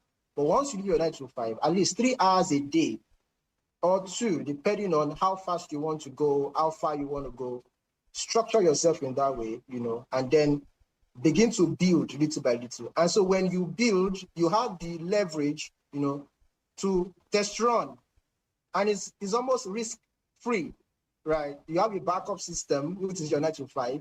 You can begin to test run things. If they work out fine, you don't work out, you learn, and then you move again. And so that's how to balance it. There is no particular system or structure assigned to how to balance what you understanding your 9 to 5 perfectly well, understand the system and the software that runs your 9 to 5, then find a way to replicate that in your hustle, and then it's easy. Thank you. Thank you so much, Peter. Thank you also for sharing that brilliant answer, how to prioritize your time and energy while running your 9 to 5 and also trying to maintain your business. So let me ask, the next question is for Temitope. As a HR specialist you are, how should one prioritize time and energy between their career and also their business without compromising either of them? Thank you for that question. And the truth is, you got the job because you needed the job. and you were employed because the organization needs your skills and your capacity. And I believe they are paying for that value. So we're going to be very honest here, because some of you are running businesses or you want to run a business and you expect to have people on board as well. My first advice always would be to give your 100% commitment to the organization that is paying your bills. Yes, you have dreams on the side. Yes, you want to start your businesses on the side. But what you've signed an agreement to give is what you should give. Except you are a 1099, meaning you're a contractor or you're a consultant working with that organization, there are some things that you are able to excuse yourself from. But because you are full-time, first let's establish that you need to give that attention to that. But you also need the attention for your 5 to, because now you've left 9 to 5, you have your 5 to 9 left, which is your business. You must audit your role per time. And what does that mean? Some of you are wives, you are moms, you are sisters, you are fathers, you are brothers, you're a CEO, you are an employee at the same time. There are many things you're doing. And different seasons of your life, you must prioritize what works, what must live. There are times that you give maybe 2 hours to social media a day. You know that in this season, I'm trying to build a baby, because that business, that idea that you have is a baby. You must give it time. As someone who's done business all my life and always been a corporate girly, because I started my business from the university day, I started selling bags. I remembered when my brother wanted to give me capital to start my business, I was in 200 level, that have you surveyed around you in school what business you would love to start? I told him, no, I don't have the time. I want to build my CGPA, and I also don't want to do business. I don't want to be asking people for money. People can owe. But when I got to 300 level, nobody told me. I myself knew that, okay, I have built what I needed to build. Of course, I've lost access to the capital they wanted to give me, because they were willing to give me. They were asking me. I wasn't ready mentally. But by 300 level, I knew that I was ready mentally, but I was also ready physically to accommodate that. And by myself, I started the bag business. And I did that with schooling, came out with good scores, came out of school, started working the first year that I came out, running a fashion business. From there, I moved to freelancing online, running my own digital agency. I have 2 startups now, have a company. I still work at the same time. And I realized that the same attention that you give to someone else, you must be willing to give it to your work. So audit your role. What sacrifices can I make, in this season? And another thing that can help you is believing in yourself, because one of the privileges we have as adults and millennials is the audacity to believe in ourselves. Because if you don't believe in yourself, nobody will. That attention you give to yourself, that belief will wake you up at night, even when you're tired. Sometimes I'm getting back 6 p.m. Nigerian time. It's probably 12, just like it is right now, like 12 p.m. for my clients in another country. I need to get up to work. I'm tired, but I know that that is what I needed in that season. So you must believe in yourself enough. The conviction must be enough to drive you through that process. So that's what I think every millennial or every entrepreneur who is trying to balance both and trying to give their commitment, that's what I think they need to do, right? That's what I think they need to do. Thank you. Oh, thank you so much, Temitope. Thank you for, quickly sharing your moments with us, and also for spotlighting for us that, you have to believe in yourself first if you want to find a way to balance your passion and also your career goal. You have to find a way to believe in yourself and also audit your work properly, just so you are able to balance the both of them. So now let's look at how to manage productivity and also, how to manage your time. So this question is for Damola. As a seasoned marketing professionals, I know you deal a lot with, marketing tools and all of that. So what tools, habits, or systems have you found most effective in staying organized and also productive? I mean, having to have over 14 years of experience, work experience, and also building your company, DigiSplash. Okay, thank you for having me. I hope you can hear me. Hi, Damola. Okay, yes, I can't said hear I hope you. you can hear me. All right. Can anybody else hear me? Oh yes, she says she can. Hi, Damola. I think you're muted. I can't hear you. No, I'm not muted. Okay. Everybody else can hear. Okay, I can hear you now. Thank you. Okay, great. Okay, I think your question was on productivity. And Yes, tips how for to manage productivity, to tools and habits that help you to stay organized. Okay, I think the major thing is to, like some people have already mentioned, identify your, what I call it, identify your majors and your minors. And I think prioritization is very important. So you need to prioritize what is important. You can use tools like Slack. For me, I'll say for work, Slack helps. Simple tools like just managing your time, your calendar, reminders, things like that help a lot. For me, since I do digital marketing, a lot of the tools that we use are more inclined with managing an agency and managing people. So I'll say the major thing is there are a lot of tools now, and it's not really about the tools, it's majorly about the person. Some people have tools, but they don't really use the tools that they have available. But in terms of tools, I think Slack is a good one. I think Slack is one that I've used over the years and has really helped in prioritizing times, setting reminders. And I'll say set reminders. I think those are the major things. Set reminders, set goals would be major things to do. Yeah, I hope that helps. Thank you. Thank you so much, Damola. Thank you for listening some of the habits that help you to stay organized, setting reminders, getting yourself, your space organized and all of that. And also for mentioning some of the tools that help you to stay focused and balance your work. So my next question is for Nkechi Alade.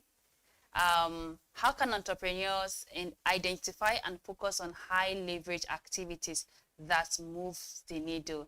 As a business consultant, I believe you should be able to give us some tips on how entrepreneurs can identify and focus high level activities, and also how to leverage them.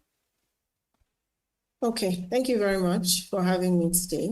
Thank you. And I do hope, glad you can hear me. Okay, so in terms of being an entrepreneur, so having worked with business owners and entrepreneurs, for quite a number of years, I've seen that it is very easy for people to do a lot of things in terms of just being busy, activity driven, but then they're actually not being productive.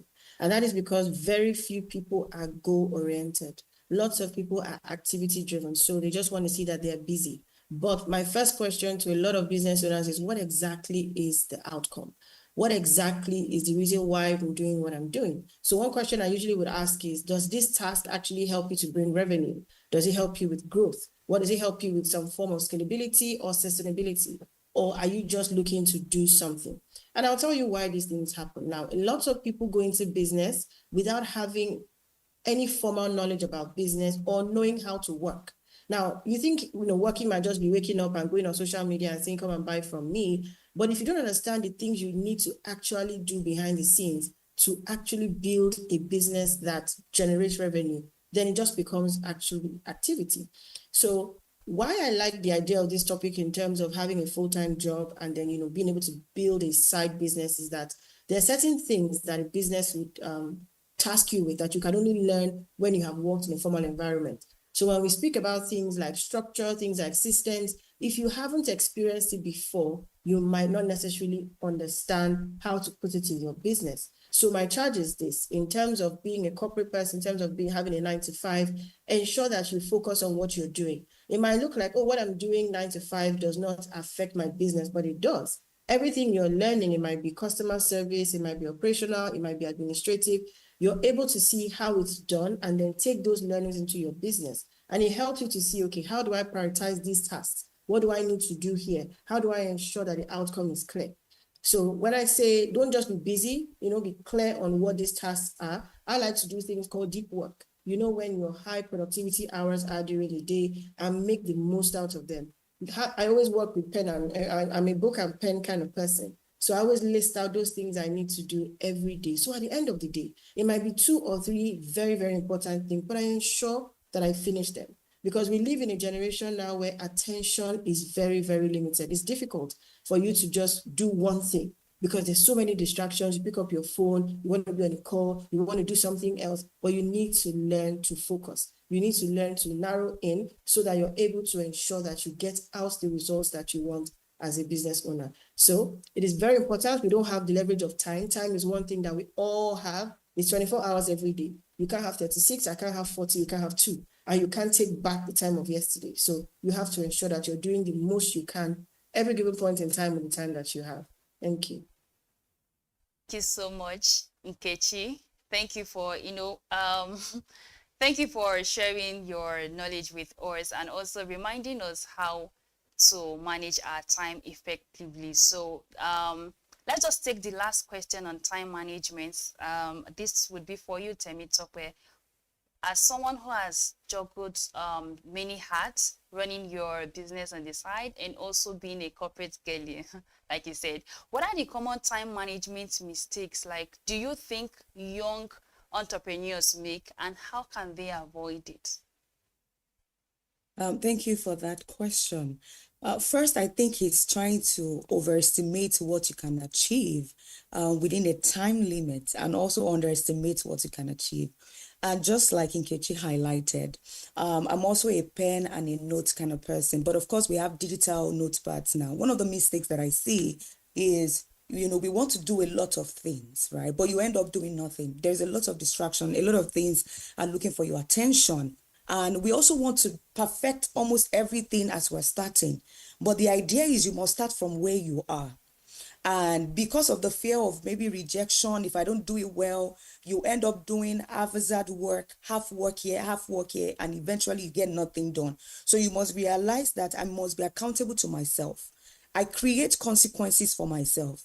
That if I don't do this at the time I need to do it, this is the consequence. You must have release dates or deadlines for your work. And these are the things you also learn in 9 to 5, that you've learned structure, time of resumption, consequences if you don't come early or if you come late. You must apply that to your business. That this is the same thing. If I'm not able to do this, this is the consequence. So maybe I'm not going to get this for myself, this that I plan to do for myself, or this that I plan to do in the business, I'm not able to do it. The bigger picture must always be in front of you at all time. There's a word I call people like us who are, running businesses and also being in corporate is youpreneurship. So there is entrepreneurship, but there is youpreneurship. It's the business of you. So it is you that needs to be accountable. With that, you are able to create automations, you're able to create systems. But if you yourself personally, you're not efficient, trust me, it will show in the things that you're doing and in the businesses that you're running, because balls will begin to drop somewhere. And be open-minded to outsourcing. If you think you've grown to the level where there's a part of the business that you're struggling with, and you can afford to pay, even if it is an intern, a volunteer, an assistant that can take care of that for you, you have to do it. I got to a point that my mentor had to say, Tops, you are doing a lot. And this needs your priority this year. You need to get it done. Get an assistant. That was like 4 or 5 years. I'm like, assistant. Even me, I'm an assistant to some people. But I had to. I got someone who could work with me with the budget that I had so that she can focus on some of the administrative things I needed to do. And I was able to deliver that project that year. I think that is how we must begin to think as business owners as well. You cannot do everything. If you need to outsource with the resources that you have, please go ahead to do it so that you can begin to create systems and a business that can eventually function without you and outlive you if possible. So that's what I think and how people can handle that. Thank you so much, Temitope. That was amazing. Thank you for that, sharing that word with us, youpreneur.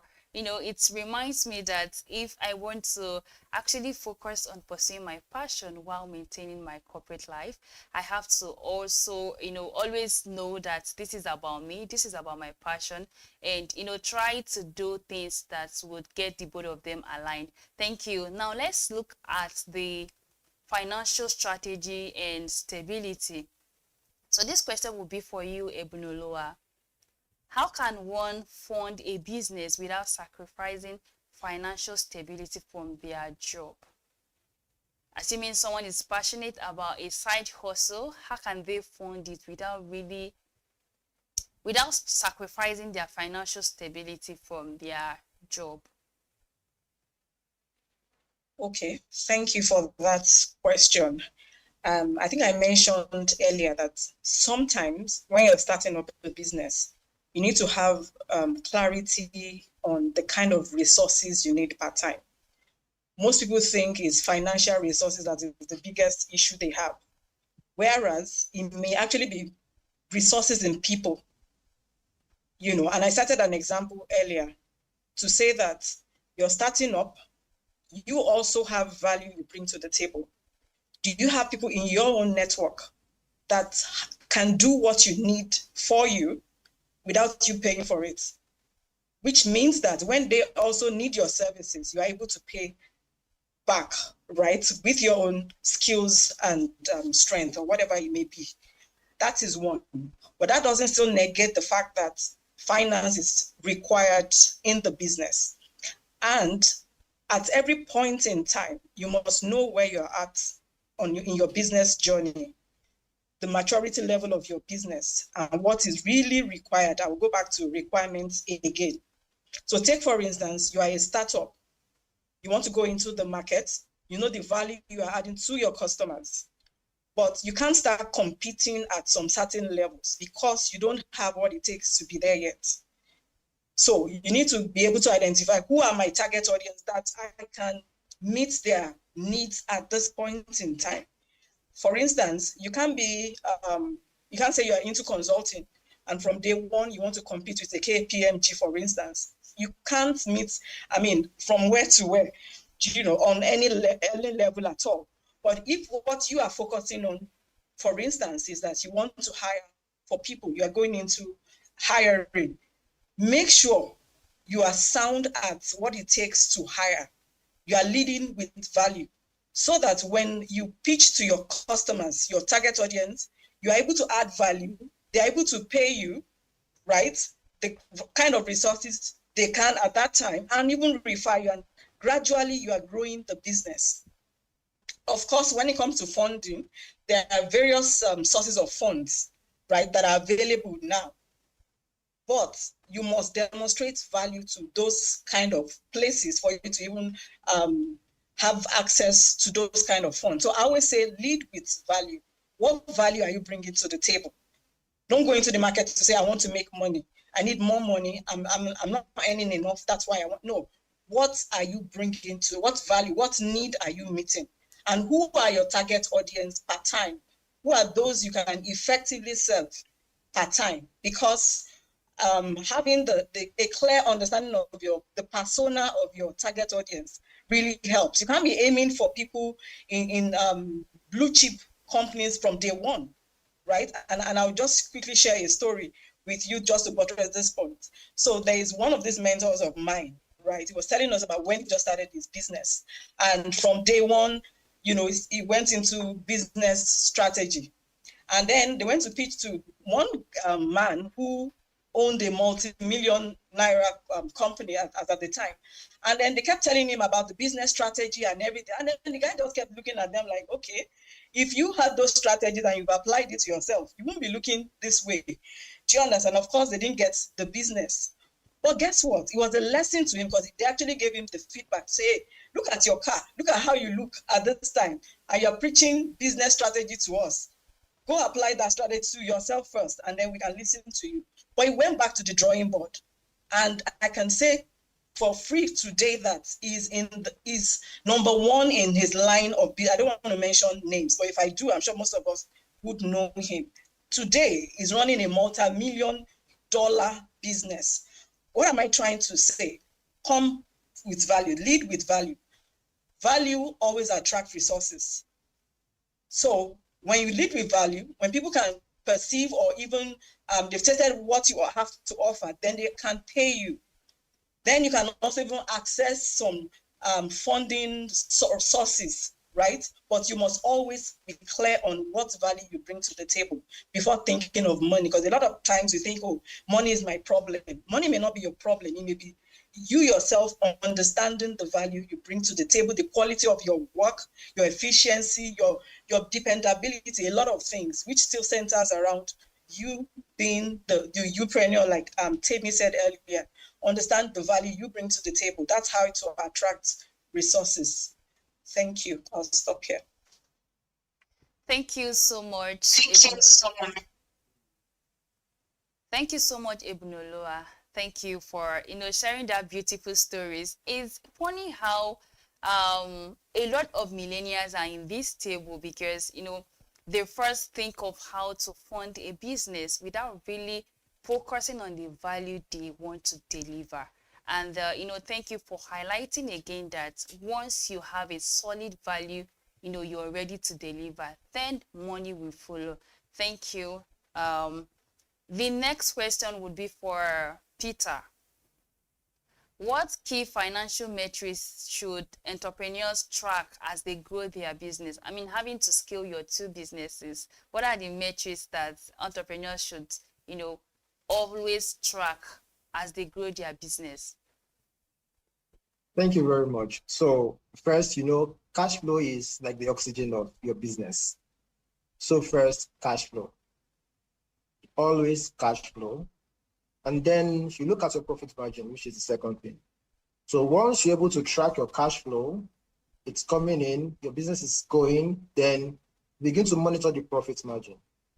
And then with your profit margin, you can know when to scale, right? So if you're not able to track your cash flow correctly to make sure that is working effectively, you cannot move from there. And so it is important that you understand how your cash flow works. Like Edwin said, value.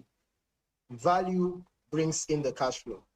And as the value brings in the cash flow, what next thing you think about is how to create experience with that value. And so with the experience, you scale.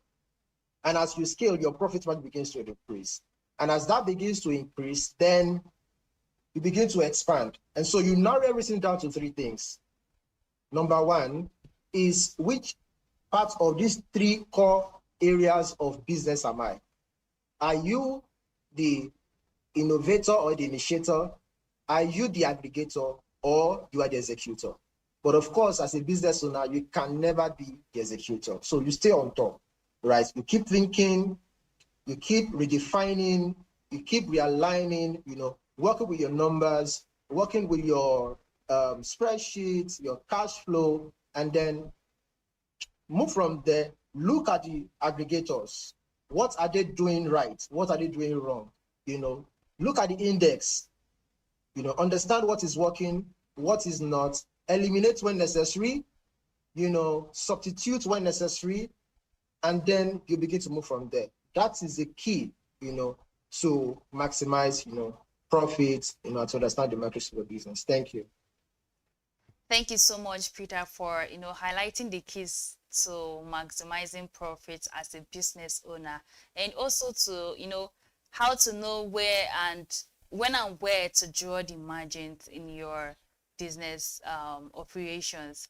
Thank you. Now let's look at how to make the transitions. I know a lot of people are often bothered with the situation of when to say goodbye to their 9 to 5 and focus mainly on their business, or some are also of the emotion that you can run the both of them side to side. So let's look at some questions in that area.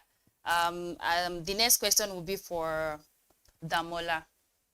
How does an entrepreneur know when is the right time to move from part-time to full-time entrepreneurship? Okay. I hope you can hear me. Yes, I can hear you. Okay, great. Okay, I don't think that it's like a time-based thing.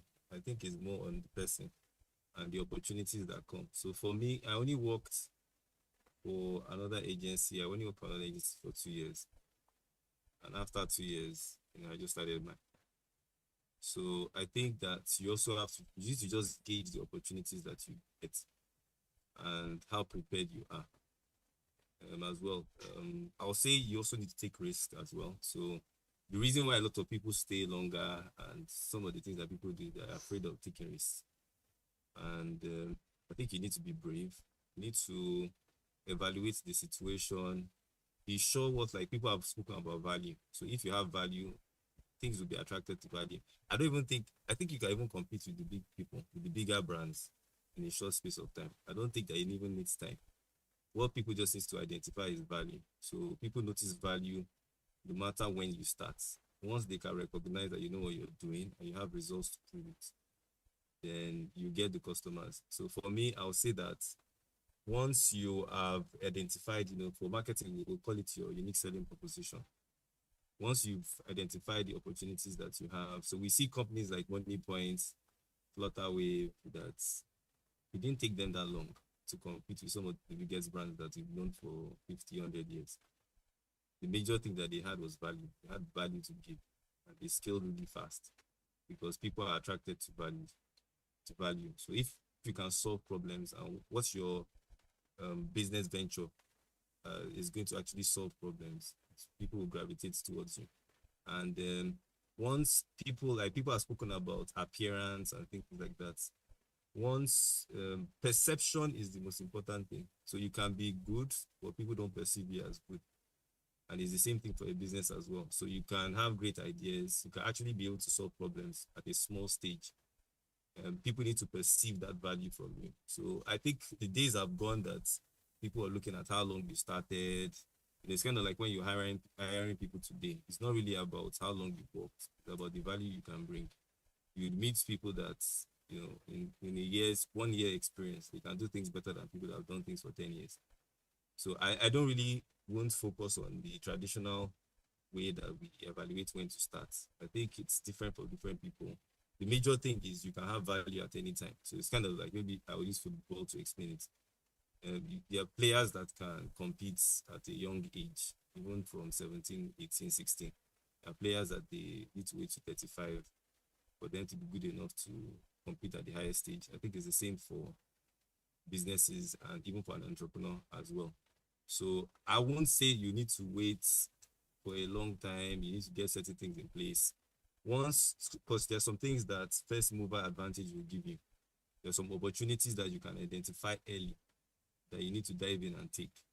So for me, like people have already mentioned the word value, I'll say that's the major thing. Once you can identify the value that you bring and you can see the opportunities to take them, I think it's a good time to go. Some people will tell you wait 5 years, wait 10 years, wait 3 years. I just think that if the opportunities come in 1 year, you can move. If the opportunity even comes in 6 months. I have a friend that he resigned after 2 weeks. He started the job after 2 weeks. He resigned and started his own business, and he's doing great. So the major thing is, I won't say that's the general rule. It depends on the person, depends on the things that you built yourself.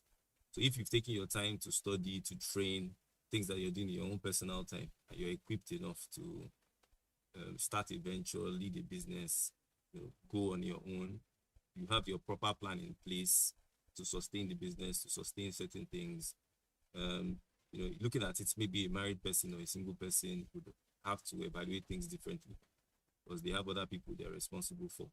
So I'll say things like that, but I would say opportunity, just identify the opportunities you have, look at the value that you can give, and if the opportunity arises, I think that you should take it. So I hope that helps. Thank you. Thank you so much, Damola. Thank you for already highlighting some of the important factors to look into before you transition. And also, I like the fact that, you mentioned, you kept on hammering on, there is no such thing like it is this time. You can't just say, oh, it's 5 years or 10 years before you can transition to pursue your side hustle, your passion. Just understand your time and be confident with your value, the value you bring to the table, then you're good to go. Thank you. Let's still look more deeply into some of the factors to consider. So over to you, Nkechi. What are the most important factors to consider before making that transition?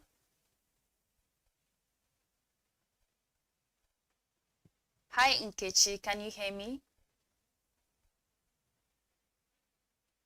Hi, can you hear me? Yes, thank you. Okay. Yes. Did you get my question? I should take it again.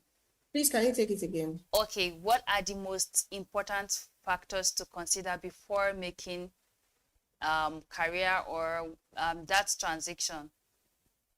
Okay, all right, thank you for the question. So first of all, right, I would like to really say that entrepreneurship, or rather full-time entrepreneurship, is not for everybody.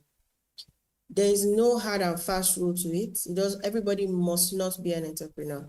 The reason why I'm saying this is when you work a full 9 to 5 job and you're transitioning, it's almost like going from having your bath with warm water to cold water. You have been promised a paycheck at the end of the month. If you're not in sales, right, most of the time you have a salary every month, whether or not that business makes money. That is their commitment to you. Now, when you're going into full-time entrepreneurship, it's a different ballgame. You have to be someone who has discipline, resilience, someone who has grit, someone who's able to take no, keep moving, be vision-oriented, and the kind of person that has control over their mindset. So for you to be that kind of person and for you to be able to transition full-time, you need to first of all be honest with yourself. Am I an entrepreneur? Am I someone who is ready to commit to this decision for the next 10 years? Am I ready to continue to say yes to myself? Because entrepreneurship is really beyond earning money. It's beyond revenue. It has a lot to do with who you are as a person. So one of the major mistakes that I've seen with people looking to transition is quitting too early. You cannot make this decision based on feelings. It cannot be how you feel because your feelings are too fickle for you to make decisions with them. You have to be quite objective. You need to be able to see that, okay, this is where I am now. This is my plan for the next 60, 90, 120 days. This is how I'm going about it. Remember that as a person, you might have obligations, you might have a family, you might have dependents. And again, it starts with you. So you have to be ready to understand that once you're moving, right? So that is one thing I would say. So also in terms of mistakes people make is that they don't pay attention to the market they are going into. You can't go into business blinded. You have to be sure, okay, this is what the market currently is saying. This is how people are doing things. Imagine being in the business today of maybe entertainment, and then you start selling your own CDs or something. I mean, you're really competing with the past. So you need to know what exactly the market is saying. You need to be sure how much people are charging. What do you charge? What kind of people do you need on board? So there are certain questions you need to be asking yourself. You need to also understand how to do business. When you're running a business, you have to, of course, register it. You have to ensure your tax is in place. You need to ensure, your legal, any other paperwork that you need to have. You can't just go into it and just sort of start to wing it. We are in an age where you click of a button, find out what is required for you to start to render these services within a particular environment. So don't just rush in and close your eyes and say, oh, you know what, I'm going to do it right now. Yes, I believe you should take risks. I believe you should do it while you can. I believe you should have momentum, but doesn't mean you should do it without, putting in the right things in place, without doing your research. And of course, someone had also mentioned value. You need to ensure, what am I bringing into the market?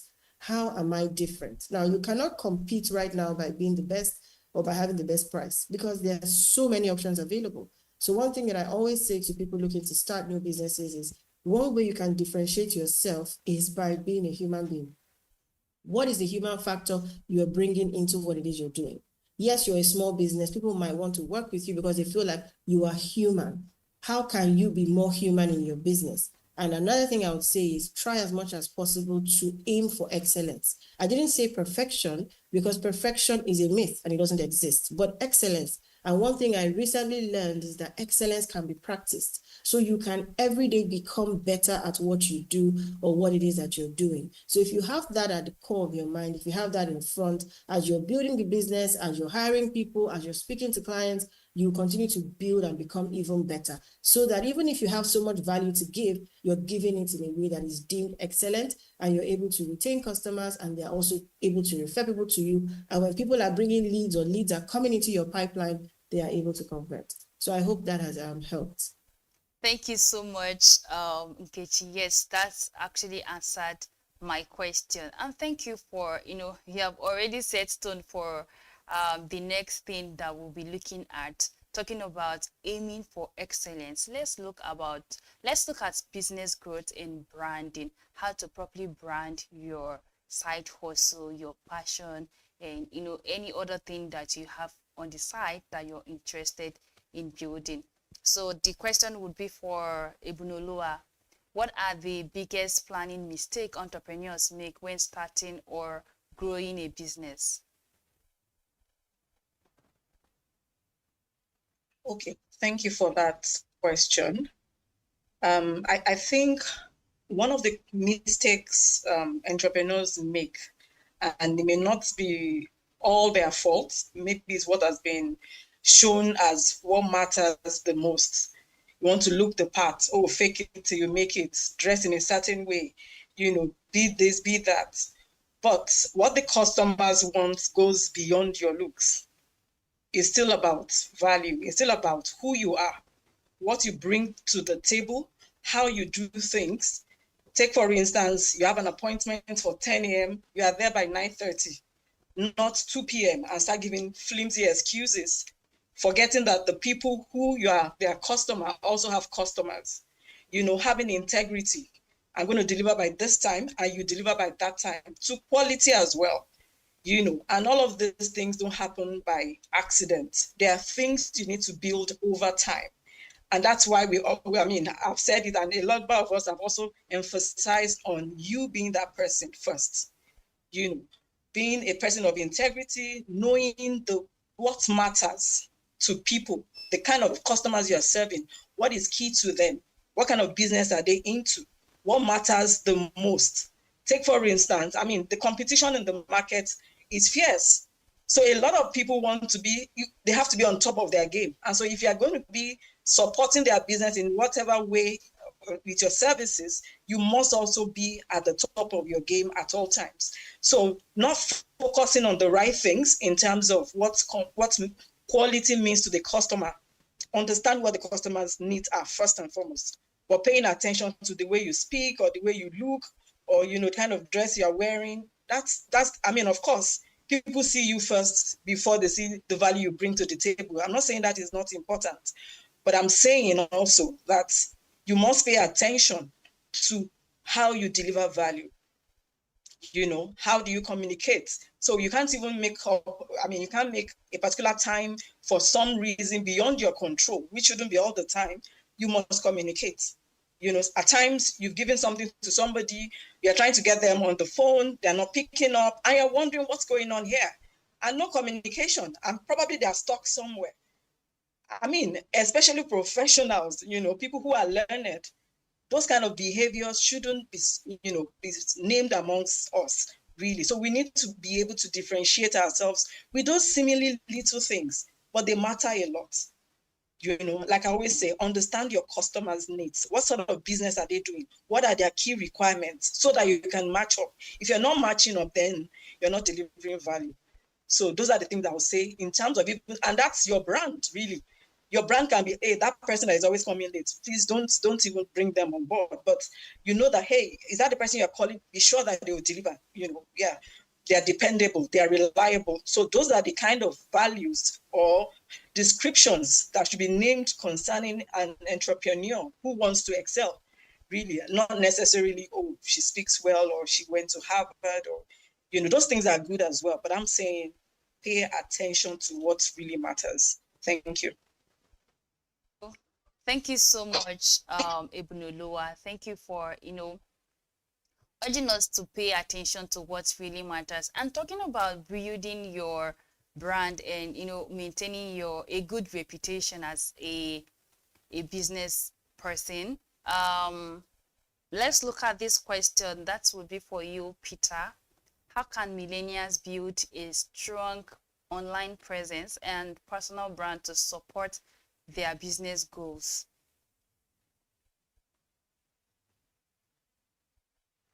All right, thank you very much for that question. So first, what I would like to say is you are the brand.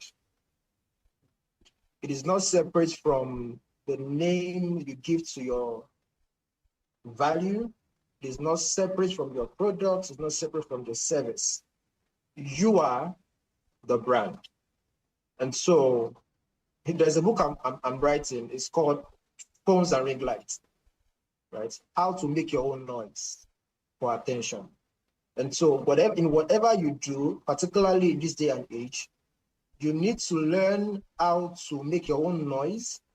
You need to learn what language is required in your own industry. You need to learn how whatever value or product or service you sell is being accepted.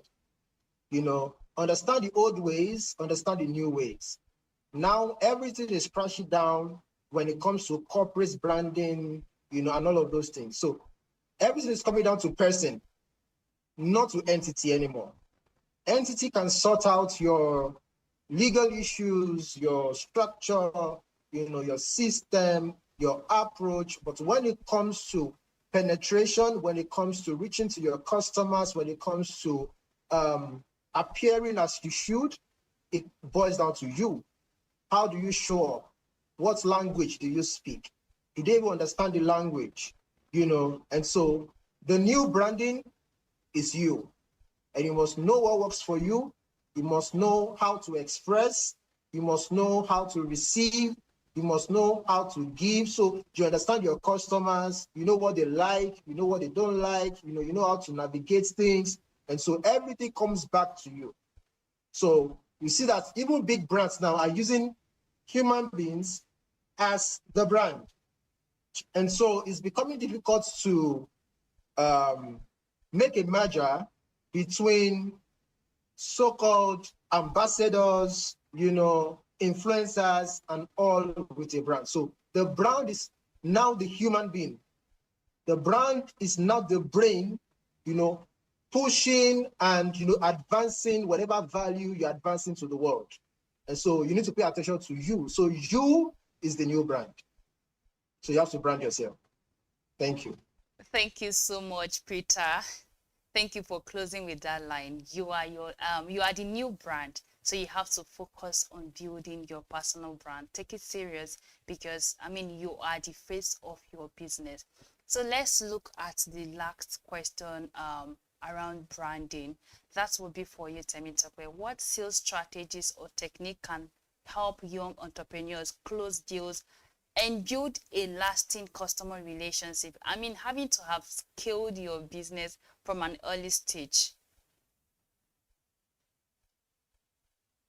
Thank you for that question.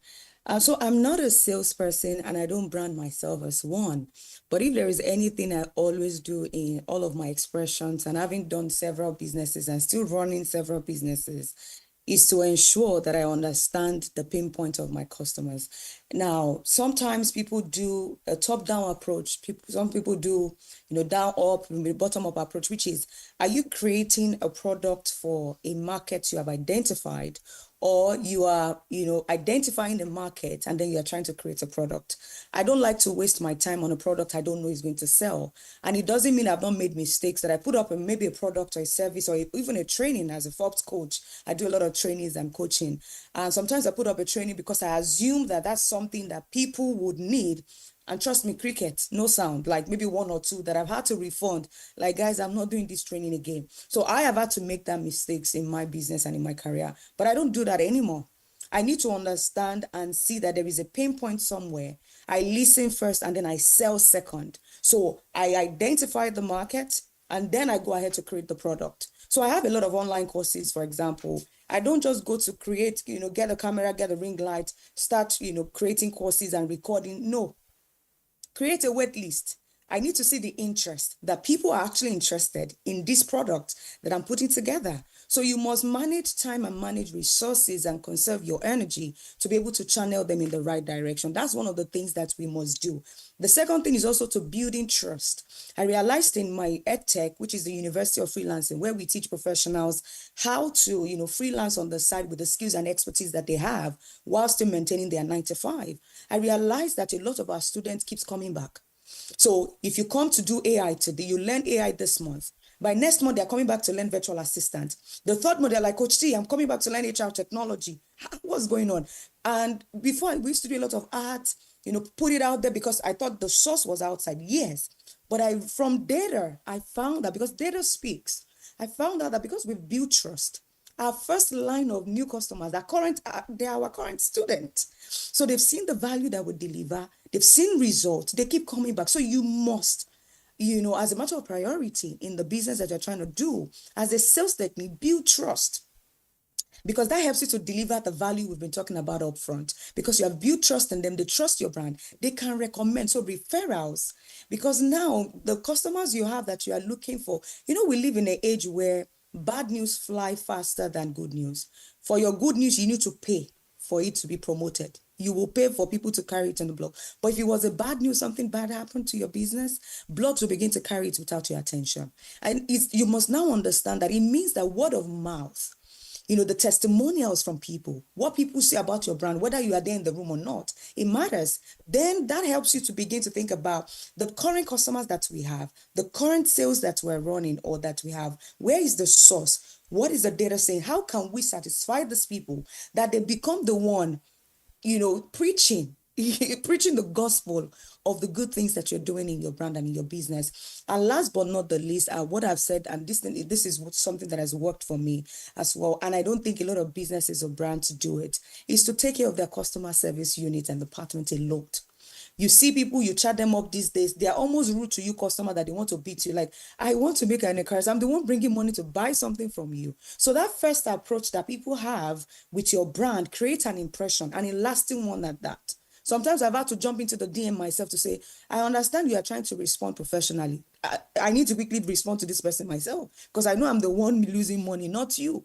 People want to do their job and then move on. So as a business owner, your eyes must be on the communication department or unit or channel of your business. You need to ensure that your brand is being communicated in the way that you want it to communicate. Sometimes I'm seeing my business page, maybe one of them is liking a particular post or a particular comment.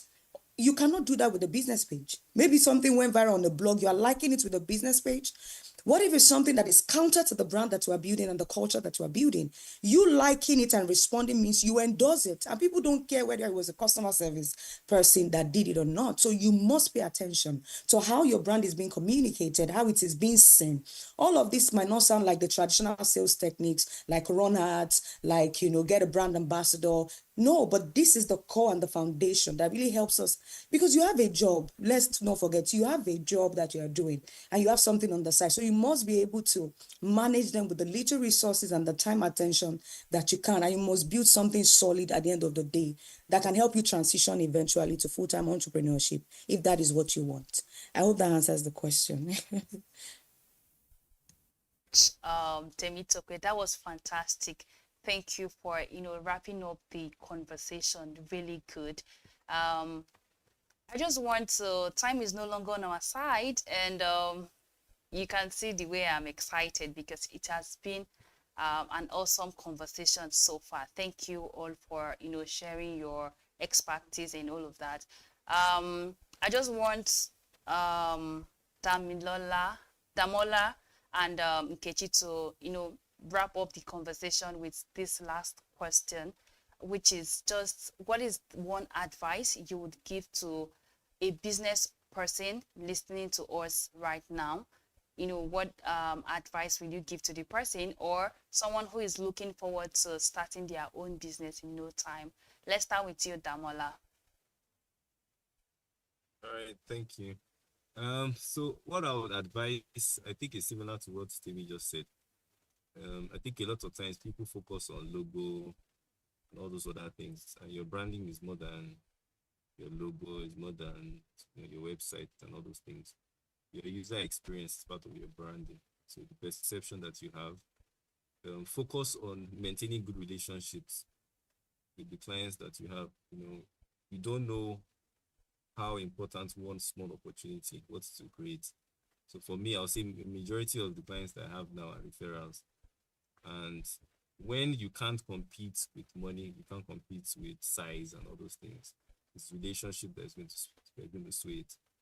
So let's say Temi was coming to Nigeria or something, or maybe she's in Lagos or something.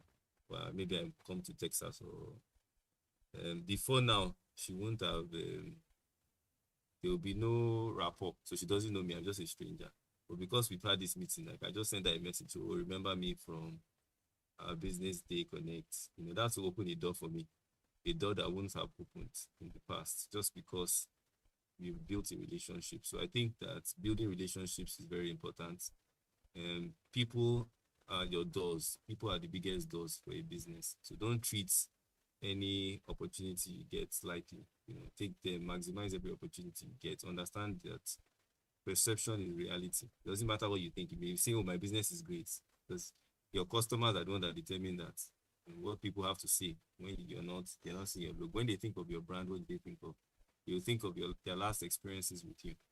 So for me, I think that would be my advice, my closing advice. Thank you. Don't speak. Thank you, Damola. Thank you for, that's awesome advice. From Damola, you shouldn't focus on just the physical aspect of your branding, focus on building relationship. Thank you. Over to you, Nkechi. Okay, thank you. So in conclusion, I'll just say that if you're looking to start a business, you need to start with clarity, be very clear. And I would also say, ensure you're solving a real problem. Don't just, solve a problem that you think is peculiar to just you, because you are not your own market. So be sure that what you're solving is actually a real problem. And I'll now say that you need to learn to be able to build momentum. When you're starting a business, there's this excitement, family and friends might support you in the beginning, everything is rosy, but you need to learn to be able to keep doing things. Like every day, you have to continue to move.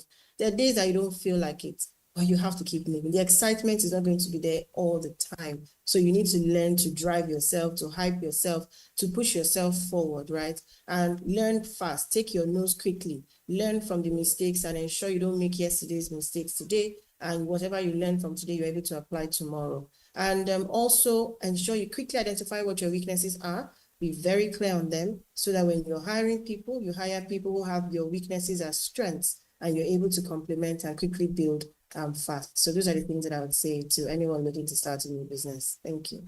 All right. Thank you so much, Nkechi. I would like to quickly thank our panelists. Thank you, Damola. Thank you, Temitope. Thank you, Nkechi. Thank you, Ebunoloa. And finally, thank you, Peter. Thank you all for sharing your invaluable insight and practical advice. I also want to say a huge thank you to everyone who joined us today. This conversation has highlighted that turning your passion into profit isn't just about finding the perfect balance, but about creating a rhythm that works for you. Remember, your journey is your own, whether you're just starting a side hustle, planning to transition into a full-time entrepreneurship, or looking for a way to grow your business. The key is to stay consistent. Don't just plan, but also celebrate every win along the way. Thank you once again. And until next time, I am Ethel Adorno, your host here on the Millennial Hangout. Have a great day.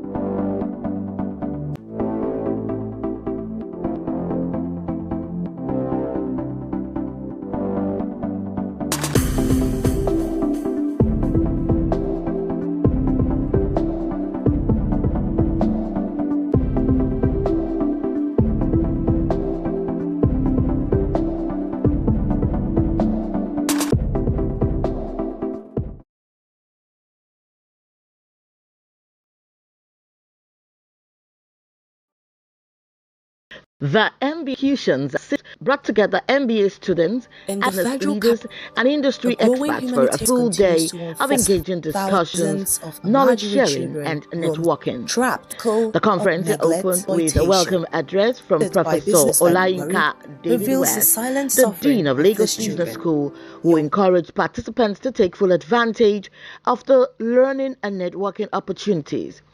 And this set the stage for insightful conversation and collaborations. This conference is therefore not just an event, but an expression of what LBS stands for. It demonstrates that excellence at LBS is not confined to the classroom. It is actively lived out in how our students organize, collaborate, and engage with the world.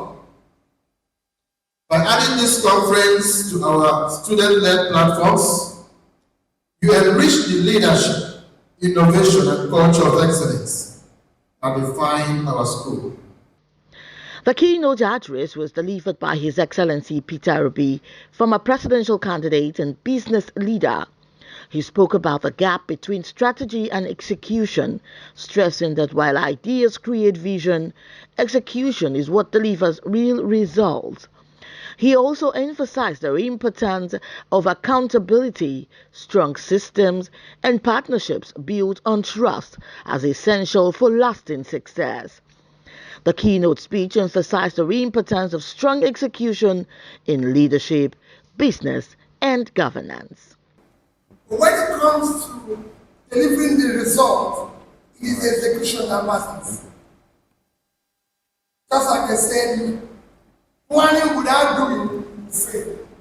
Doing without planning will fail. So the critical thing I'm going to tell you today, as in my own little contribution as a trader, because in the business where I am as a trader, you are the CEO, you are the chief financial officer, chief operating officer, the cashier and everything. And I know that the critical aspect of what we are going to talk today is about execution. A fireside chat on leadership with excellence explored how young leaders can leverage networks for personal and professional growth. Panel sessions led by industry experts focused on building execution-ready skills, designing accountable systems, and forming partnerships to drive innovation and growth. It doesn't say that a leader must be, we're talking about responsible leadership. It comes with a lot of discipline. So it's somebody who is competent, who have the capacity and the compassion, the commitment. Because that commitment is what drives us. It's not something you can't execute halfway. You have that's why you have companies or countries that do well for 1 year and then the next year falls apart. Or you have somebody who is elected who does well for 1 year and then collapses. It has to be consistent. It's that consistency that makes all the difference. So when we talk execution as a competitive edge, it's something that must be consistent. It's the discipline aspect of it. You can have all the plans in the world. You can have 5 years plans. You can have 10 years plans, good plans. But if you do not have the right execution, if you don't have the right leadership, if you don't have the guts to push, because we also learned that you can have the right execution, but if you don't have the guts, if you don't have the leadership to actually push the execution, because execution can be pushed back, right? You will not succeed. I think there needs to be a system of learning, right? There needs to be a system of learning, and there needs to be a system of failing fast. So you need to fail fast, make accommodation for that, and then learn from that and begin to grow. That's what I think that organizations need to do. They also need to train their staff to ensure that they have the requisite capacity to deliver on the strategic objectives of the organization. Execution rather requires discipline. You need to be able to follow execution religiously. The event ended with networking sessions where students connected with alumni, entrepreneurs, and executives, gaining mentorship and career opportunities. The conference was widely seen as a success, inspiring participants to view execution not just as a process, but as a true competitive advantage in leadership and business. The MBA Students Conference.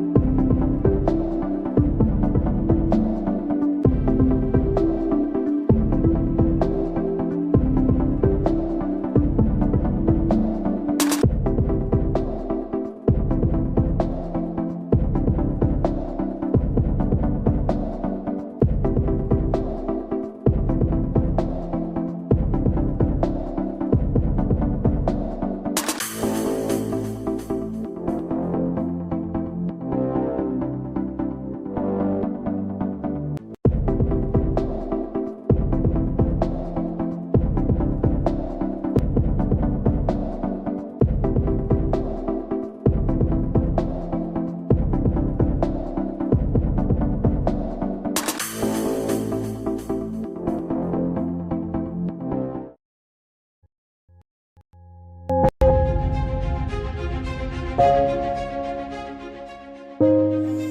morning and welcome to the BDTV Breakfast Show. I am Bethel Ogunjobi. My name is Elizabeth Musa. And this is the social listening segment on the BDTV Breakfast Show. We're talking about the Fly Nigeria Act. Can you give us a background into what this is about? We are here today on the streets of Lagos, Nigeria, to gather opinion about a pressing issue. I go look at the cost of petrol. We get very Nigeria with the suffer. The income is not really increasing, but the prices of items are increased. Nothing like service again. No. You only pray for that money to reach you that month. There's a lot of high pressure, a lot of stress. There's a lot of high targets to be met. I was quite strict.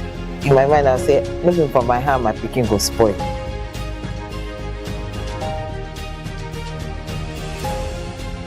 To allow all banks and all the players in the space. 15% inflation target achievable in 2025.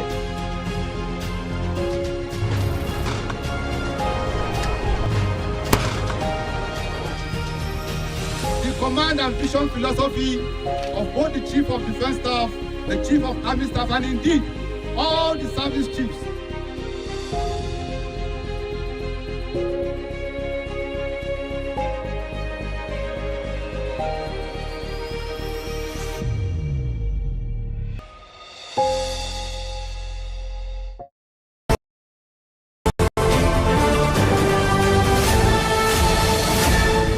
You are watching Business Day Television.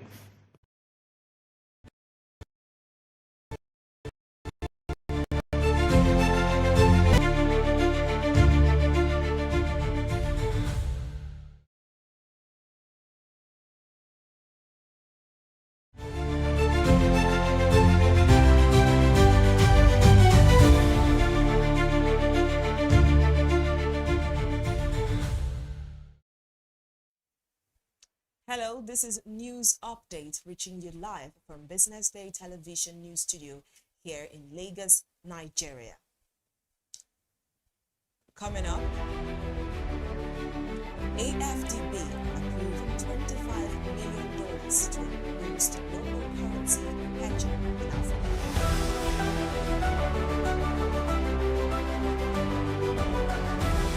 Federal government and states, local governments shared $2.2 billion FIRs. FIRs grant banks and agencies to comply with tax deduction rules. Lagos and Kaduna, top states in IGR human capital investment. Thank you for joining us on News Update. I am Norma Obona. The African Development Bank has approved a $25 million equity investment in the Currency Exchange Fund, known as TCX, to boost local currency financing across Africa. The initiative is designed to reduce foreign exchange risks for borrowers, particularly in fragile and underserved markets where hedging tools are limited.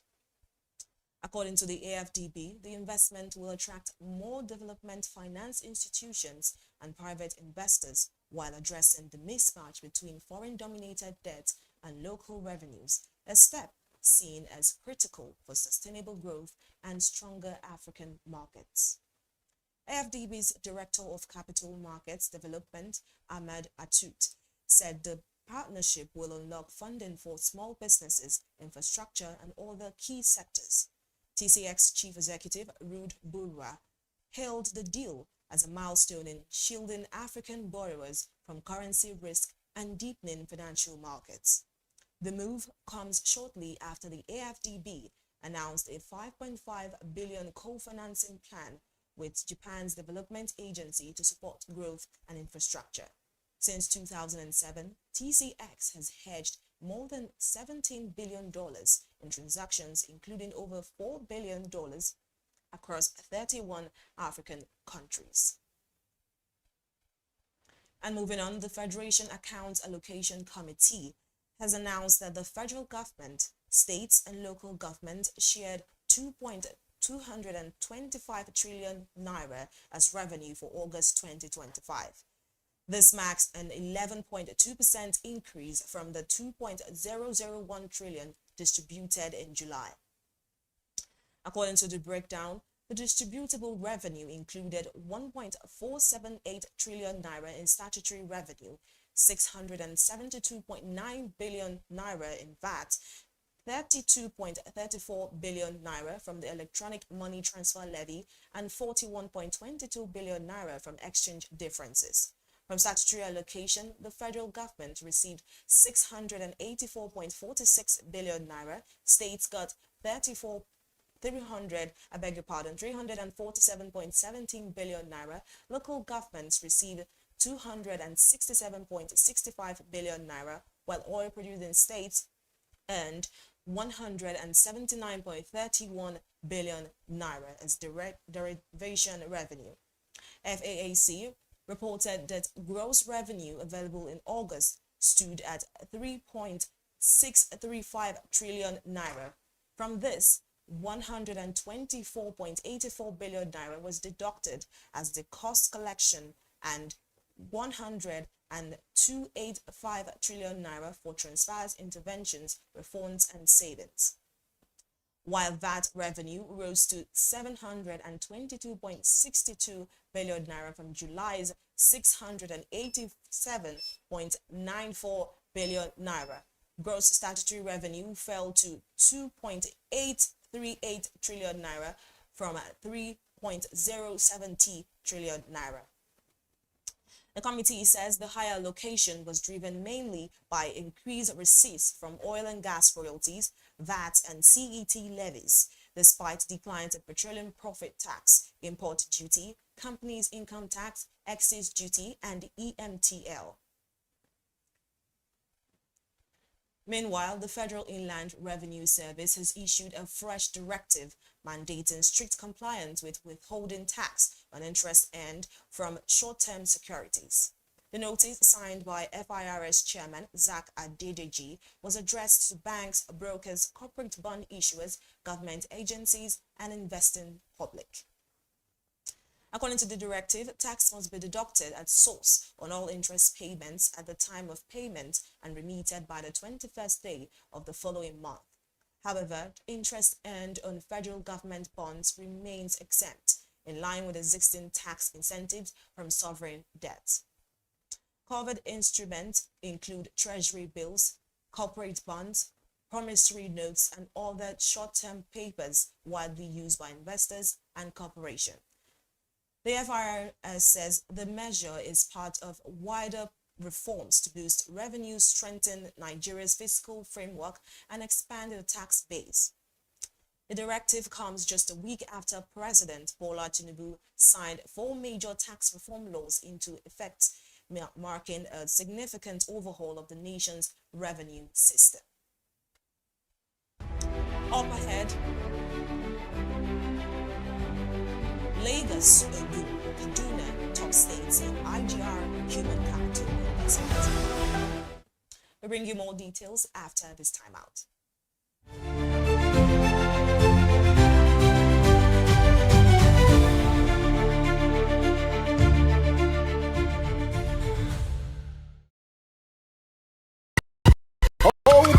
Dependable insurance. After God, you are the next insurance.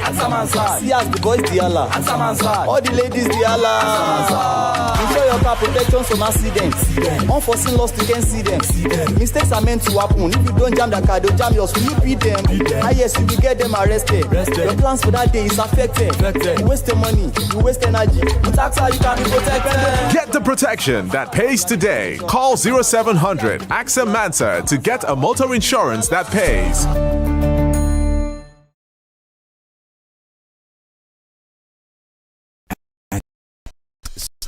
We are here to help you grow with financing that helps you expand, expert knowledge across 20 African markets, trade solutions that open doors to 195 countries globally, and an online banking platform that works hard, because with us, there's possible, then there's more. Visit www.stanbicibtcbank.com/business for more. Stanbic IBTC.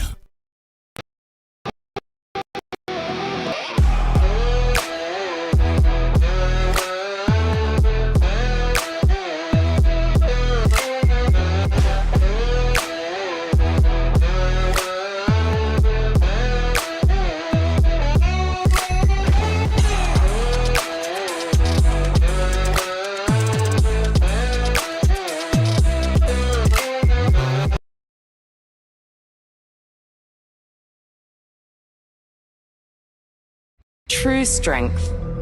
What defines it? The brilliance of a player? Or when a team comes together to win?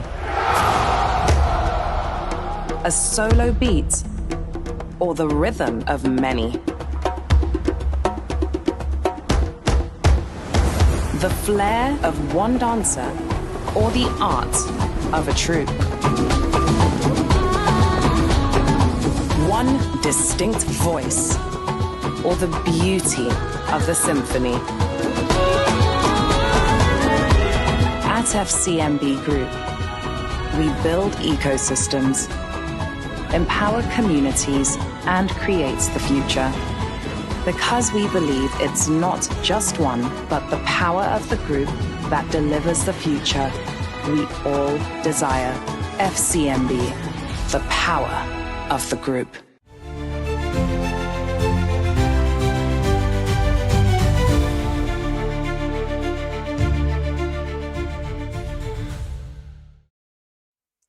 The 2025 State Performance Index by Phillips Consulting has ranked Lagos, Ogun, and Kaduna as the top 3 states in Nigeria for internally generated revenue and human capital investment. For the first time, the index weighted audited financial data at 70% and citizen sentiment at 30%, moving beyond perception-based rankings.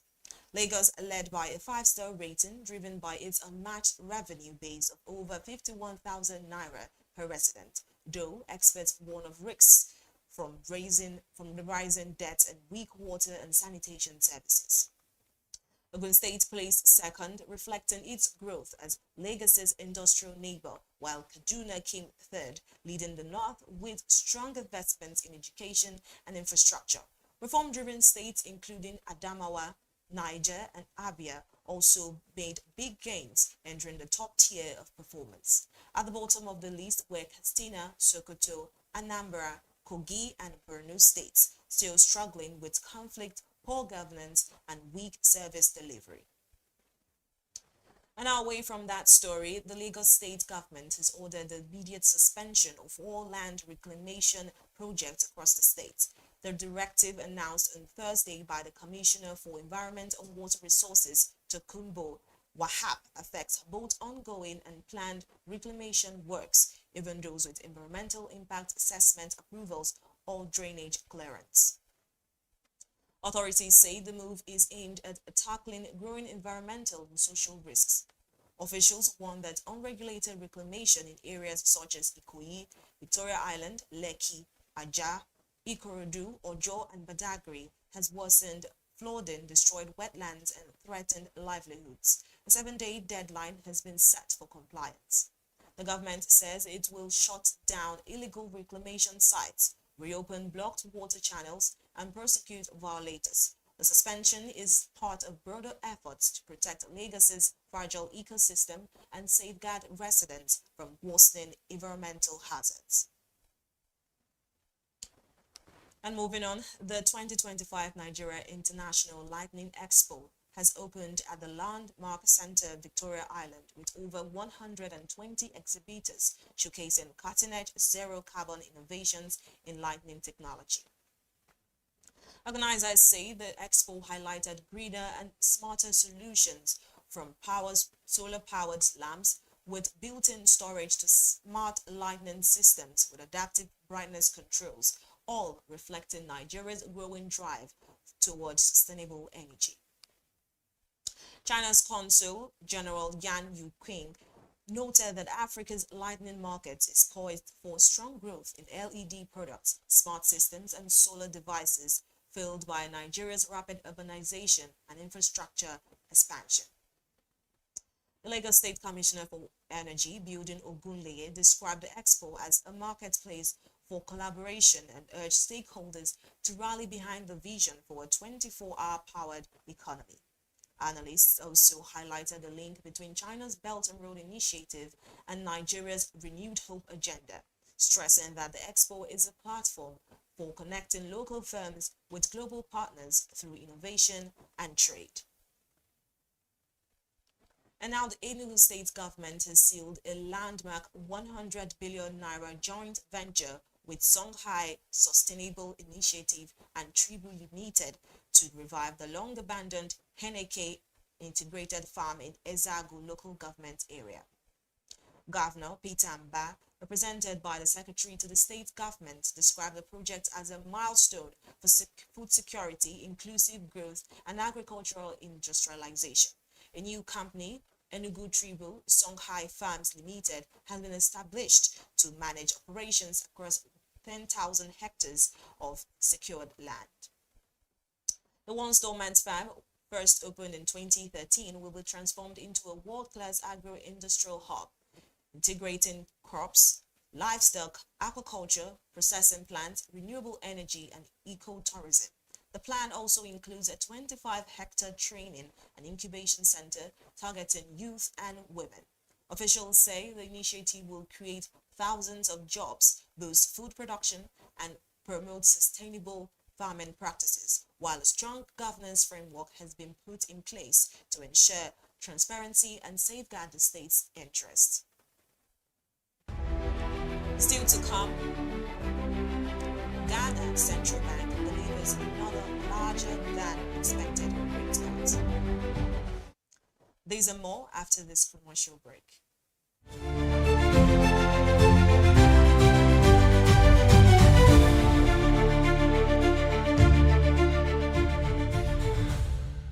Okay now. Dependable insurance. After God, you are the next insurer. See as the boys the Allah.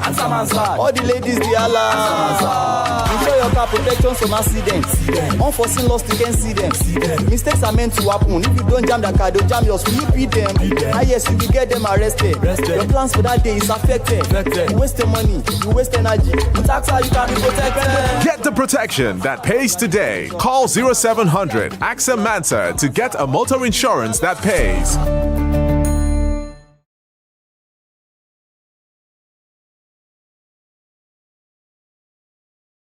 At Stanbic IBTC, we are here to help you grow with financing that helps you expand, expert knowledge across 20 African markets, trade solutions that open doors to 195 countries globally, and an online banking platform that works hard because with us, there's possible, then there's more. Visit www.stanbicibtcbank.com/business for more. Stanbic IBTC.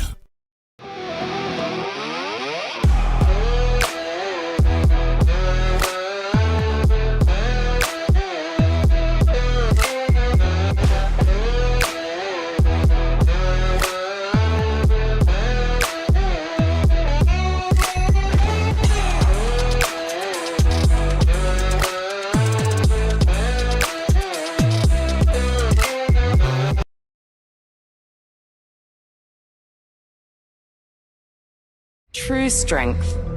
What defines it? The brilliance of a player?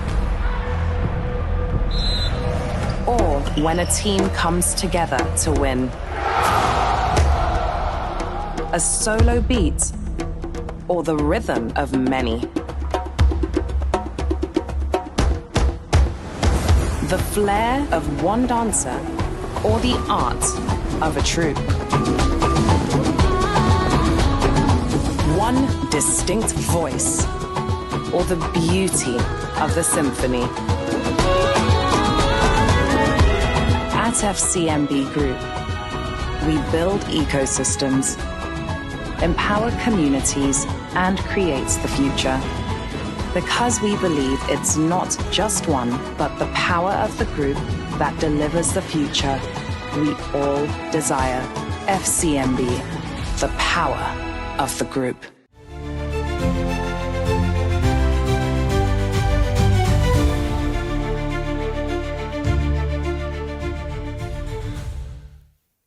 Welcome back to the news update. We now head to Africa.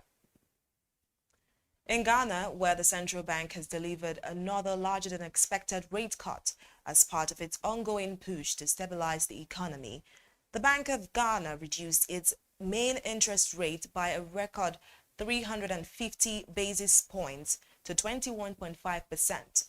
surprising markets after analysts had forecast a smaller cut of 200 basis points. This follows a 300 basis point reduction at the last Monetary Policy Committee meeting in July. According to the bank, the move comes on the back of a sustained decline in inflation and an improving macroeconomic outlook. Headline inflation fell for the 8th consecutive month to 11.5% in August, its lowest level since October 2021. The central bank expects inflation to ease further and fall within its medium-term target range of 8% plus or minus 2 by the end of the fourth quarter. Economist Leslie Dwight Manasseh of the Institute of Fiscal Studies said the committee appears emboldened by the expectation that inflation will soon hit target, adding that the move is particularly good for the real economy sector. In South Africa, one of the country's top courts has annulled a government permit allowing state utility Eskom to build a major gas-fired power plant. The 3,000 megawatt project planned for Richards Bay on the East Coast was part of government efforts to expand power generation and reduce reliance on coal. But the Supreme Court of Appeal ruled the proper public consultation had not taken place, rendering the authorization invalid. The judgment makes Eskom must reapply for approval once community participation is completed. The ruling mirrors previous court decisions against energy companies that failed to adequately engage what affected communities when seeking permits for oil and gas projects. Environmental groups who challenged the authorization welcomed the outcome, calling it a victory for local residents facing pollution concerns. Desmond the essay of the South Durban Community Environmental Alliance said Eskom had long overlooked the impact of its facilities on nearby communities. Also, economic growth slowed in the second quarter of this year in Rwanda, reflecting weaker performance in industry and services. According to the National Institute of Statistics, the economy expanded by 7.8% year-on-year, compared to 10.2% in the same quarter of 2024. The industrial output rose by 7%, down by 13% a year earlier, while the services sector grew 9%, compared with 12% previously. Agriculture, however, provided some relief by expanding to 8% in the second quarter, up from 4% in the same period last year. Rwanda's economy remains heavily dependent on agriculture, tourism, and manufacturing, and analysts say sustaining high growth will require continued investment in these key sectors. Now let's move on to the foreign scene, where the United States in the Republican-controlled House of Representatives has cleared the way for a vote on a stopgap funding bill aimed at averting a partial government shutdown in 2 weeks. Lawmakers voted 216 to 210 on Wednesday to begin debate on the measure, which could keep federal agencies funded through November 21st. The resolution also includes $88 million to strengthen security for Congress, the Supreme Court, and the executive branch, following the recent assassination of conservative activist Charlie Kirk. Republicans hope to pass the measure by Friday and send it to the Senate before President Donald Trump can sign it into law. However, Democrats have rejected the plan as a partisan bill. The White House has issued a policy statement in support for the Republican resolution. Meanwhile, Democrats have introduced an alternative stopgap, which would extend government funding through October 31st. The version also seeks to restore Medicaid funding cut under Donald Trump's tax law and permanently extend healthcare tax credits under the Affordable Care Act. Both sides now face a tight timeline to avoid a shutdown ahead of the new fiscal year starting October 1st. And also in India, textile manufacturer Gokal Das Exports is planning to expand shipments to the European Union and United Kingdom while shifting part of its production to Africa at steep U.S. tariffs strengthen its profitability. The company, which supplies major U.S. retailers, including Walmart, Jack Penny, generates about 75% of its sales from the American market. But with reciprocal tariffs as high as 50%, Managing Director C. Varamak Ganapati says business with the U.S. is becoming increasingly difficult. Gokaldus currently produces around 90 million garments annually, recording revenues of nearly 39 billion rupees in fiscal 2025. However, the company expects profit margins to drop to single digits, down between 12% in the first quarter of fiscal 2026 as it absorbs part of the tariff cuts to maintain client relationships. To mitigate the impact, Gokaldus has been gradually moving production to Kenya and Ethiopia, where tariffs are lower, and stepping up exports to the UK and EU. Up next is sports news after this break.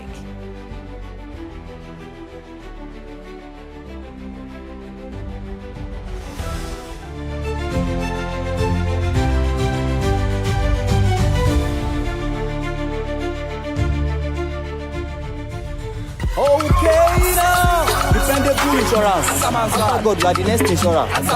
See as the boys the Allah. All the ladies the Allah. Ensure your car protection from accidents. Unforeseen loss, you can see them. Mistakes are meant to happen. If you don't jam the car, they'll jam yours. Will you beat them? Yes, you will get them arrested. Your plans for that day is affected.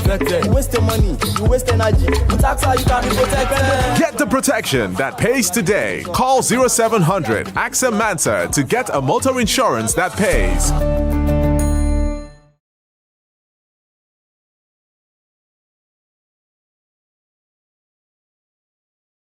At Stanbic IBTC, we are here to help you grow with financing that helps you expand, expert knowledge across 20 African markets, trade solutions that open doors to 195 countries globally, and an online banking platform that works hard, because with us, there's possible, then there's more. Visit www.stanbicibtcbank.com/business for more. Stanbic IBTC.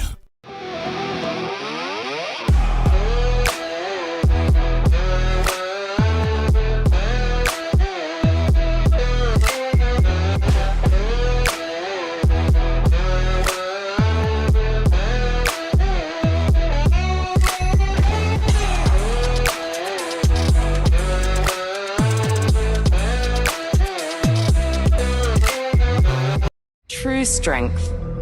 What defines it? The brilliance of a player?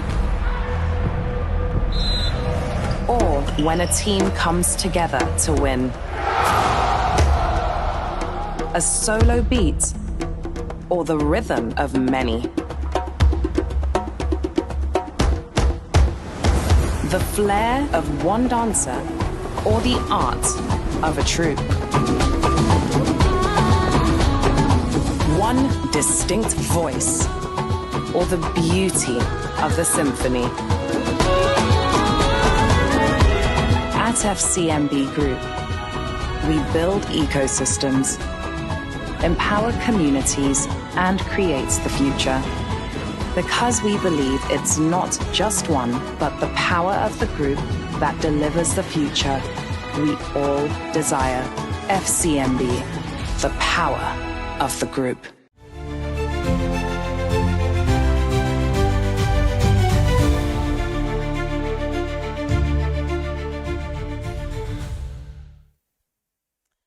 Welcome back, and now to sports. Swansea City staged a remarkable late comeback to knock Nottingham Forest out of the Carabao Cup in dramatic fashion. Forest looked in control after Igor Jesus scored twice on his first start, giving the visitors a 2-0 lead at the Swansea Stadium.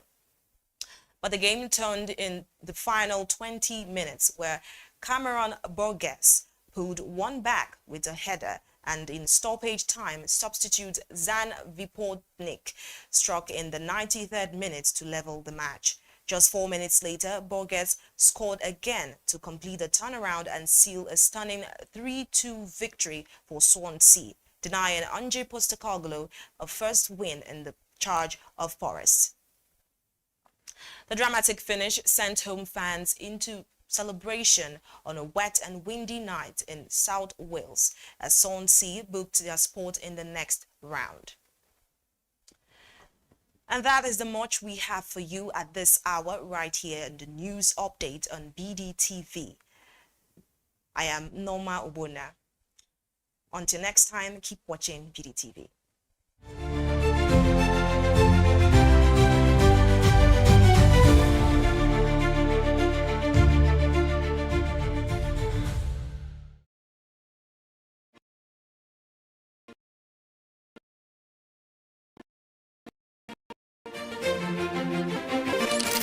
I am, of course, a great admirer of the impeccable credibility, professionalism, and business savviness of BusinessDay. If you really mean business in Nigeria, start your day with BusinessDay.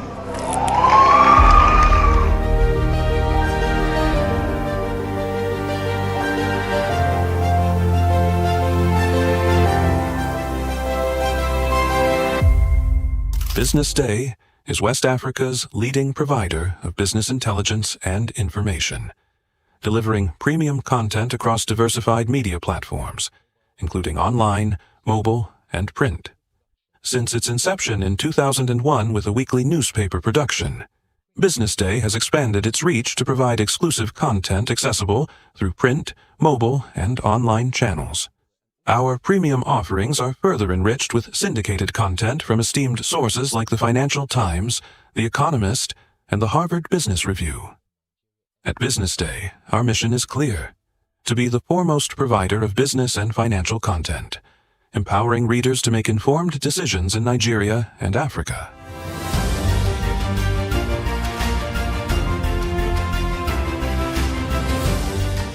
Since our establishment, we have been committed to delivering insightful, relevant, and accurate information about Nigeria's business and finance environment, while contextualizing the impact of global events.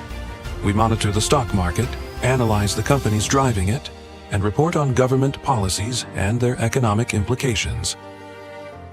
For being consistent in organizing these CEO forums for almost the last 14 years, I think this is a recommendation, and I think something that will encourage them to continue.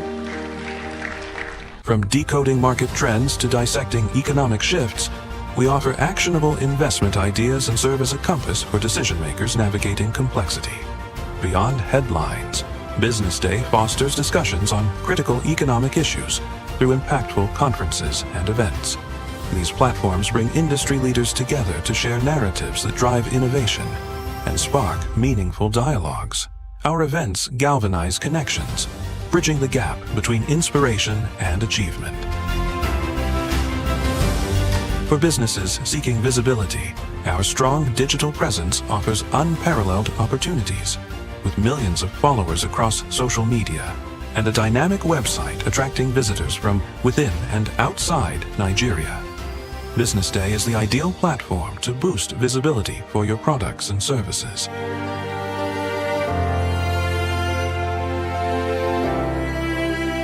If you're looking for in-depth analysis and expert opinions on Nigeria and Africa's business landscape, BusinessDay is your guide.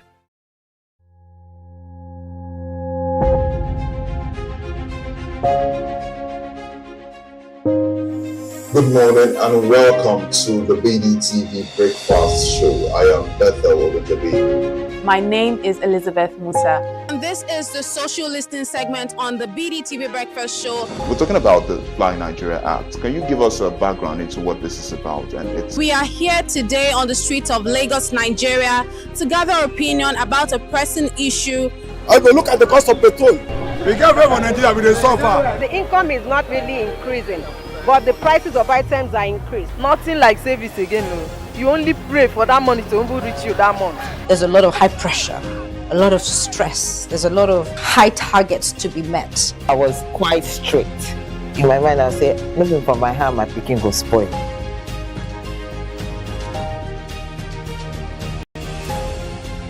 To allow all banks and all the players in the space 15% inflation target achievable in 2025.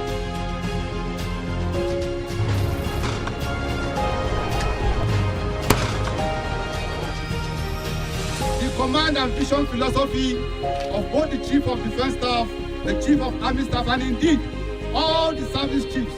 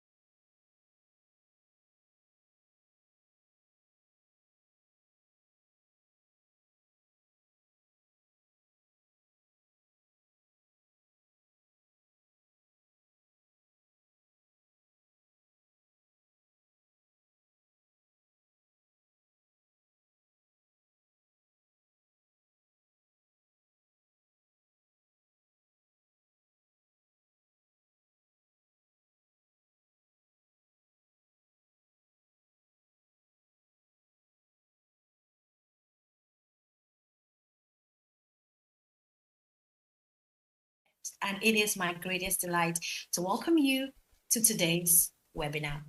Well, for today, it's really very exciting because this is something that I have had first-hand experience on. We're going to be talking on the theme, digital payments for SMEs. Well, right about now, before we move further, I'd like you to, if you're connected with us right now, go to the chat box, introduce yourself, tell us your name, and tell us what you do. And we'll be glad to meet you up out there. So as I was saying, our theme for today is digital payments for SMEs. Now, this is not just a topic that's timely, it's a topic that's really, really absolutely essential for the growth of businesses, to build customer experiences, to navigate new markets, and also grow sales. Very, very important. And we all know that small businesses are actually the backbone of any economy. And the growing number of entrepreneurs, keeps surging day in, day out. And one of the most important things that actually comes to the mind of these entrepreneurs is how can we leverage technology? How can we leverage this digital payment solutions, to further help our business processes and also to navigate the ever-growing digital world we are in today. Well, I'm not here alone. I'm joined by seasoned professionals from all walks related to our theme for today. And I'm so delighted to welcome each and every one of them. So we'll be unpacking why you need it for your business, why you need to integrate some of these digital payments into your systems and into your businesses, as well as we'll be sharing on the challenges as well. While it's very, very important that we keep note of those states. So get ready for an impactful session. So like I said, do not forget to introduce yourself in the chat board. Let us know you're here. Tell us your name and what you do or where you're reaching us from. Welcome again to the SME Clinic. Theme for today is digital payments for SMEs. All right, now it's time for us to introduce our speakers for today, and I'm super excited. So on the first introduction for today, we've got an amazing seasoned fintech and payments leader with over 8 years of experience driving growth, partnerships, and cross-border payment solutions across Africa. Now, she currently serves as the Senior Growth Lead at BusinessDay, where she manages enterprise partnerships and oversees over $80 million in monthly FX transactions. Isn't that fantastic? Well, with expertise spanning across remittances, payment infrastructure, B2B enterprise sales, this woman, Mary Jane Okpala, has helped scale pipelines, closed high-value deals, delivered innovative payment solutions across industries. She's a trusted voice in fintech growth and strategy. She's passionate about enabling seamless financial access and building infrastructure that powers Africa's digital economy. It is my greatest honor, my greatest delight to introduce to you our viewers today, the amazing, the fantastic Mary Jane Okpala. I could literally tell the smile on her face whilst I was making the introduction. Please say hello to our viewers today. Hello, everyone. It's a pleasure to be on here today. Thank you so much, Happiness, for that introduction. That was beautiful. Thank you so much. And I'm so sure we're going to have an amazing time. Well, following up next, a very fantastic, distinguished Pan-African business leader. He has carved a formidable niche at the intersection of digital infrastructure, financial services, and even social impact. Now, he currently serves as the Sales Manager, West Africa, Digital Infrastructure and Managed Services at Interswitch. He has led regional expansion efforts that have scaled, secure, efficient, and inclusive digital technology solutions across multiple African markets. Now, his leadership has enabled the successful deployment of core digital payment systems across Nigeria, Ghana, Kenya, Zambia, and beyond. Well, his initiatives continue to redefine the technological foundation of Africa's payment ecosystem. Ladies and gentlemen, if it isn't should I call him a multi-border professional, please let's make welcome as we introduce Chizorum Amagu. Chizorum, please say hello. Hello, thank you so much for the introduction. I'm very delighted to be here. Thank you. Fantastic. So you see, when we said that the lineup is fire, we meant it. Well, following up next is our next speaker. He is a seasoned financial services executive with over 18 years. We always say the older, the finer and better it gets, right? Not just with wine, with experience as well. Well, he is an experienced financial services executive with over 18 years providing digital payment services across Africa. As Senior Director for Sub-Saharan Africa at a global payments company listed on the London Stock Exchange.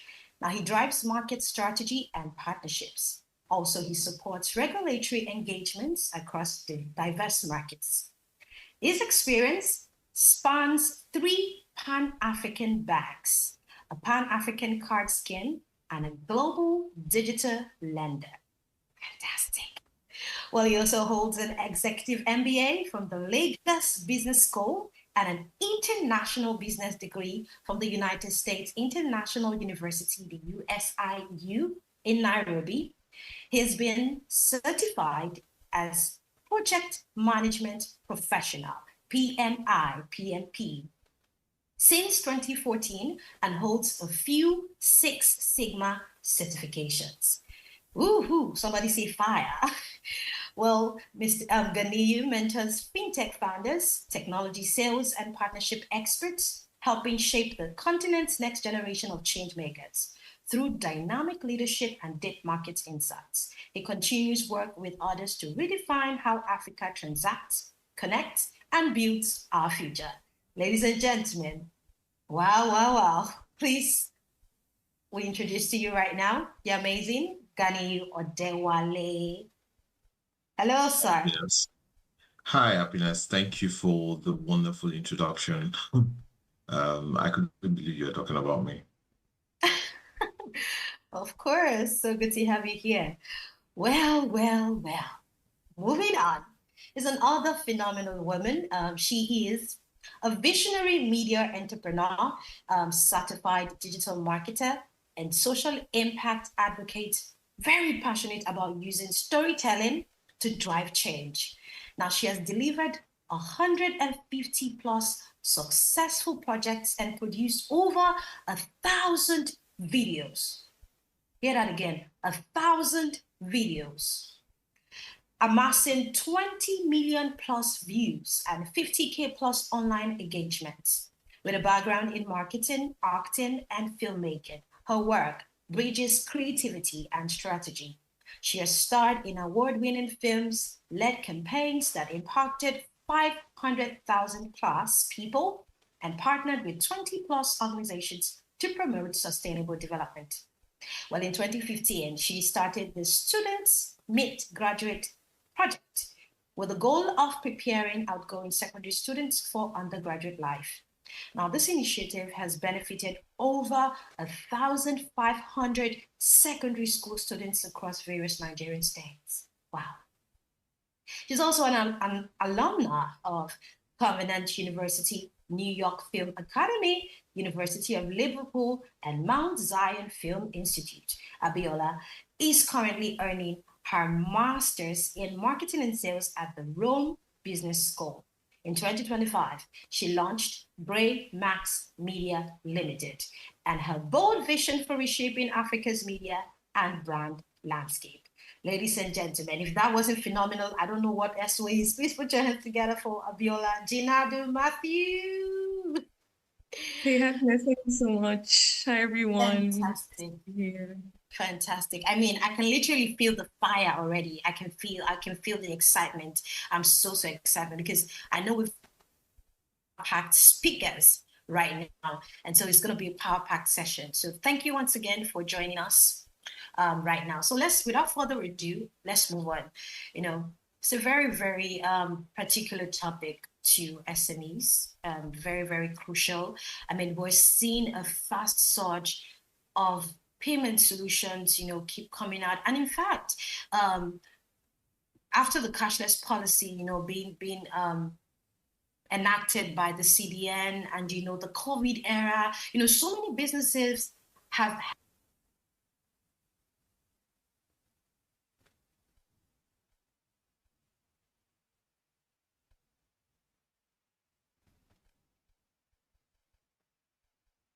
had no choice, you know, than to transit into the digital, actually seamlessly integrating and accepting these digital payment solutions. So, and that will be, drums roll, who would that be?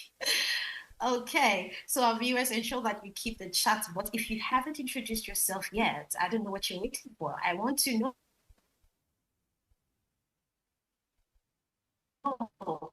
where from.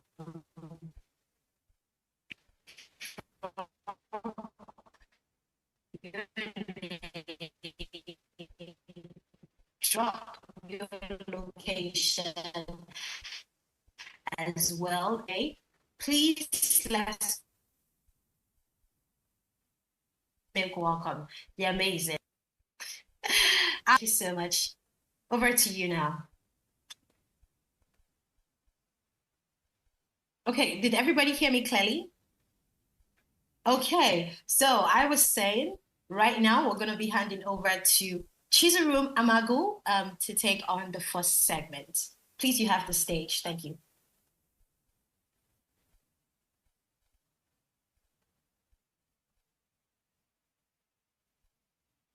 Okay, thank you. I'm going to be sharing now. Give me a minute to do this.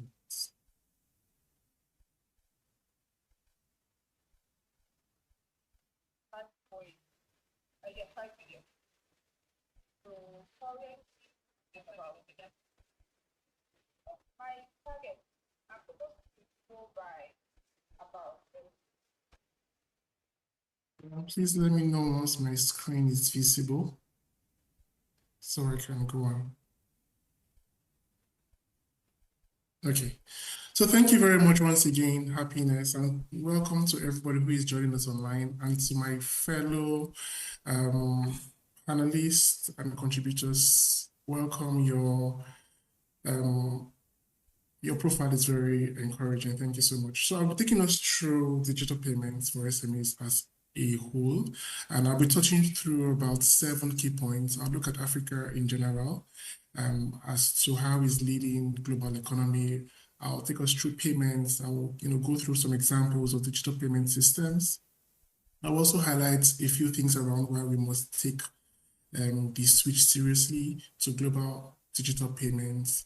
How do we choose the right digital solutions for our business, the future of digital payments, and also just take us through a case study around, an SME who has employed digital technology to, amass growth. So Africa is set to be the next powerhouse of the global economy. And if you look at what is driving that growth and what is driving, the sense of increment in terms of contribution to global economy, is really around the SMEs. The SMEs is fueling Africa's economy. Across Africa, there are about 125 million SMEs, right? 125 million SMEs, and that really speaks to how entrepreneurial Africans are by nature. But aside the number, let's look at the impact of SMEs in Africa today. They contribute about 50% of our GDP in Africa. To send that home, what this means is that the SMEs contribute 50% of the wealth that is generated in Africa today, right? They employ about 80% of our workforce, meaning that 8 in every 10 people that is working in Africa today is either employed in or working with an SME.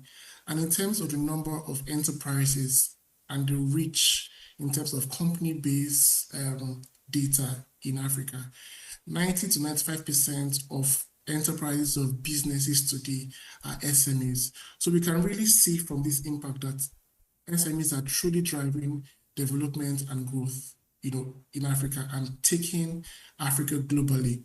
However, this is also very keen to see that in as much as SMEs is driving this growth, what is driving the SMEs in itself, right? From my perspective and from my years of experience, I would say payment is really the core growth indicator for SMEs. Once you're able to receive payments, once you're able to make payments, that means you're able to survive as a business. It means you're able to, grow your customer base. It means you're able to expand into more locations, as it were. So payment is really the lifeblood of businesses across board. It enables you to grow, enables you to trade, it enables you to expand the customer base. If you're a trader in Nigeria or in Lagos, you're able to offer your services to people in Uganda, in Nairobi, in the UK, right? All because you're able to accept payments, right? And when we're talking about payment acceptance, you can't do this if you are still stuck to traditional method of cash collection. You need to be able to grow, to be able to, amass the advantages that comes with cross-border payments. It also gives you this visibility factor as a business where you're trying to grow your dependency, you're trying to grow your visibility, you're trying to access finance, you're trying to get, investors. Having digital payment infrastructure in place gives you track, gives you records, gives you a reference point to fall back on even with this journey. So examples of digital payment systems that we have today, right? We have the very common ones, termed mobile banking transfers. This is basically a direct transfer from a customer's bank account to your bank account as a business. Let's take, for instance, you are a store in Surulere and you sell maybe food, right? Basically, you sell food and customers transfer monies to you using the mobile app. We also have the point of sale terminal, which is basically accepting debit card or credit card. This is typically for customers who have in-store presence or where they are able to give a payment device to a dispatch rider to deliver a particular product or a service. We also have payment links. These are basically payment links that are generated by either a fintech or a financial institution that vendors or SMEs can send to their customers, which is now laced with card payment or transfer payments. Right, but for payment links, you do not have to be in the same location. You don't have to be in the same vicinity for that to happen, unlike the POS service. We also have the payment gateway, which is primarily designed for SMEs or or companies who offer online services or have e-commerce stores, right? Then finally, we have one of the most common used payments methods, which is payment by card, whether your Verve card, your Visa card, or your MasterCard. So these are all forms of digital payments, right? This is not an exhaustive list. We have the e-wallets, we have the mobile money, depending on what part of Africa you're watching from. So this is just to say we have an array of solutions when it comes to digital payments, right? You may be asking today, why do I have to offer digital payments? Today I'm a business and my customers pay me with cash and I'm fine with it. My business is doing well. Why do I have to make this switch to digital payments? First of all, you need to understand that customers want convenience, and most times customer convenience would equate to more sales. Think of yourself as a buyer. You walk into a store and you have your debit card in your hand and you're trying to purchase something, and the representative is saying to you, you can only make payments with cash. And I tell to them, I want to buy and I have my card. Why do I have to pay cash, right? You might lose that sale. So it's very important that we are able to provide convenience to our customers. And most often than not, customers prefer where you provide them with multiple options for payments so they're able to choose. And like I said, once a customer feels convenient, once they're convenient, it equates to more sales. Digital payment also helps you to build trust and credibility, right? With digital payment, you're able to issue receipts. You're able to confirm payment. You're able to send confirmations to your customers to say, oh, I received your money. Even aside that, let's take, for instance, that you are an Instagram vendor and you have your payment link on your bio, where customers can click and make payment, right? Once they follow the link, they get to a landing page at checkout, and then they see powered by either Paystack, powered by Flutterwave, powered by InterSwitch. That gives them additional level of trust to say, oh, these companies have actually vetted that this business is genuine. Like that builds your credibility, that builds trust with your customer, and also might equate to repeat sale for you. It gives you access to finance and growth. With digital payments, you leave with you digital records, you leave digital reels that financial institutions can verify when they want to qualify you for loans, for grants, for investment, for partnerships, right? Every payment that is done digitally leaves you a trail or a digital footprint where, these institutions can verify and use in qualifying you for even, finance or growth opportunities for you. You're also able to make data-driven decisions once you're onboarded on a digital platform. And this is because with digital payment system comes data. You're able to spotlight when during the day your customers are making the most purchases. You're able to spotlight what particular solutions or what particular products are selling the most, what your customers are interested in. With this data, you can now start to make smarter decisions when it comes to choosing inventory, when it comes to choosing your staff, training opportunities that will help you grow your business, right? Also, it also speaks to cross-border growth. You're now able to sell across various geographical locations, not just focusing on your particular solution, meaning that as a clothes vendor, you sell clothes to customers in UK can now purchase from your service. So how do you choose your right digital solution for you? First of all, you need to understand what your business needs. Are you an e-commerce business? Are you an on-prem solution provider where your customers need to come to you? Depending on your business model, you can now make decisions as to what's the best solution would work for you. Do you want to offer solutions to customers outside your vicinity? You also have to evaluate your customers' preferences. In looking at your target audience, what would they prefer? If you're serving a student-based target, for instance, you would know they want to pay with their cards. They want to be able to come to your store to look at what they want to buy. If you're serving a high-end network customer base, they are more concerned about how credible you are and how trustworthy you are. So you're looking at using payment gateways that are vetted and trusted, right? You're also going to be checking for how easy is it to integrate these solutions to your existing systems, to your WhatsApp shops, to your POS system, to your website. How easy is it for me to integrate payment solutions to my existing solution? Because you do not want to, create more churn areas where customers are leaving because your systems don't work. Lastly, you want to be able to compare cost and fees. You don't want to take on solutions that have hidden costs, hidden charges, setup costs that you're not privy to. You want to ensure that your costs that is being explained to you is what exactly it is, and you can afford it for the long run.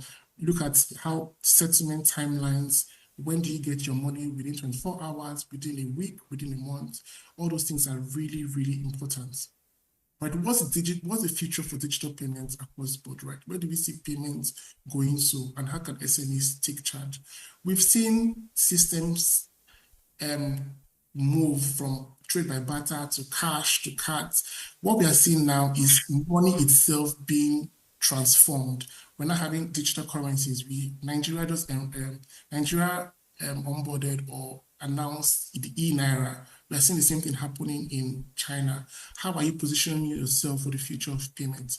Tokenization, people want to pay with their wearables. They want to pay with their phones. They want to pay with their smart watches. They want to pay with their cars, right? How are we enabling ourselves in terms of infrastructure, in terms of knowledge, to apply these new payment forms to our existing structure? Then we'll talk about embedded finance, where you're able to offer additional value at the point of payment. You want to give your customers access to finance, to loans. You want to give them access to insurance. You want to cross-sell, right? How do we embed new solutions at the point of payment? So you are cross-selling, and you're also making additional revenue for your customers while giving them more options and reason to come back to you, right? This is a quick case study around Childek and Omoke Oge, right? Omoke Oge started her business as a small business owner in Pedro, right, with 200,000, right? And she was able to grow steadily, opening her first batch in 2015 and then expanding into about 7 locations in 2023. And then Childek came and then she, latched onto it.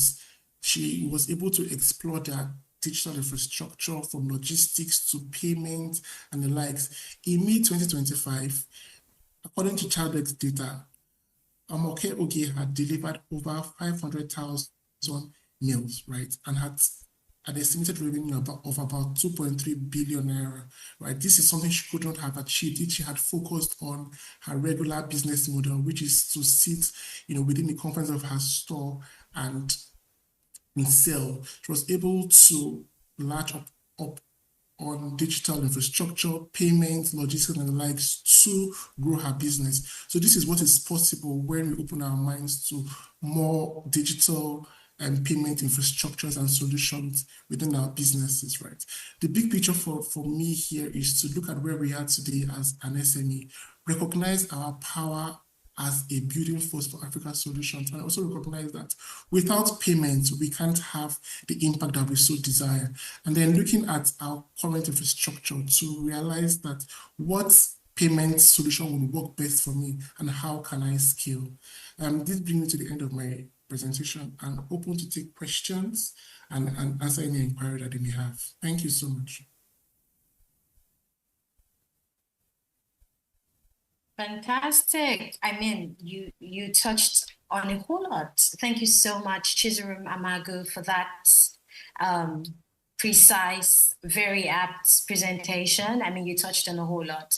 And I also love the fact that you actually highlighted the successful story of Amoke, because it's one of those very typical story, of one of the businesses that has actually embraced digital payment solutions. I mean, think about it. She sells amala. I mean, this abula that we know in Nigeria. Oh, no. I mean, this is something that people say, oh, amala, how would I, how do I think of integrating, digital payment solution, or even transforming my business digitally? I only sell amala. But this is a woman. Amoke is a clear example. So I must say, no business is too small for digital transformation or for integrating digital payment solutions. And I think the word indeed small, when you say small and medium enterprises, it's in its own way a bane itself, because it makes some of them think, oh, because I'm a small business, I should remain small, I shouldn't think digital expansion. But this highlighting the story of Amoke is just quite profound. So thank you so much, Chizirum Amago, for that awesome session. But I'm sure some entrepreneurs watching us right now will be thinking, what's the next step for me? I mean, you've highlighted already, okay, knowing the payment solution, but there's a whole lot. I mean, there are a whole lot of payment solutions out there. So can you give us again a clear roadmap to helping an entrepreneur joining us today on how to pick out that precise, or let's say maybe this entrepreneur has never transformed his business digitally, or maybe has transformed using social media platforms, but now he's now thinking of including payment solutions, digital payment solutions. So what is your advice to such a person that is just starting out? Please share. Thank you. Okay, so thank you so much, Happiness.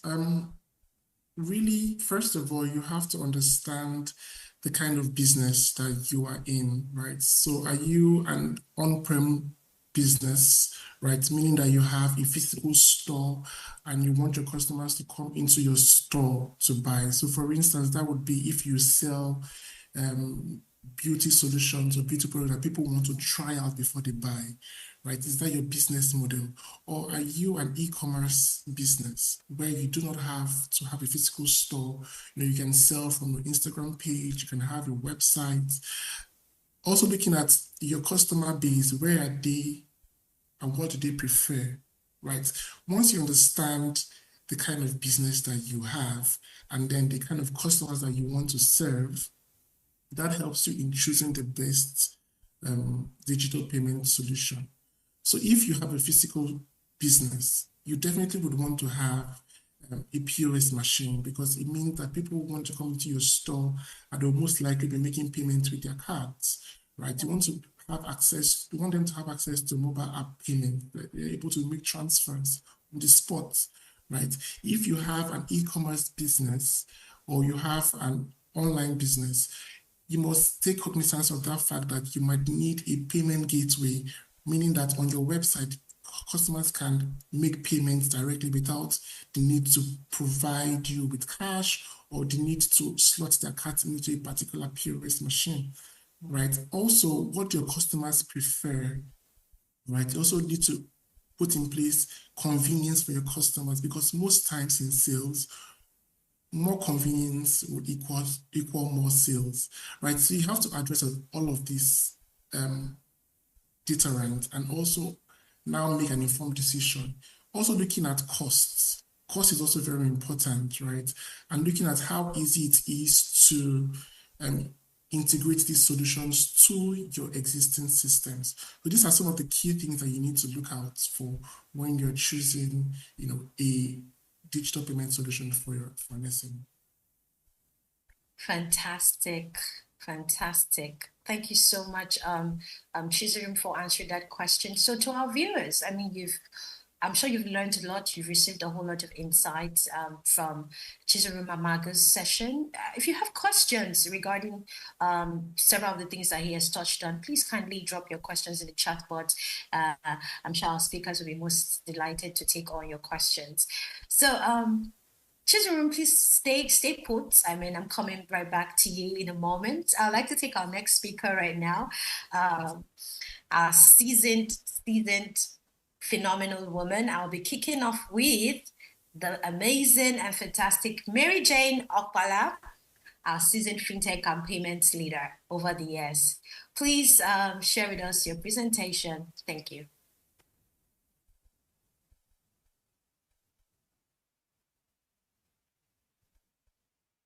Okay, okay, great. I would be sharing my screen in a bit. Give me a minute. Let me pull that up. Please confirm if you can see my screen. Not yet, not yet.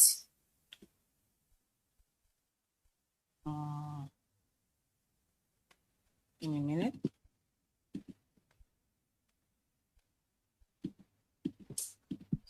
So our viewers, you can kindly go ahead and drop your questions. Drop your questions. Now is the time to drop your questions so we can compile them and see how much of your questions we can attend to today. Okay, Mary Jane, over to you. Please confirm if you can see my screen now. Clearly, we can see it clearly. Okay, great. Okay, thank you so much. Hello, everyone. Hello, my amiable speakers. Introduce. My name is Mary Jane Opala, a seasoned senior grade lead here at BusinessDay, and I would like to begin by, asking a question that I know is something that we may all be able to relate to, right? And my question is, as an SME, how many of us has ever lost the customer just because we couldn't accept the payment method they wanted to use? Maybe the customer didn't have cash, maybe your POS wasn't working, or your bank transfers didn't reflect immediately and you needed to, go call on the manager to come confirm the payment. At the end of the day, the truth is most customers are looking out for speed. Most customers are looking out for trust. Most customers are looking for convenience. And that is pretty much why digital payments are no longer an option for SMEs. They are basically the lifeline for growth. As an SME, you must be able to accept digital payments. You don't want a situation where your customers come, they're not able to pay because your payment method wasn't conducive for them. And you may ask why digital payment matters. Why does it matter to you as an SME? Why is it important for you to, right? I would like to say that there are 4 key ways in which digital payment matters for your business. So one is the reach of customers, right? Once you begin to accept digital payments, you're no longer limited to just walk-ins. You can sell across cities, you can sell across countries. You could be in Nigeria and sell to people in China, sell to people in UK, sell to people in Canada. 2 is convenient, right? Customers no longer want the stress of having to carry cash, all thanks to COVID, when the world at large realized, we could do digital payments. People needed to buy things and they needed to pay, right? You want to be able to give your customers as many options as possible. 3 would be trust and professionalism. When you have structured payment channels, your customers tend to take you more seriously. So imagine this: you reach out to a vendor on Instagram, you say you want to buy something, and then they send you the account number, but it's not in their business name, it's in their personal name.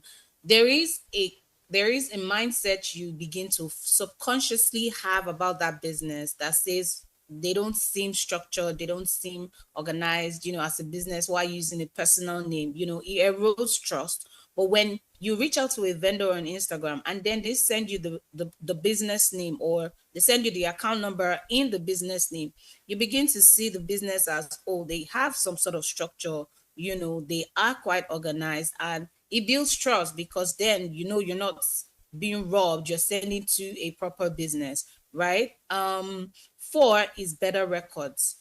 I would like to reiterate that for every digital transaction, there is a trace. Every transaction is traceable, right? Every transaction comes with a reference number. It helps make your bookkeeping easier. It gives you good insights for growth, and basically helps your book to be tidy. Now, what are some of the payment options available for SMEs? There are so many payment options for SMEs. But in Nigeria here, what are the payment methods predominantly used? We have bank transfers, which is the major, or would I say it's the major, but yeah, it's most acceptable. Bank transfers and USSD codes, where you get to input your account number, you get to insert your bank, and then you make your transfers. Same thing for USSD codes. USSD codes are the codes assigned to your designated bank. So say, for example, a GT Bank, the *737* your account number * amount is a USSD code. You want to pay bills, you want to recharge your phones. The codes assigned to various banks, those are what we refer to as USSD codes, which is also one of the predominant payment methods here in Nigeria. Then there is POS terminals, which is the one we see everywhere, where you have some POS devices, you take your debit card, you go to the store, they debit your card for the certain amount you want.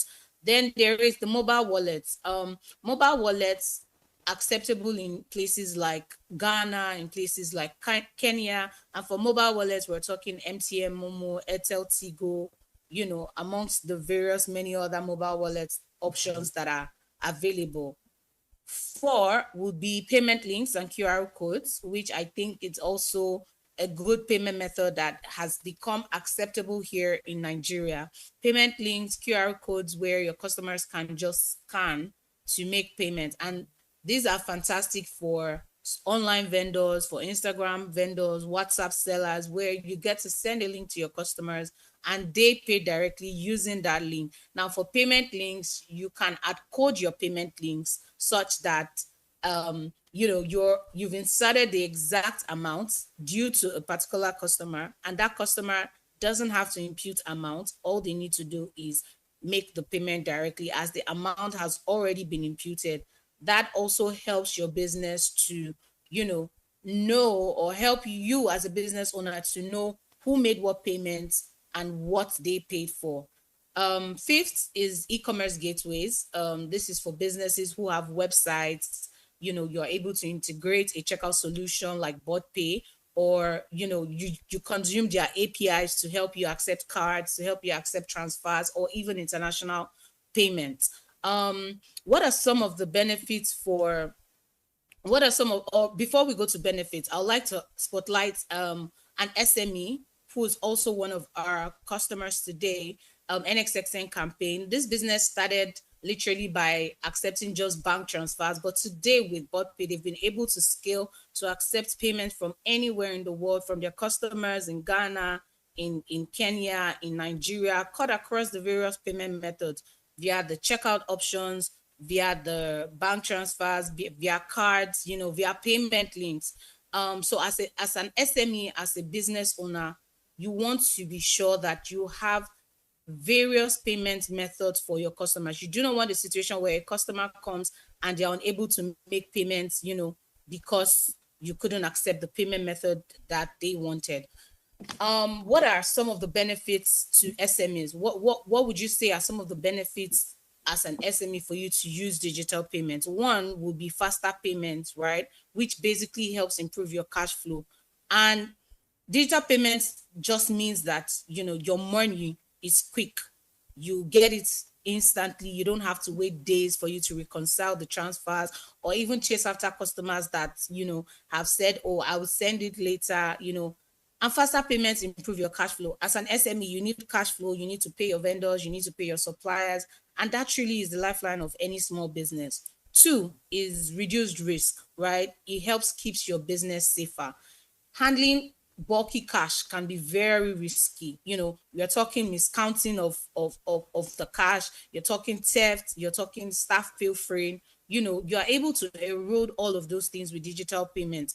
With digital payments, you don't have to worry yourself about somebody stealing your money. The money goes directly into your bank account, leaving less room for losses. It makes it easier for you to just track who made the payment, where the payment was sent to. 3 would be access to credit. It helps you build a financial identity. As a business owner, you want to have a financial identity, and digital payments really just helps you, leaves a record, so that when banks or even fintech see your constant sales history, they are able to evaluate you for overdrafts, they're able to evaluate you for loans or even credit lines without needing complicated collaterals. There are a lot of fintechs today. There are a lot of loan houses that you can go to, and you don't have to go with the collateral. All they would request from you is your consistent sales history to show that you receive funds, you have good track record. Last but not the least, on benefits to SMEs, will be the global opportunities, and this is really just expansion beyond borders, just like I had highlighted with one of the SMEs today in Nigeria that has grown significantly from where they started. And it just really reiterate that, digital payments no longer is limited by geography. With the right platform, a customer in another city or even outside Nigeria can actually pay you without being here. As an SME, you're selling clothes, you're selling chin chin, you're selling zobo, you're selling bubbles or adires. You are able to, get payment from your customers in different parts of the world. Um, some of the challenges that may arise as an SME with digital payment, which is some of the questions that you might have, would be, oh, the fees are high, there's fraud risk. Hey, it's important to know that for every challenge that arises on with digital payment, there's also a solution. For high fees, you have the option to compare providers and choose effective ones that suit your business. There are a lot of payment providers out there that will charge you as less as 20 naira, as less as 50 naira, or even lesser depending on your transaction ticket size. So you want to compare and choose the one that best suits your business. Then we move on to fraud risk, right? As an SME, you are prone to fraud. The likelihood that somebody is going to scam your business or scam you or scam your customers is pretty high. So you want to ensure that you're using security tools, you're enabling two-factor authentication on your account, you're relying on fraud detection alerts from your providers. So most providers would offer you some fraud detection alert. You want to utilize that. You want to, ensure that you are using that. You also want to ensure that your POS or even your gateway provider is PCI DSS compliant. And when you hear PCI DSS compliant, that really just means that they follow, a global security standard that has been set out by the very big card schemes like Visa cards, like MasterCard, like Discover, to just ensure that the cardholder's details are safe and, reduces fraud. So in simple terms, you can say it's proof that the company basically handles secure payments, right? Or handles payments in a responsible and secure way that could help ensure that, the data is encrypted, access is controlled, systems are regularly tested for weakness, so you can think of it as like the gold standard for payment security. So you want to also select a partner that has been able to, acquire the PCI DSS compliance certificate. You're thinking data encryption, data protection, where they've encrypted your data stored and transmitted. You're thinking network security, firewalls, intrusion detection, access restrictions. You're also thinking access control, limiting who can see sensitive data, monitoring and testing, where they have to log, they have to do vulnerability scans, they have to do penetration testing, they have to do some good procedures and policies on staff training, incident response, audits, regular audit. So as a business, you want to look out for, as an SME, you want to look out for a provider that is PCI DSS compliant. So when you hear that, oh, this fintech or this payment processor is PCI DSS compliant, you can be rest assured that they've gone through the necessary level of global security standards. Then there's also customer resistance. As an SME, I'm sure that we might have come across some customers who will say, oh, I don't want to use this payment method. I'm not comfortable with it. Say, for example, the payment links. They tell you, oh, I'm not comfortable with it. It's on you as the SME, as the business owner, to educate them and let them know that, it's a safe and secure way. It's on you to show them how easy it is to use such a payment method.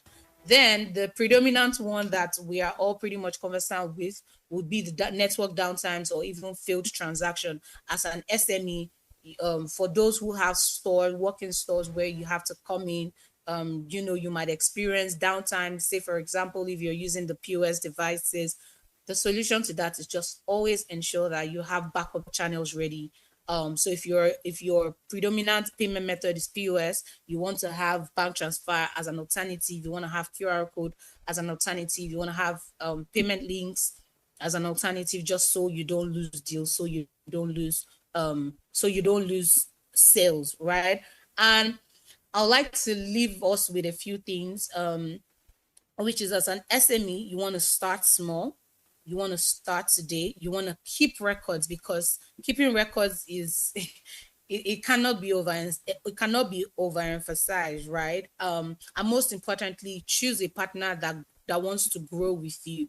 A lot of partners out there might be on the side of collecting payments, but as an SME, as a business, you want to ensure that when you're picking your payment provider, you want to pick one that is willing to grow with you, one that is willing to, highlight your business, show it to the world, understands your journey.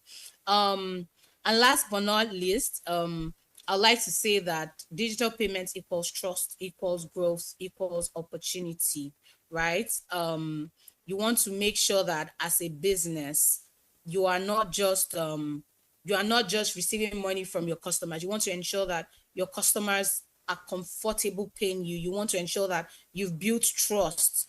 And for every payment, it's really not just money in the bank, money that has come in. It's growth, it's proof of opportunity, it's proof of trust. And the earlier you embrace digital payment as an SME, the faster your business can grow, the faster your business can grow, can move beyond the world, can, scale across borders, and digital payments aren't just transactions. They are the passport that, will open your business to more opportunities out there, more investors, and more people to, see your business out there. So as a business owner, you want to look out for very specific things that I would summarize before I round up my speech, which is you want to look out for a provider that is willing to grow with you.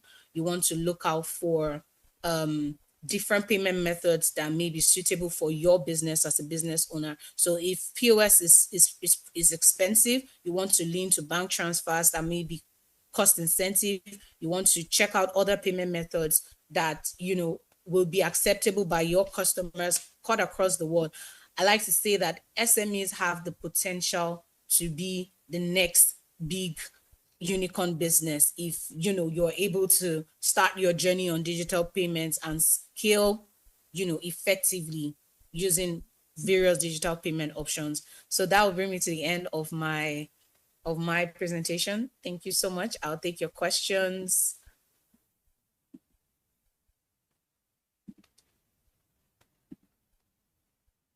Hi, Happiness. If you're speaking, you're muted. Thank you for that. Thank you so much, Mary Jane Opala, for that very insightful segment. I mean, you touched on a whole lot. And I also love the fact that you were able to make SMEs, make entrepreneurs see that digital payment solutions are not just, the trend. They are actually growth engines. They are a way to scale your business. They're a way to grow your revenue. And it's not just growing your revenue, growing a whole lot, building trust, giving your customers convenience. I always say this across the projects I work on. I say, as long as you are an SME, either you're in e-commerce, you're in retail, whatever sector you find yourself, you are a convenience store. So, which means you are basically just selling convenience to your customers. So it's going to be easier, it's going to be faster, it's going to be seamless. And we're talking payments, we're talking checking out. And, I once worked on a project with a client, a fashion brand.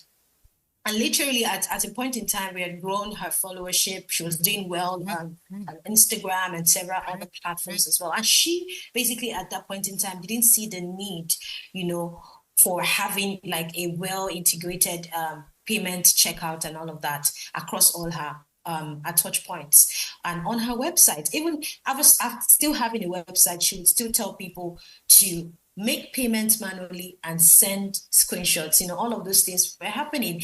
And then along the way, she discovered that her staff was stealing from her.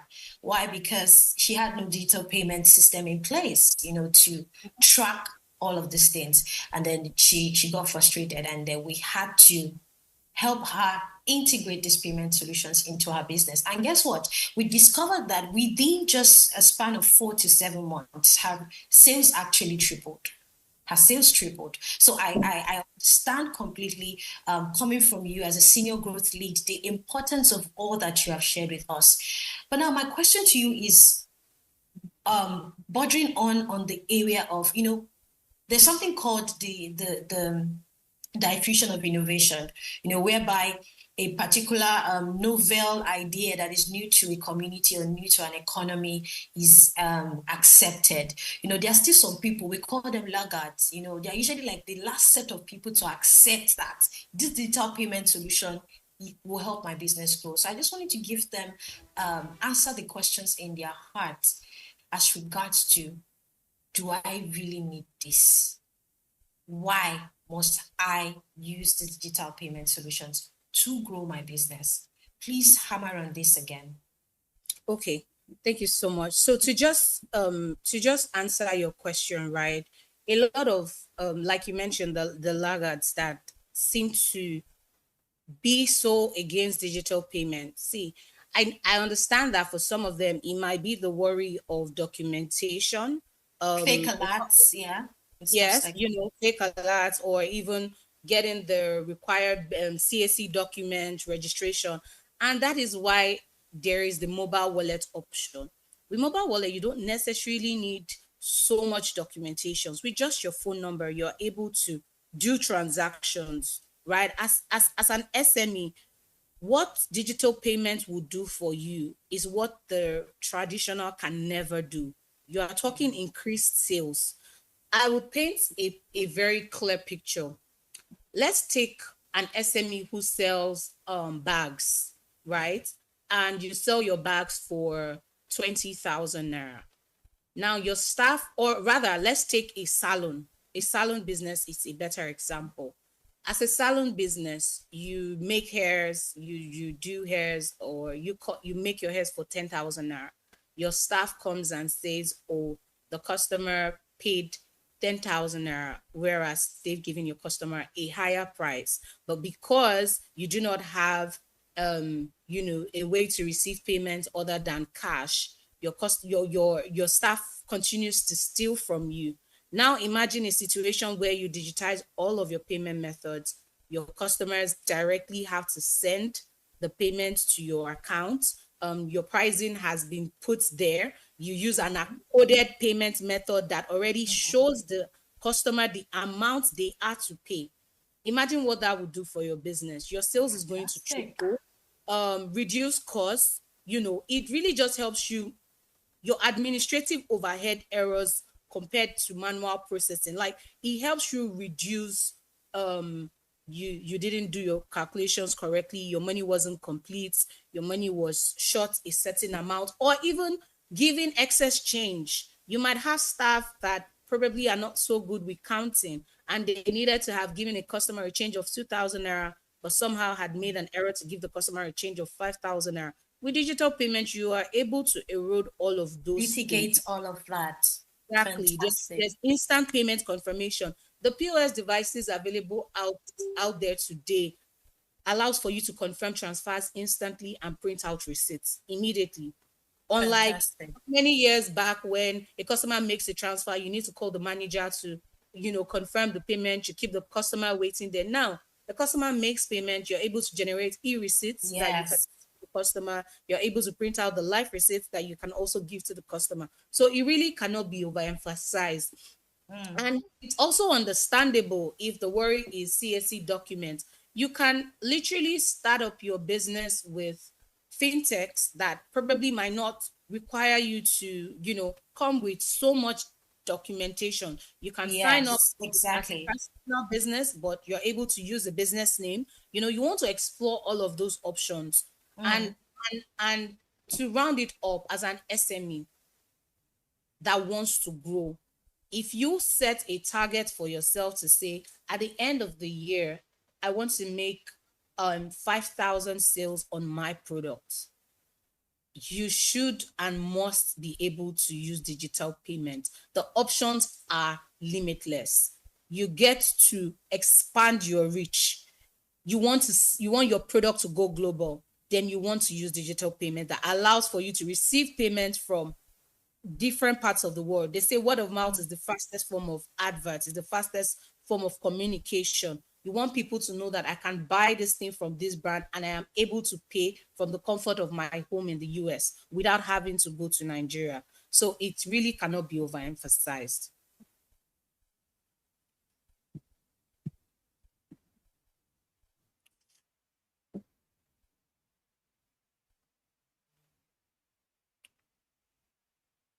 Can you hear me?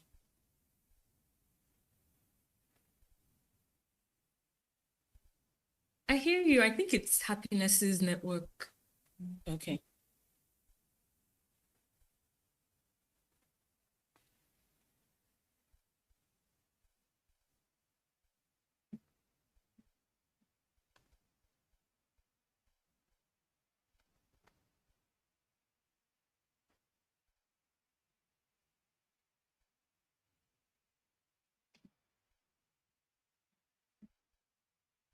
So just before her, okay, I think she's dialing in again. Okay. Okay. Sorry for that. We're back right now.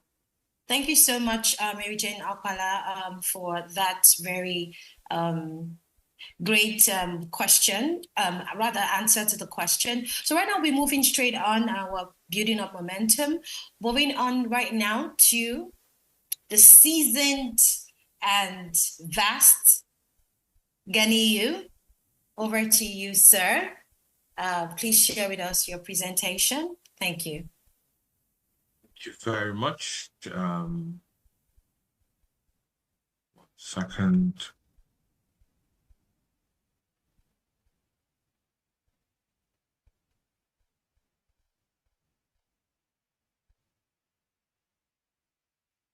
Just let me know if you could see. Yes, we can see your screen now. Thank you for having me. I think my other team members, because we are both in the same field, I've been doing this for a bit, I've spoken about almost everything we really want to do in this industry. When I started, I heard about the Amocare story, and in my mind that was my same example, but I thought about it. Even your fuel station has changed. I basically have to use my card at fuel stations. I basically drive to a fuel station now to get money. I buy fuel and I get money from them, and things have really changed. And coming from where we're coming from, because I'm kind of old and I've probably been through almost everything in this industry. Yeah, but let me go to my presentation. So the first thing is I focused on SME strategy, and because I did see the impressive people you're going to be and sort of sensed where they'll be going to in terms of the presentation. But I don't believe there is a digital payment strategy. I believe it's just payment strategy because things have evolved so much. But before I go into it, I want to tell you about how Nigeria has come and we're doing payments in Africa, how we're leading payments in Africa, and one of the things we're seeing on that front. Been almost 20 years in this profession, I have basically seen everything. But my pull out some data just to help. In Nigeria now, in 2016, we had about 96 million accounts. But how we got here is very interesting because I remember when we started banking and we all had to open accounts with 1,000 or 5,000 there, and the banks came in and started opening zero-based accounts. And back in banking, we used to joke about zero accounts. We say future settlement accounts. But the interesting part was those were the guys in universities back then who opened zero bank accounts and later started using their accounts. Today, as a country, we have 331 million accounts. That means that on an average, an individual has 5 million accounts in the country. And I'm using mostly NIBS data just to show us something. We have moved from an NIP transaction in 2016, and NIP started 2011. And NIP, I usually joke, is the third real-time payment system in the country. I say, and I hope the people in NIBS never catch me saying this, it's the slowest, but the most efficient. And it basically changed the way we do instant transfers in the country, and it became wildfire. You would see that between 2016 to 2024, we have moved from 140 million transactions in a year to 11 billion transactions at the end of last year, as at 2014. We did 11 billion. we did the value in transaction, and sorry, I forgot the Naira values. You have 33 trillion in the same 2016. Now we did over 1,000 trillion. Sorry, I couldn't call quadrillion with a straight face, so 1,000 trillion would just be the right thing. But the BVN enrollment is 62. Now, what we have seen is you're saying that on an average, a Nigerian has 5 accounts on an average. That's what we're saying. 5 different accounts. It tells something. And when we go into things like recurring payment, you know why Nigerians do recurring payment, but they have an account to do it. And everybody has a transactional account. And most of us now have either mobile money accounts or microfinance accounts, and we use it for transactions while we still kept our commercial banking accounts. So where do I want to focus on? I think the focus for me is, what do SMEs really need when it comes to digital payments? I think everybody leads with, I want a POS, I want a card, I want this, I want that. I think we should take a step back and say, what do you need to do? Can you define what you want to do? I remember we're talking about Amoke. Amoke probably still has not changed most of our process on how she collects and spends money and collects money. But what has changed is technology.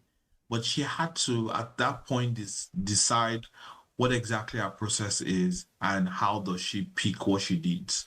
Because if you don't decide your process as an SME, you would never be able to pick the right payment method for you or the right services for you.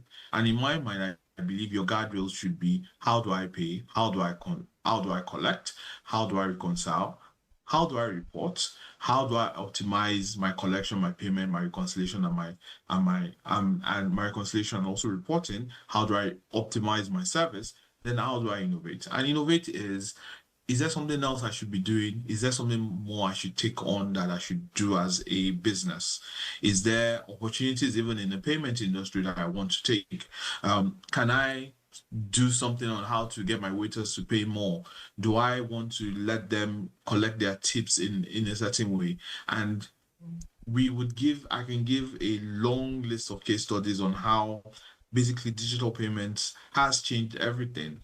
I could imagine when some ride hailing used to collect cards, they used to collect cash, they used to collect cards. Now they allow their customers to do cards. But I can tell you that most people that pay for their ride hailing services, you do a transfer to the driver. So things have changed, but when we zero in on the case study, but we should zero in on the lives, on our own lives. And if you see how your life has changed, you should expect that your customer's life has changed. They are doing a lot more. 5 accounts. Everybody, you walk into a Nigerian bank, you come up with a USSD, you come with a mobile app, you get internet banking, and you probably get the cheapest card in the whole Africa, less than $1 in the whole Africa. And to just put it to you, Nigerian transaction fees is probably one of the lowest on the continent, especially when it comes to card acquisition, POS transactions for the merchant, even transfers. I was in the country recently, and to transfer less than $2-3, so we're talking about less than 10K, is over 1,153 naira. While Nigeria, our max transfer is 50 naira. And Nigeria is transferring using 50 naira, which is about 3 cents, to transfer something as big as $160,000. So as an SME, the question you ask yourself is, this has all changed. There is a lot to take in payments, but I need to define my process, and I need to have the best way to pick the right systems to build my strategy. So if I was going to build my strategy, what would I recommend? I would say you should define your business process, identify your payment needs, going back to what I just showed you as guardrails. In everything, I have been a banker and I've been in fintech.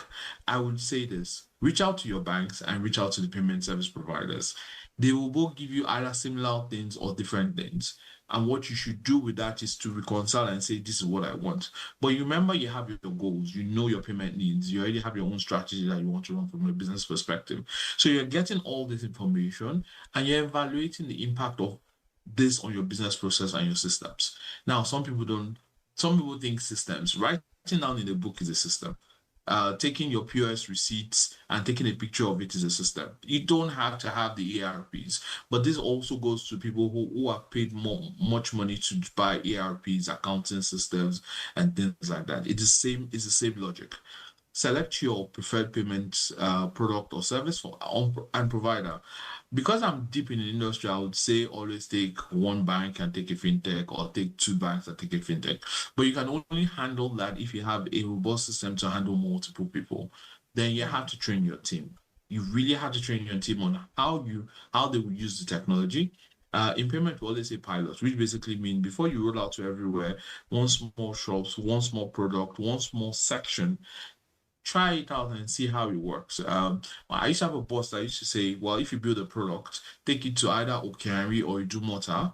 If you can get people to use it and you can use it within the time you want to use it, then it looks like it would work. So try and rough it up a bit, see whether it works for you.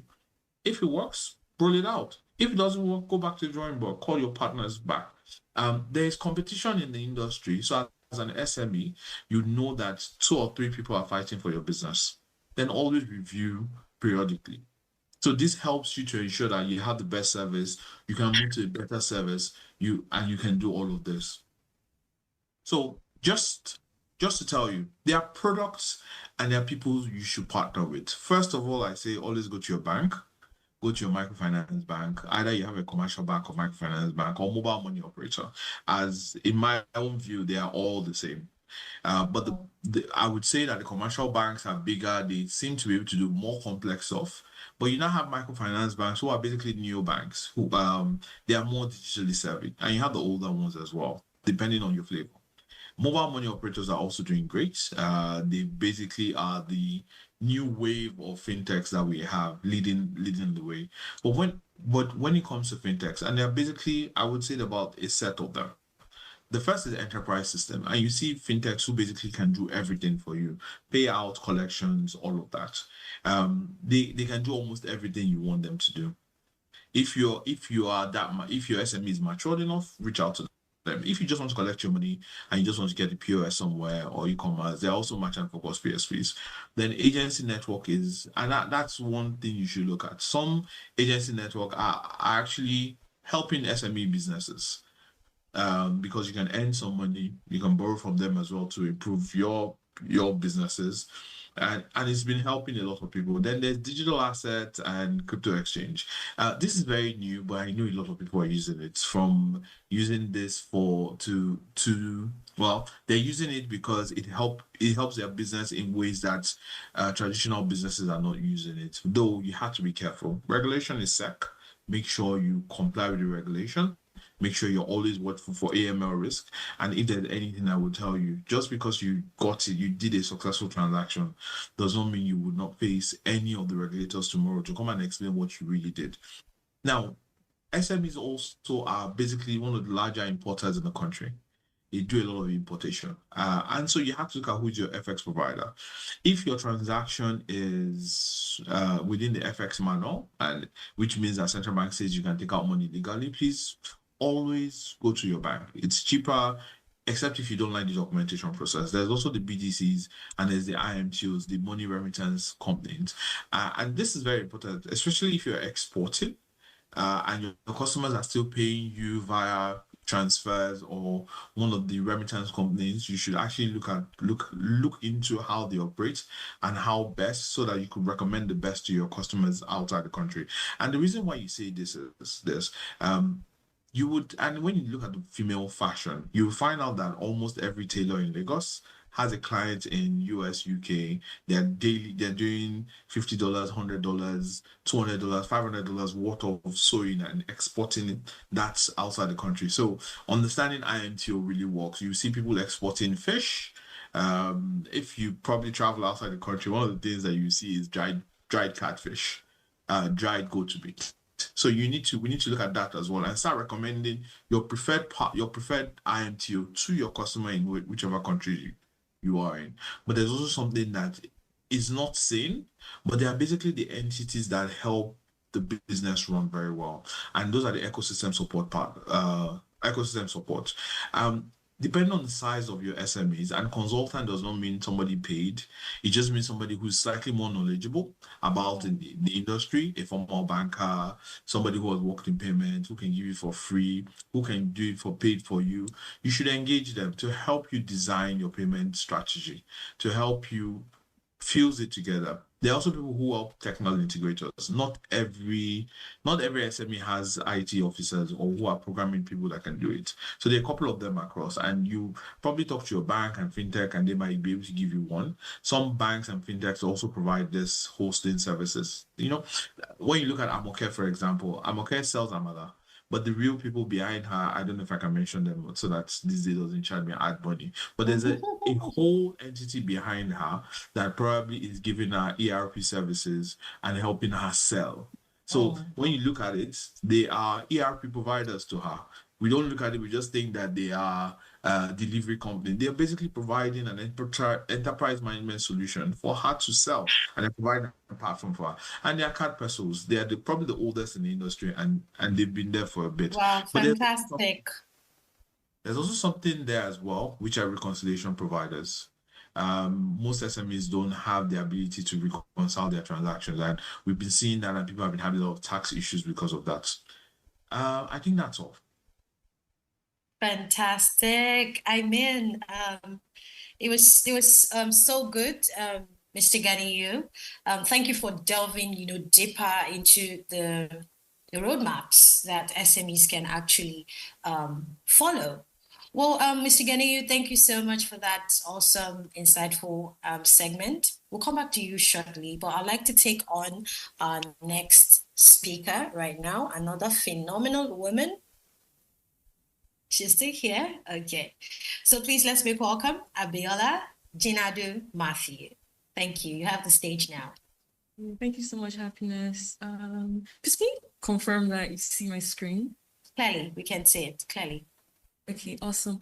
Hi everyone. Good afternoon again. Sorry, I just saw that I locked it. Okay, good afternoon again. I have lived on both sides of digital payments, and so I worked 3 years leading the marketing.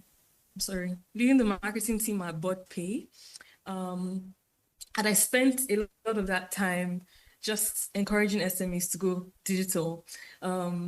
I mean, many of them will have questions. Many of them would say that, I mean, can they really trust? Will the charges not be too much? Would it eat into like the margin, their profit margin? And I mean, I was also responsible for creating partnerships. So with SMEs, what are the ecosystems that we could pull on board and get into reaching more SMEs pretty much. And so yeah, and now I own my business, and it's almost like okay, not promoting digital payments anymore, but I'm now seeing the challenges that they were facing, and then they were trying to get me to help them solve. And it really just hit me at the time that, okay, digital payments are not just about moving money. For SMEs, we need to trust. It would help us be efficient. It will help us grow. And so that's just what I'll just speak to my about 6 months now, and a bit of my experience marketing digital payments. So I mean, as an SME founder now, the struggles are real, like that I can say. And we juggle different apps, bank transfers, spending hours reconciling at the end of the month. And Mr. Ganiyu just that was like pretty much his last point before he finished speaking. Some of the fees are high, cutting into already thin margins. Customers still hesitate. We have people who still prefer cash and not trusting digital payments. For those of us who serve like some of our clients abroad, issues with international payments, that can be a nightmare.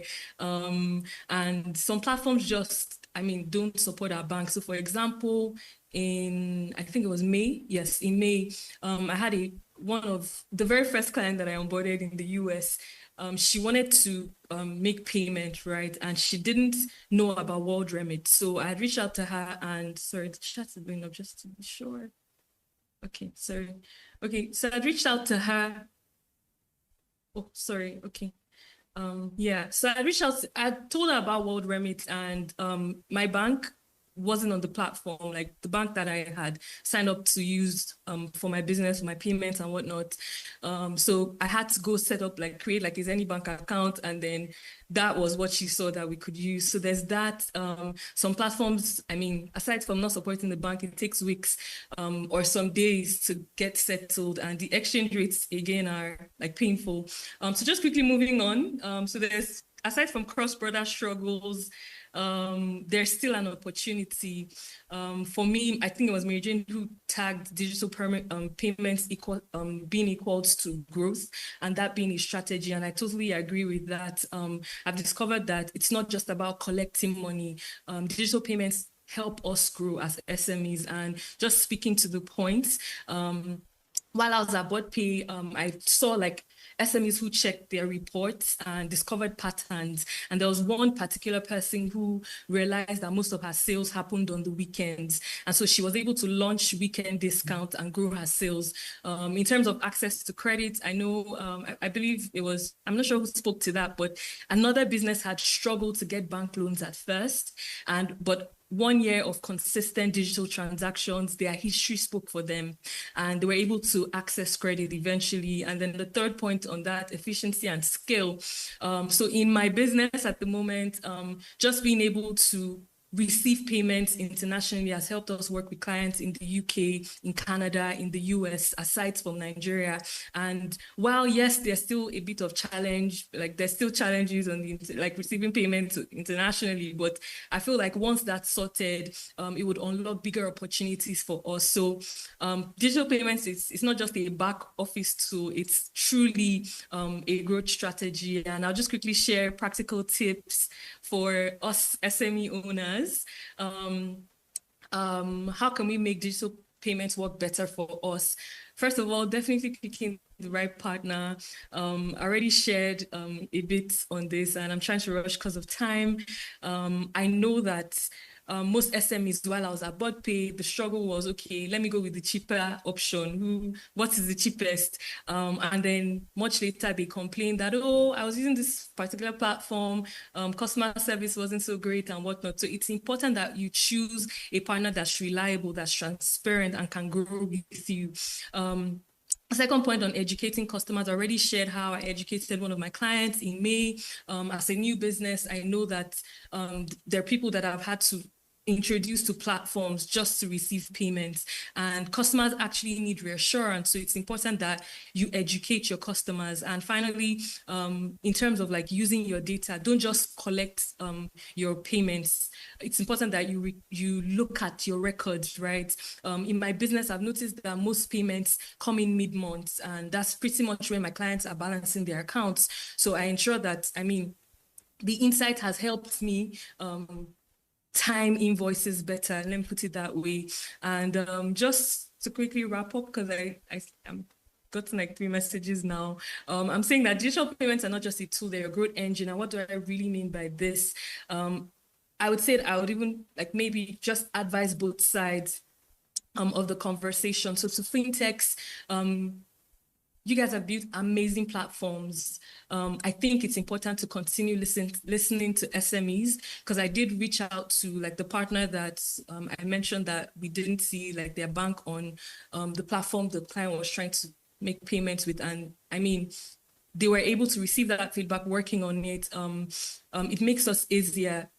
It makes things easier for us when like we receive feedback from us. And in terms of the SMEs, I would want us to not just see digital payments as a burden. It's an investment, right? I know that a couple of us talk about like the charges and whatnot, hidden fees, but it's more as an investment in our growth. If we start small, it's like a platform for us to grow at the end of the day. It's not just, oh, we have this tech, it's able to help us scale. And then also I'll just put it to even the fintechs that if we have the right support, we have the right transparency, it helps us innovate. And I really think that at this point, sorry, just got another message, apologies. Okay. sorry, I'll just stop here. Happiness, I'm sorry if I took up the time, but yeah, just thank you so much. I would stop sharing my screen now. Thank you.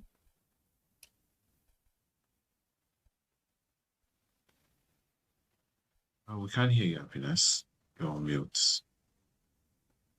So sorry, I just saw you mentioned you have to wrap up at 1:54. Apologies. Okay. Oh, you're muted. Because of time, would have to wrap up right now. But I'll formally like to thank all our speakers for today. I mean, you all have sites. I want to thank you so much for sharing your expertise with us today on SME Clinic. Thank you, the amazing Mary Jane Okpala. Thank you so much, our growth lead. And a super thank you to Mr. Ganiyu, fine wine in strategy, you know, and also in cross-border payments. And also special thank you to Chizurum Amago, our business executive. It was so great having you all. Finally, special thank you to the super phenomenal Abiola Jenadu Matthew. You know, I wish we could have 5 hours, literally, but time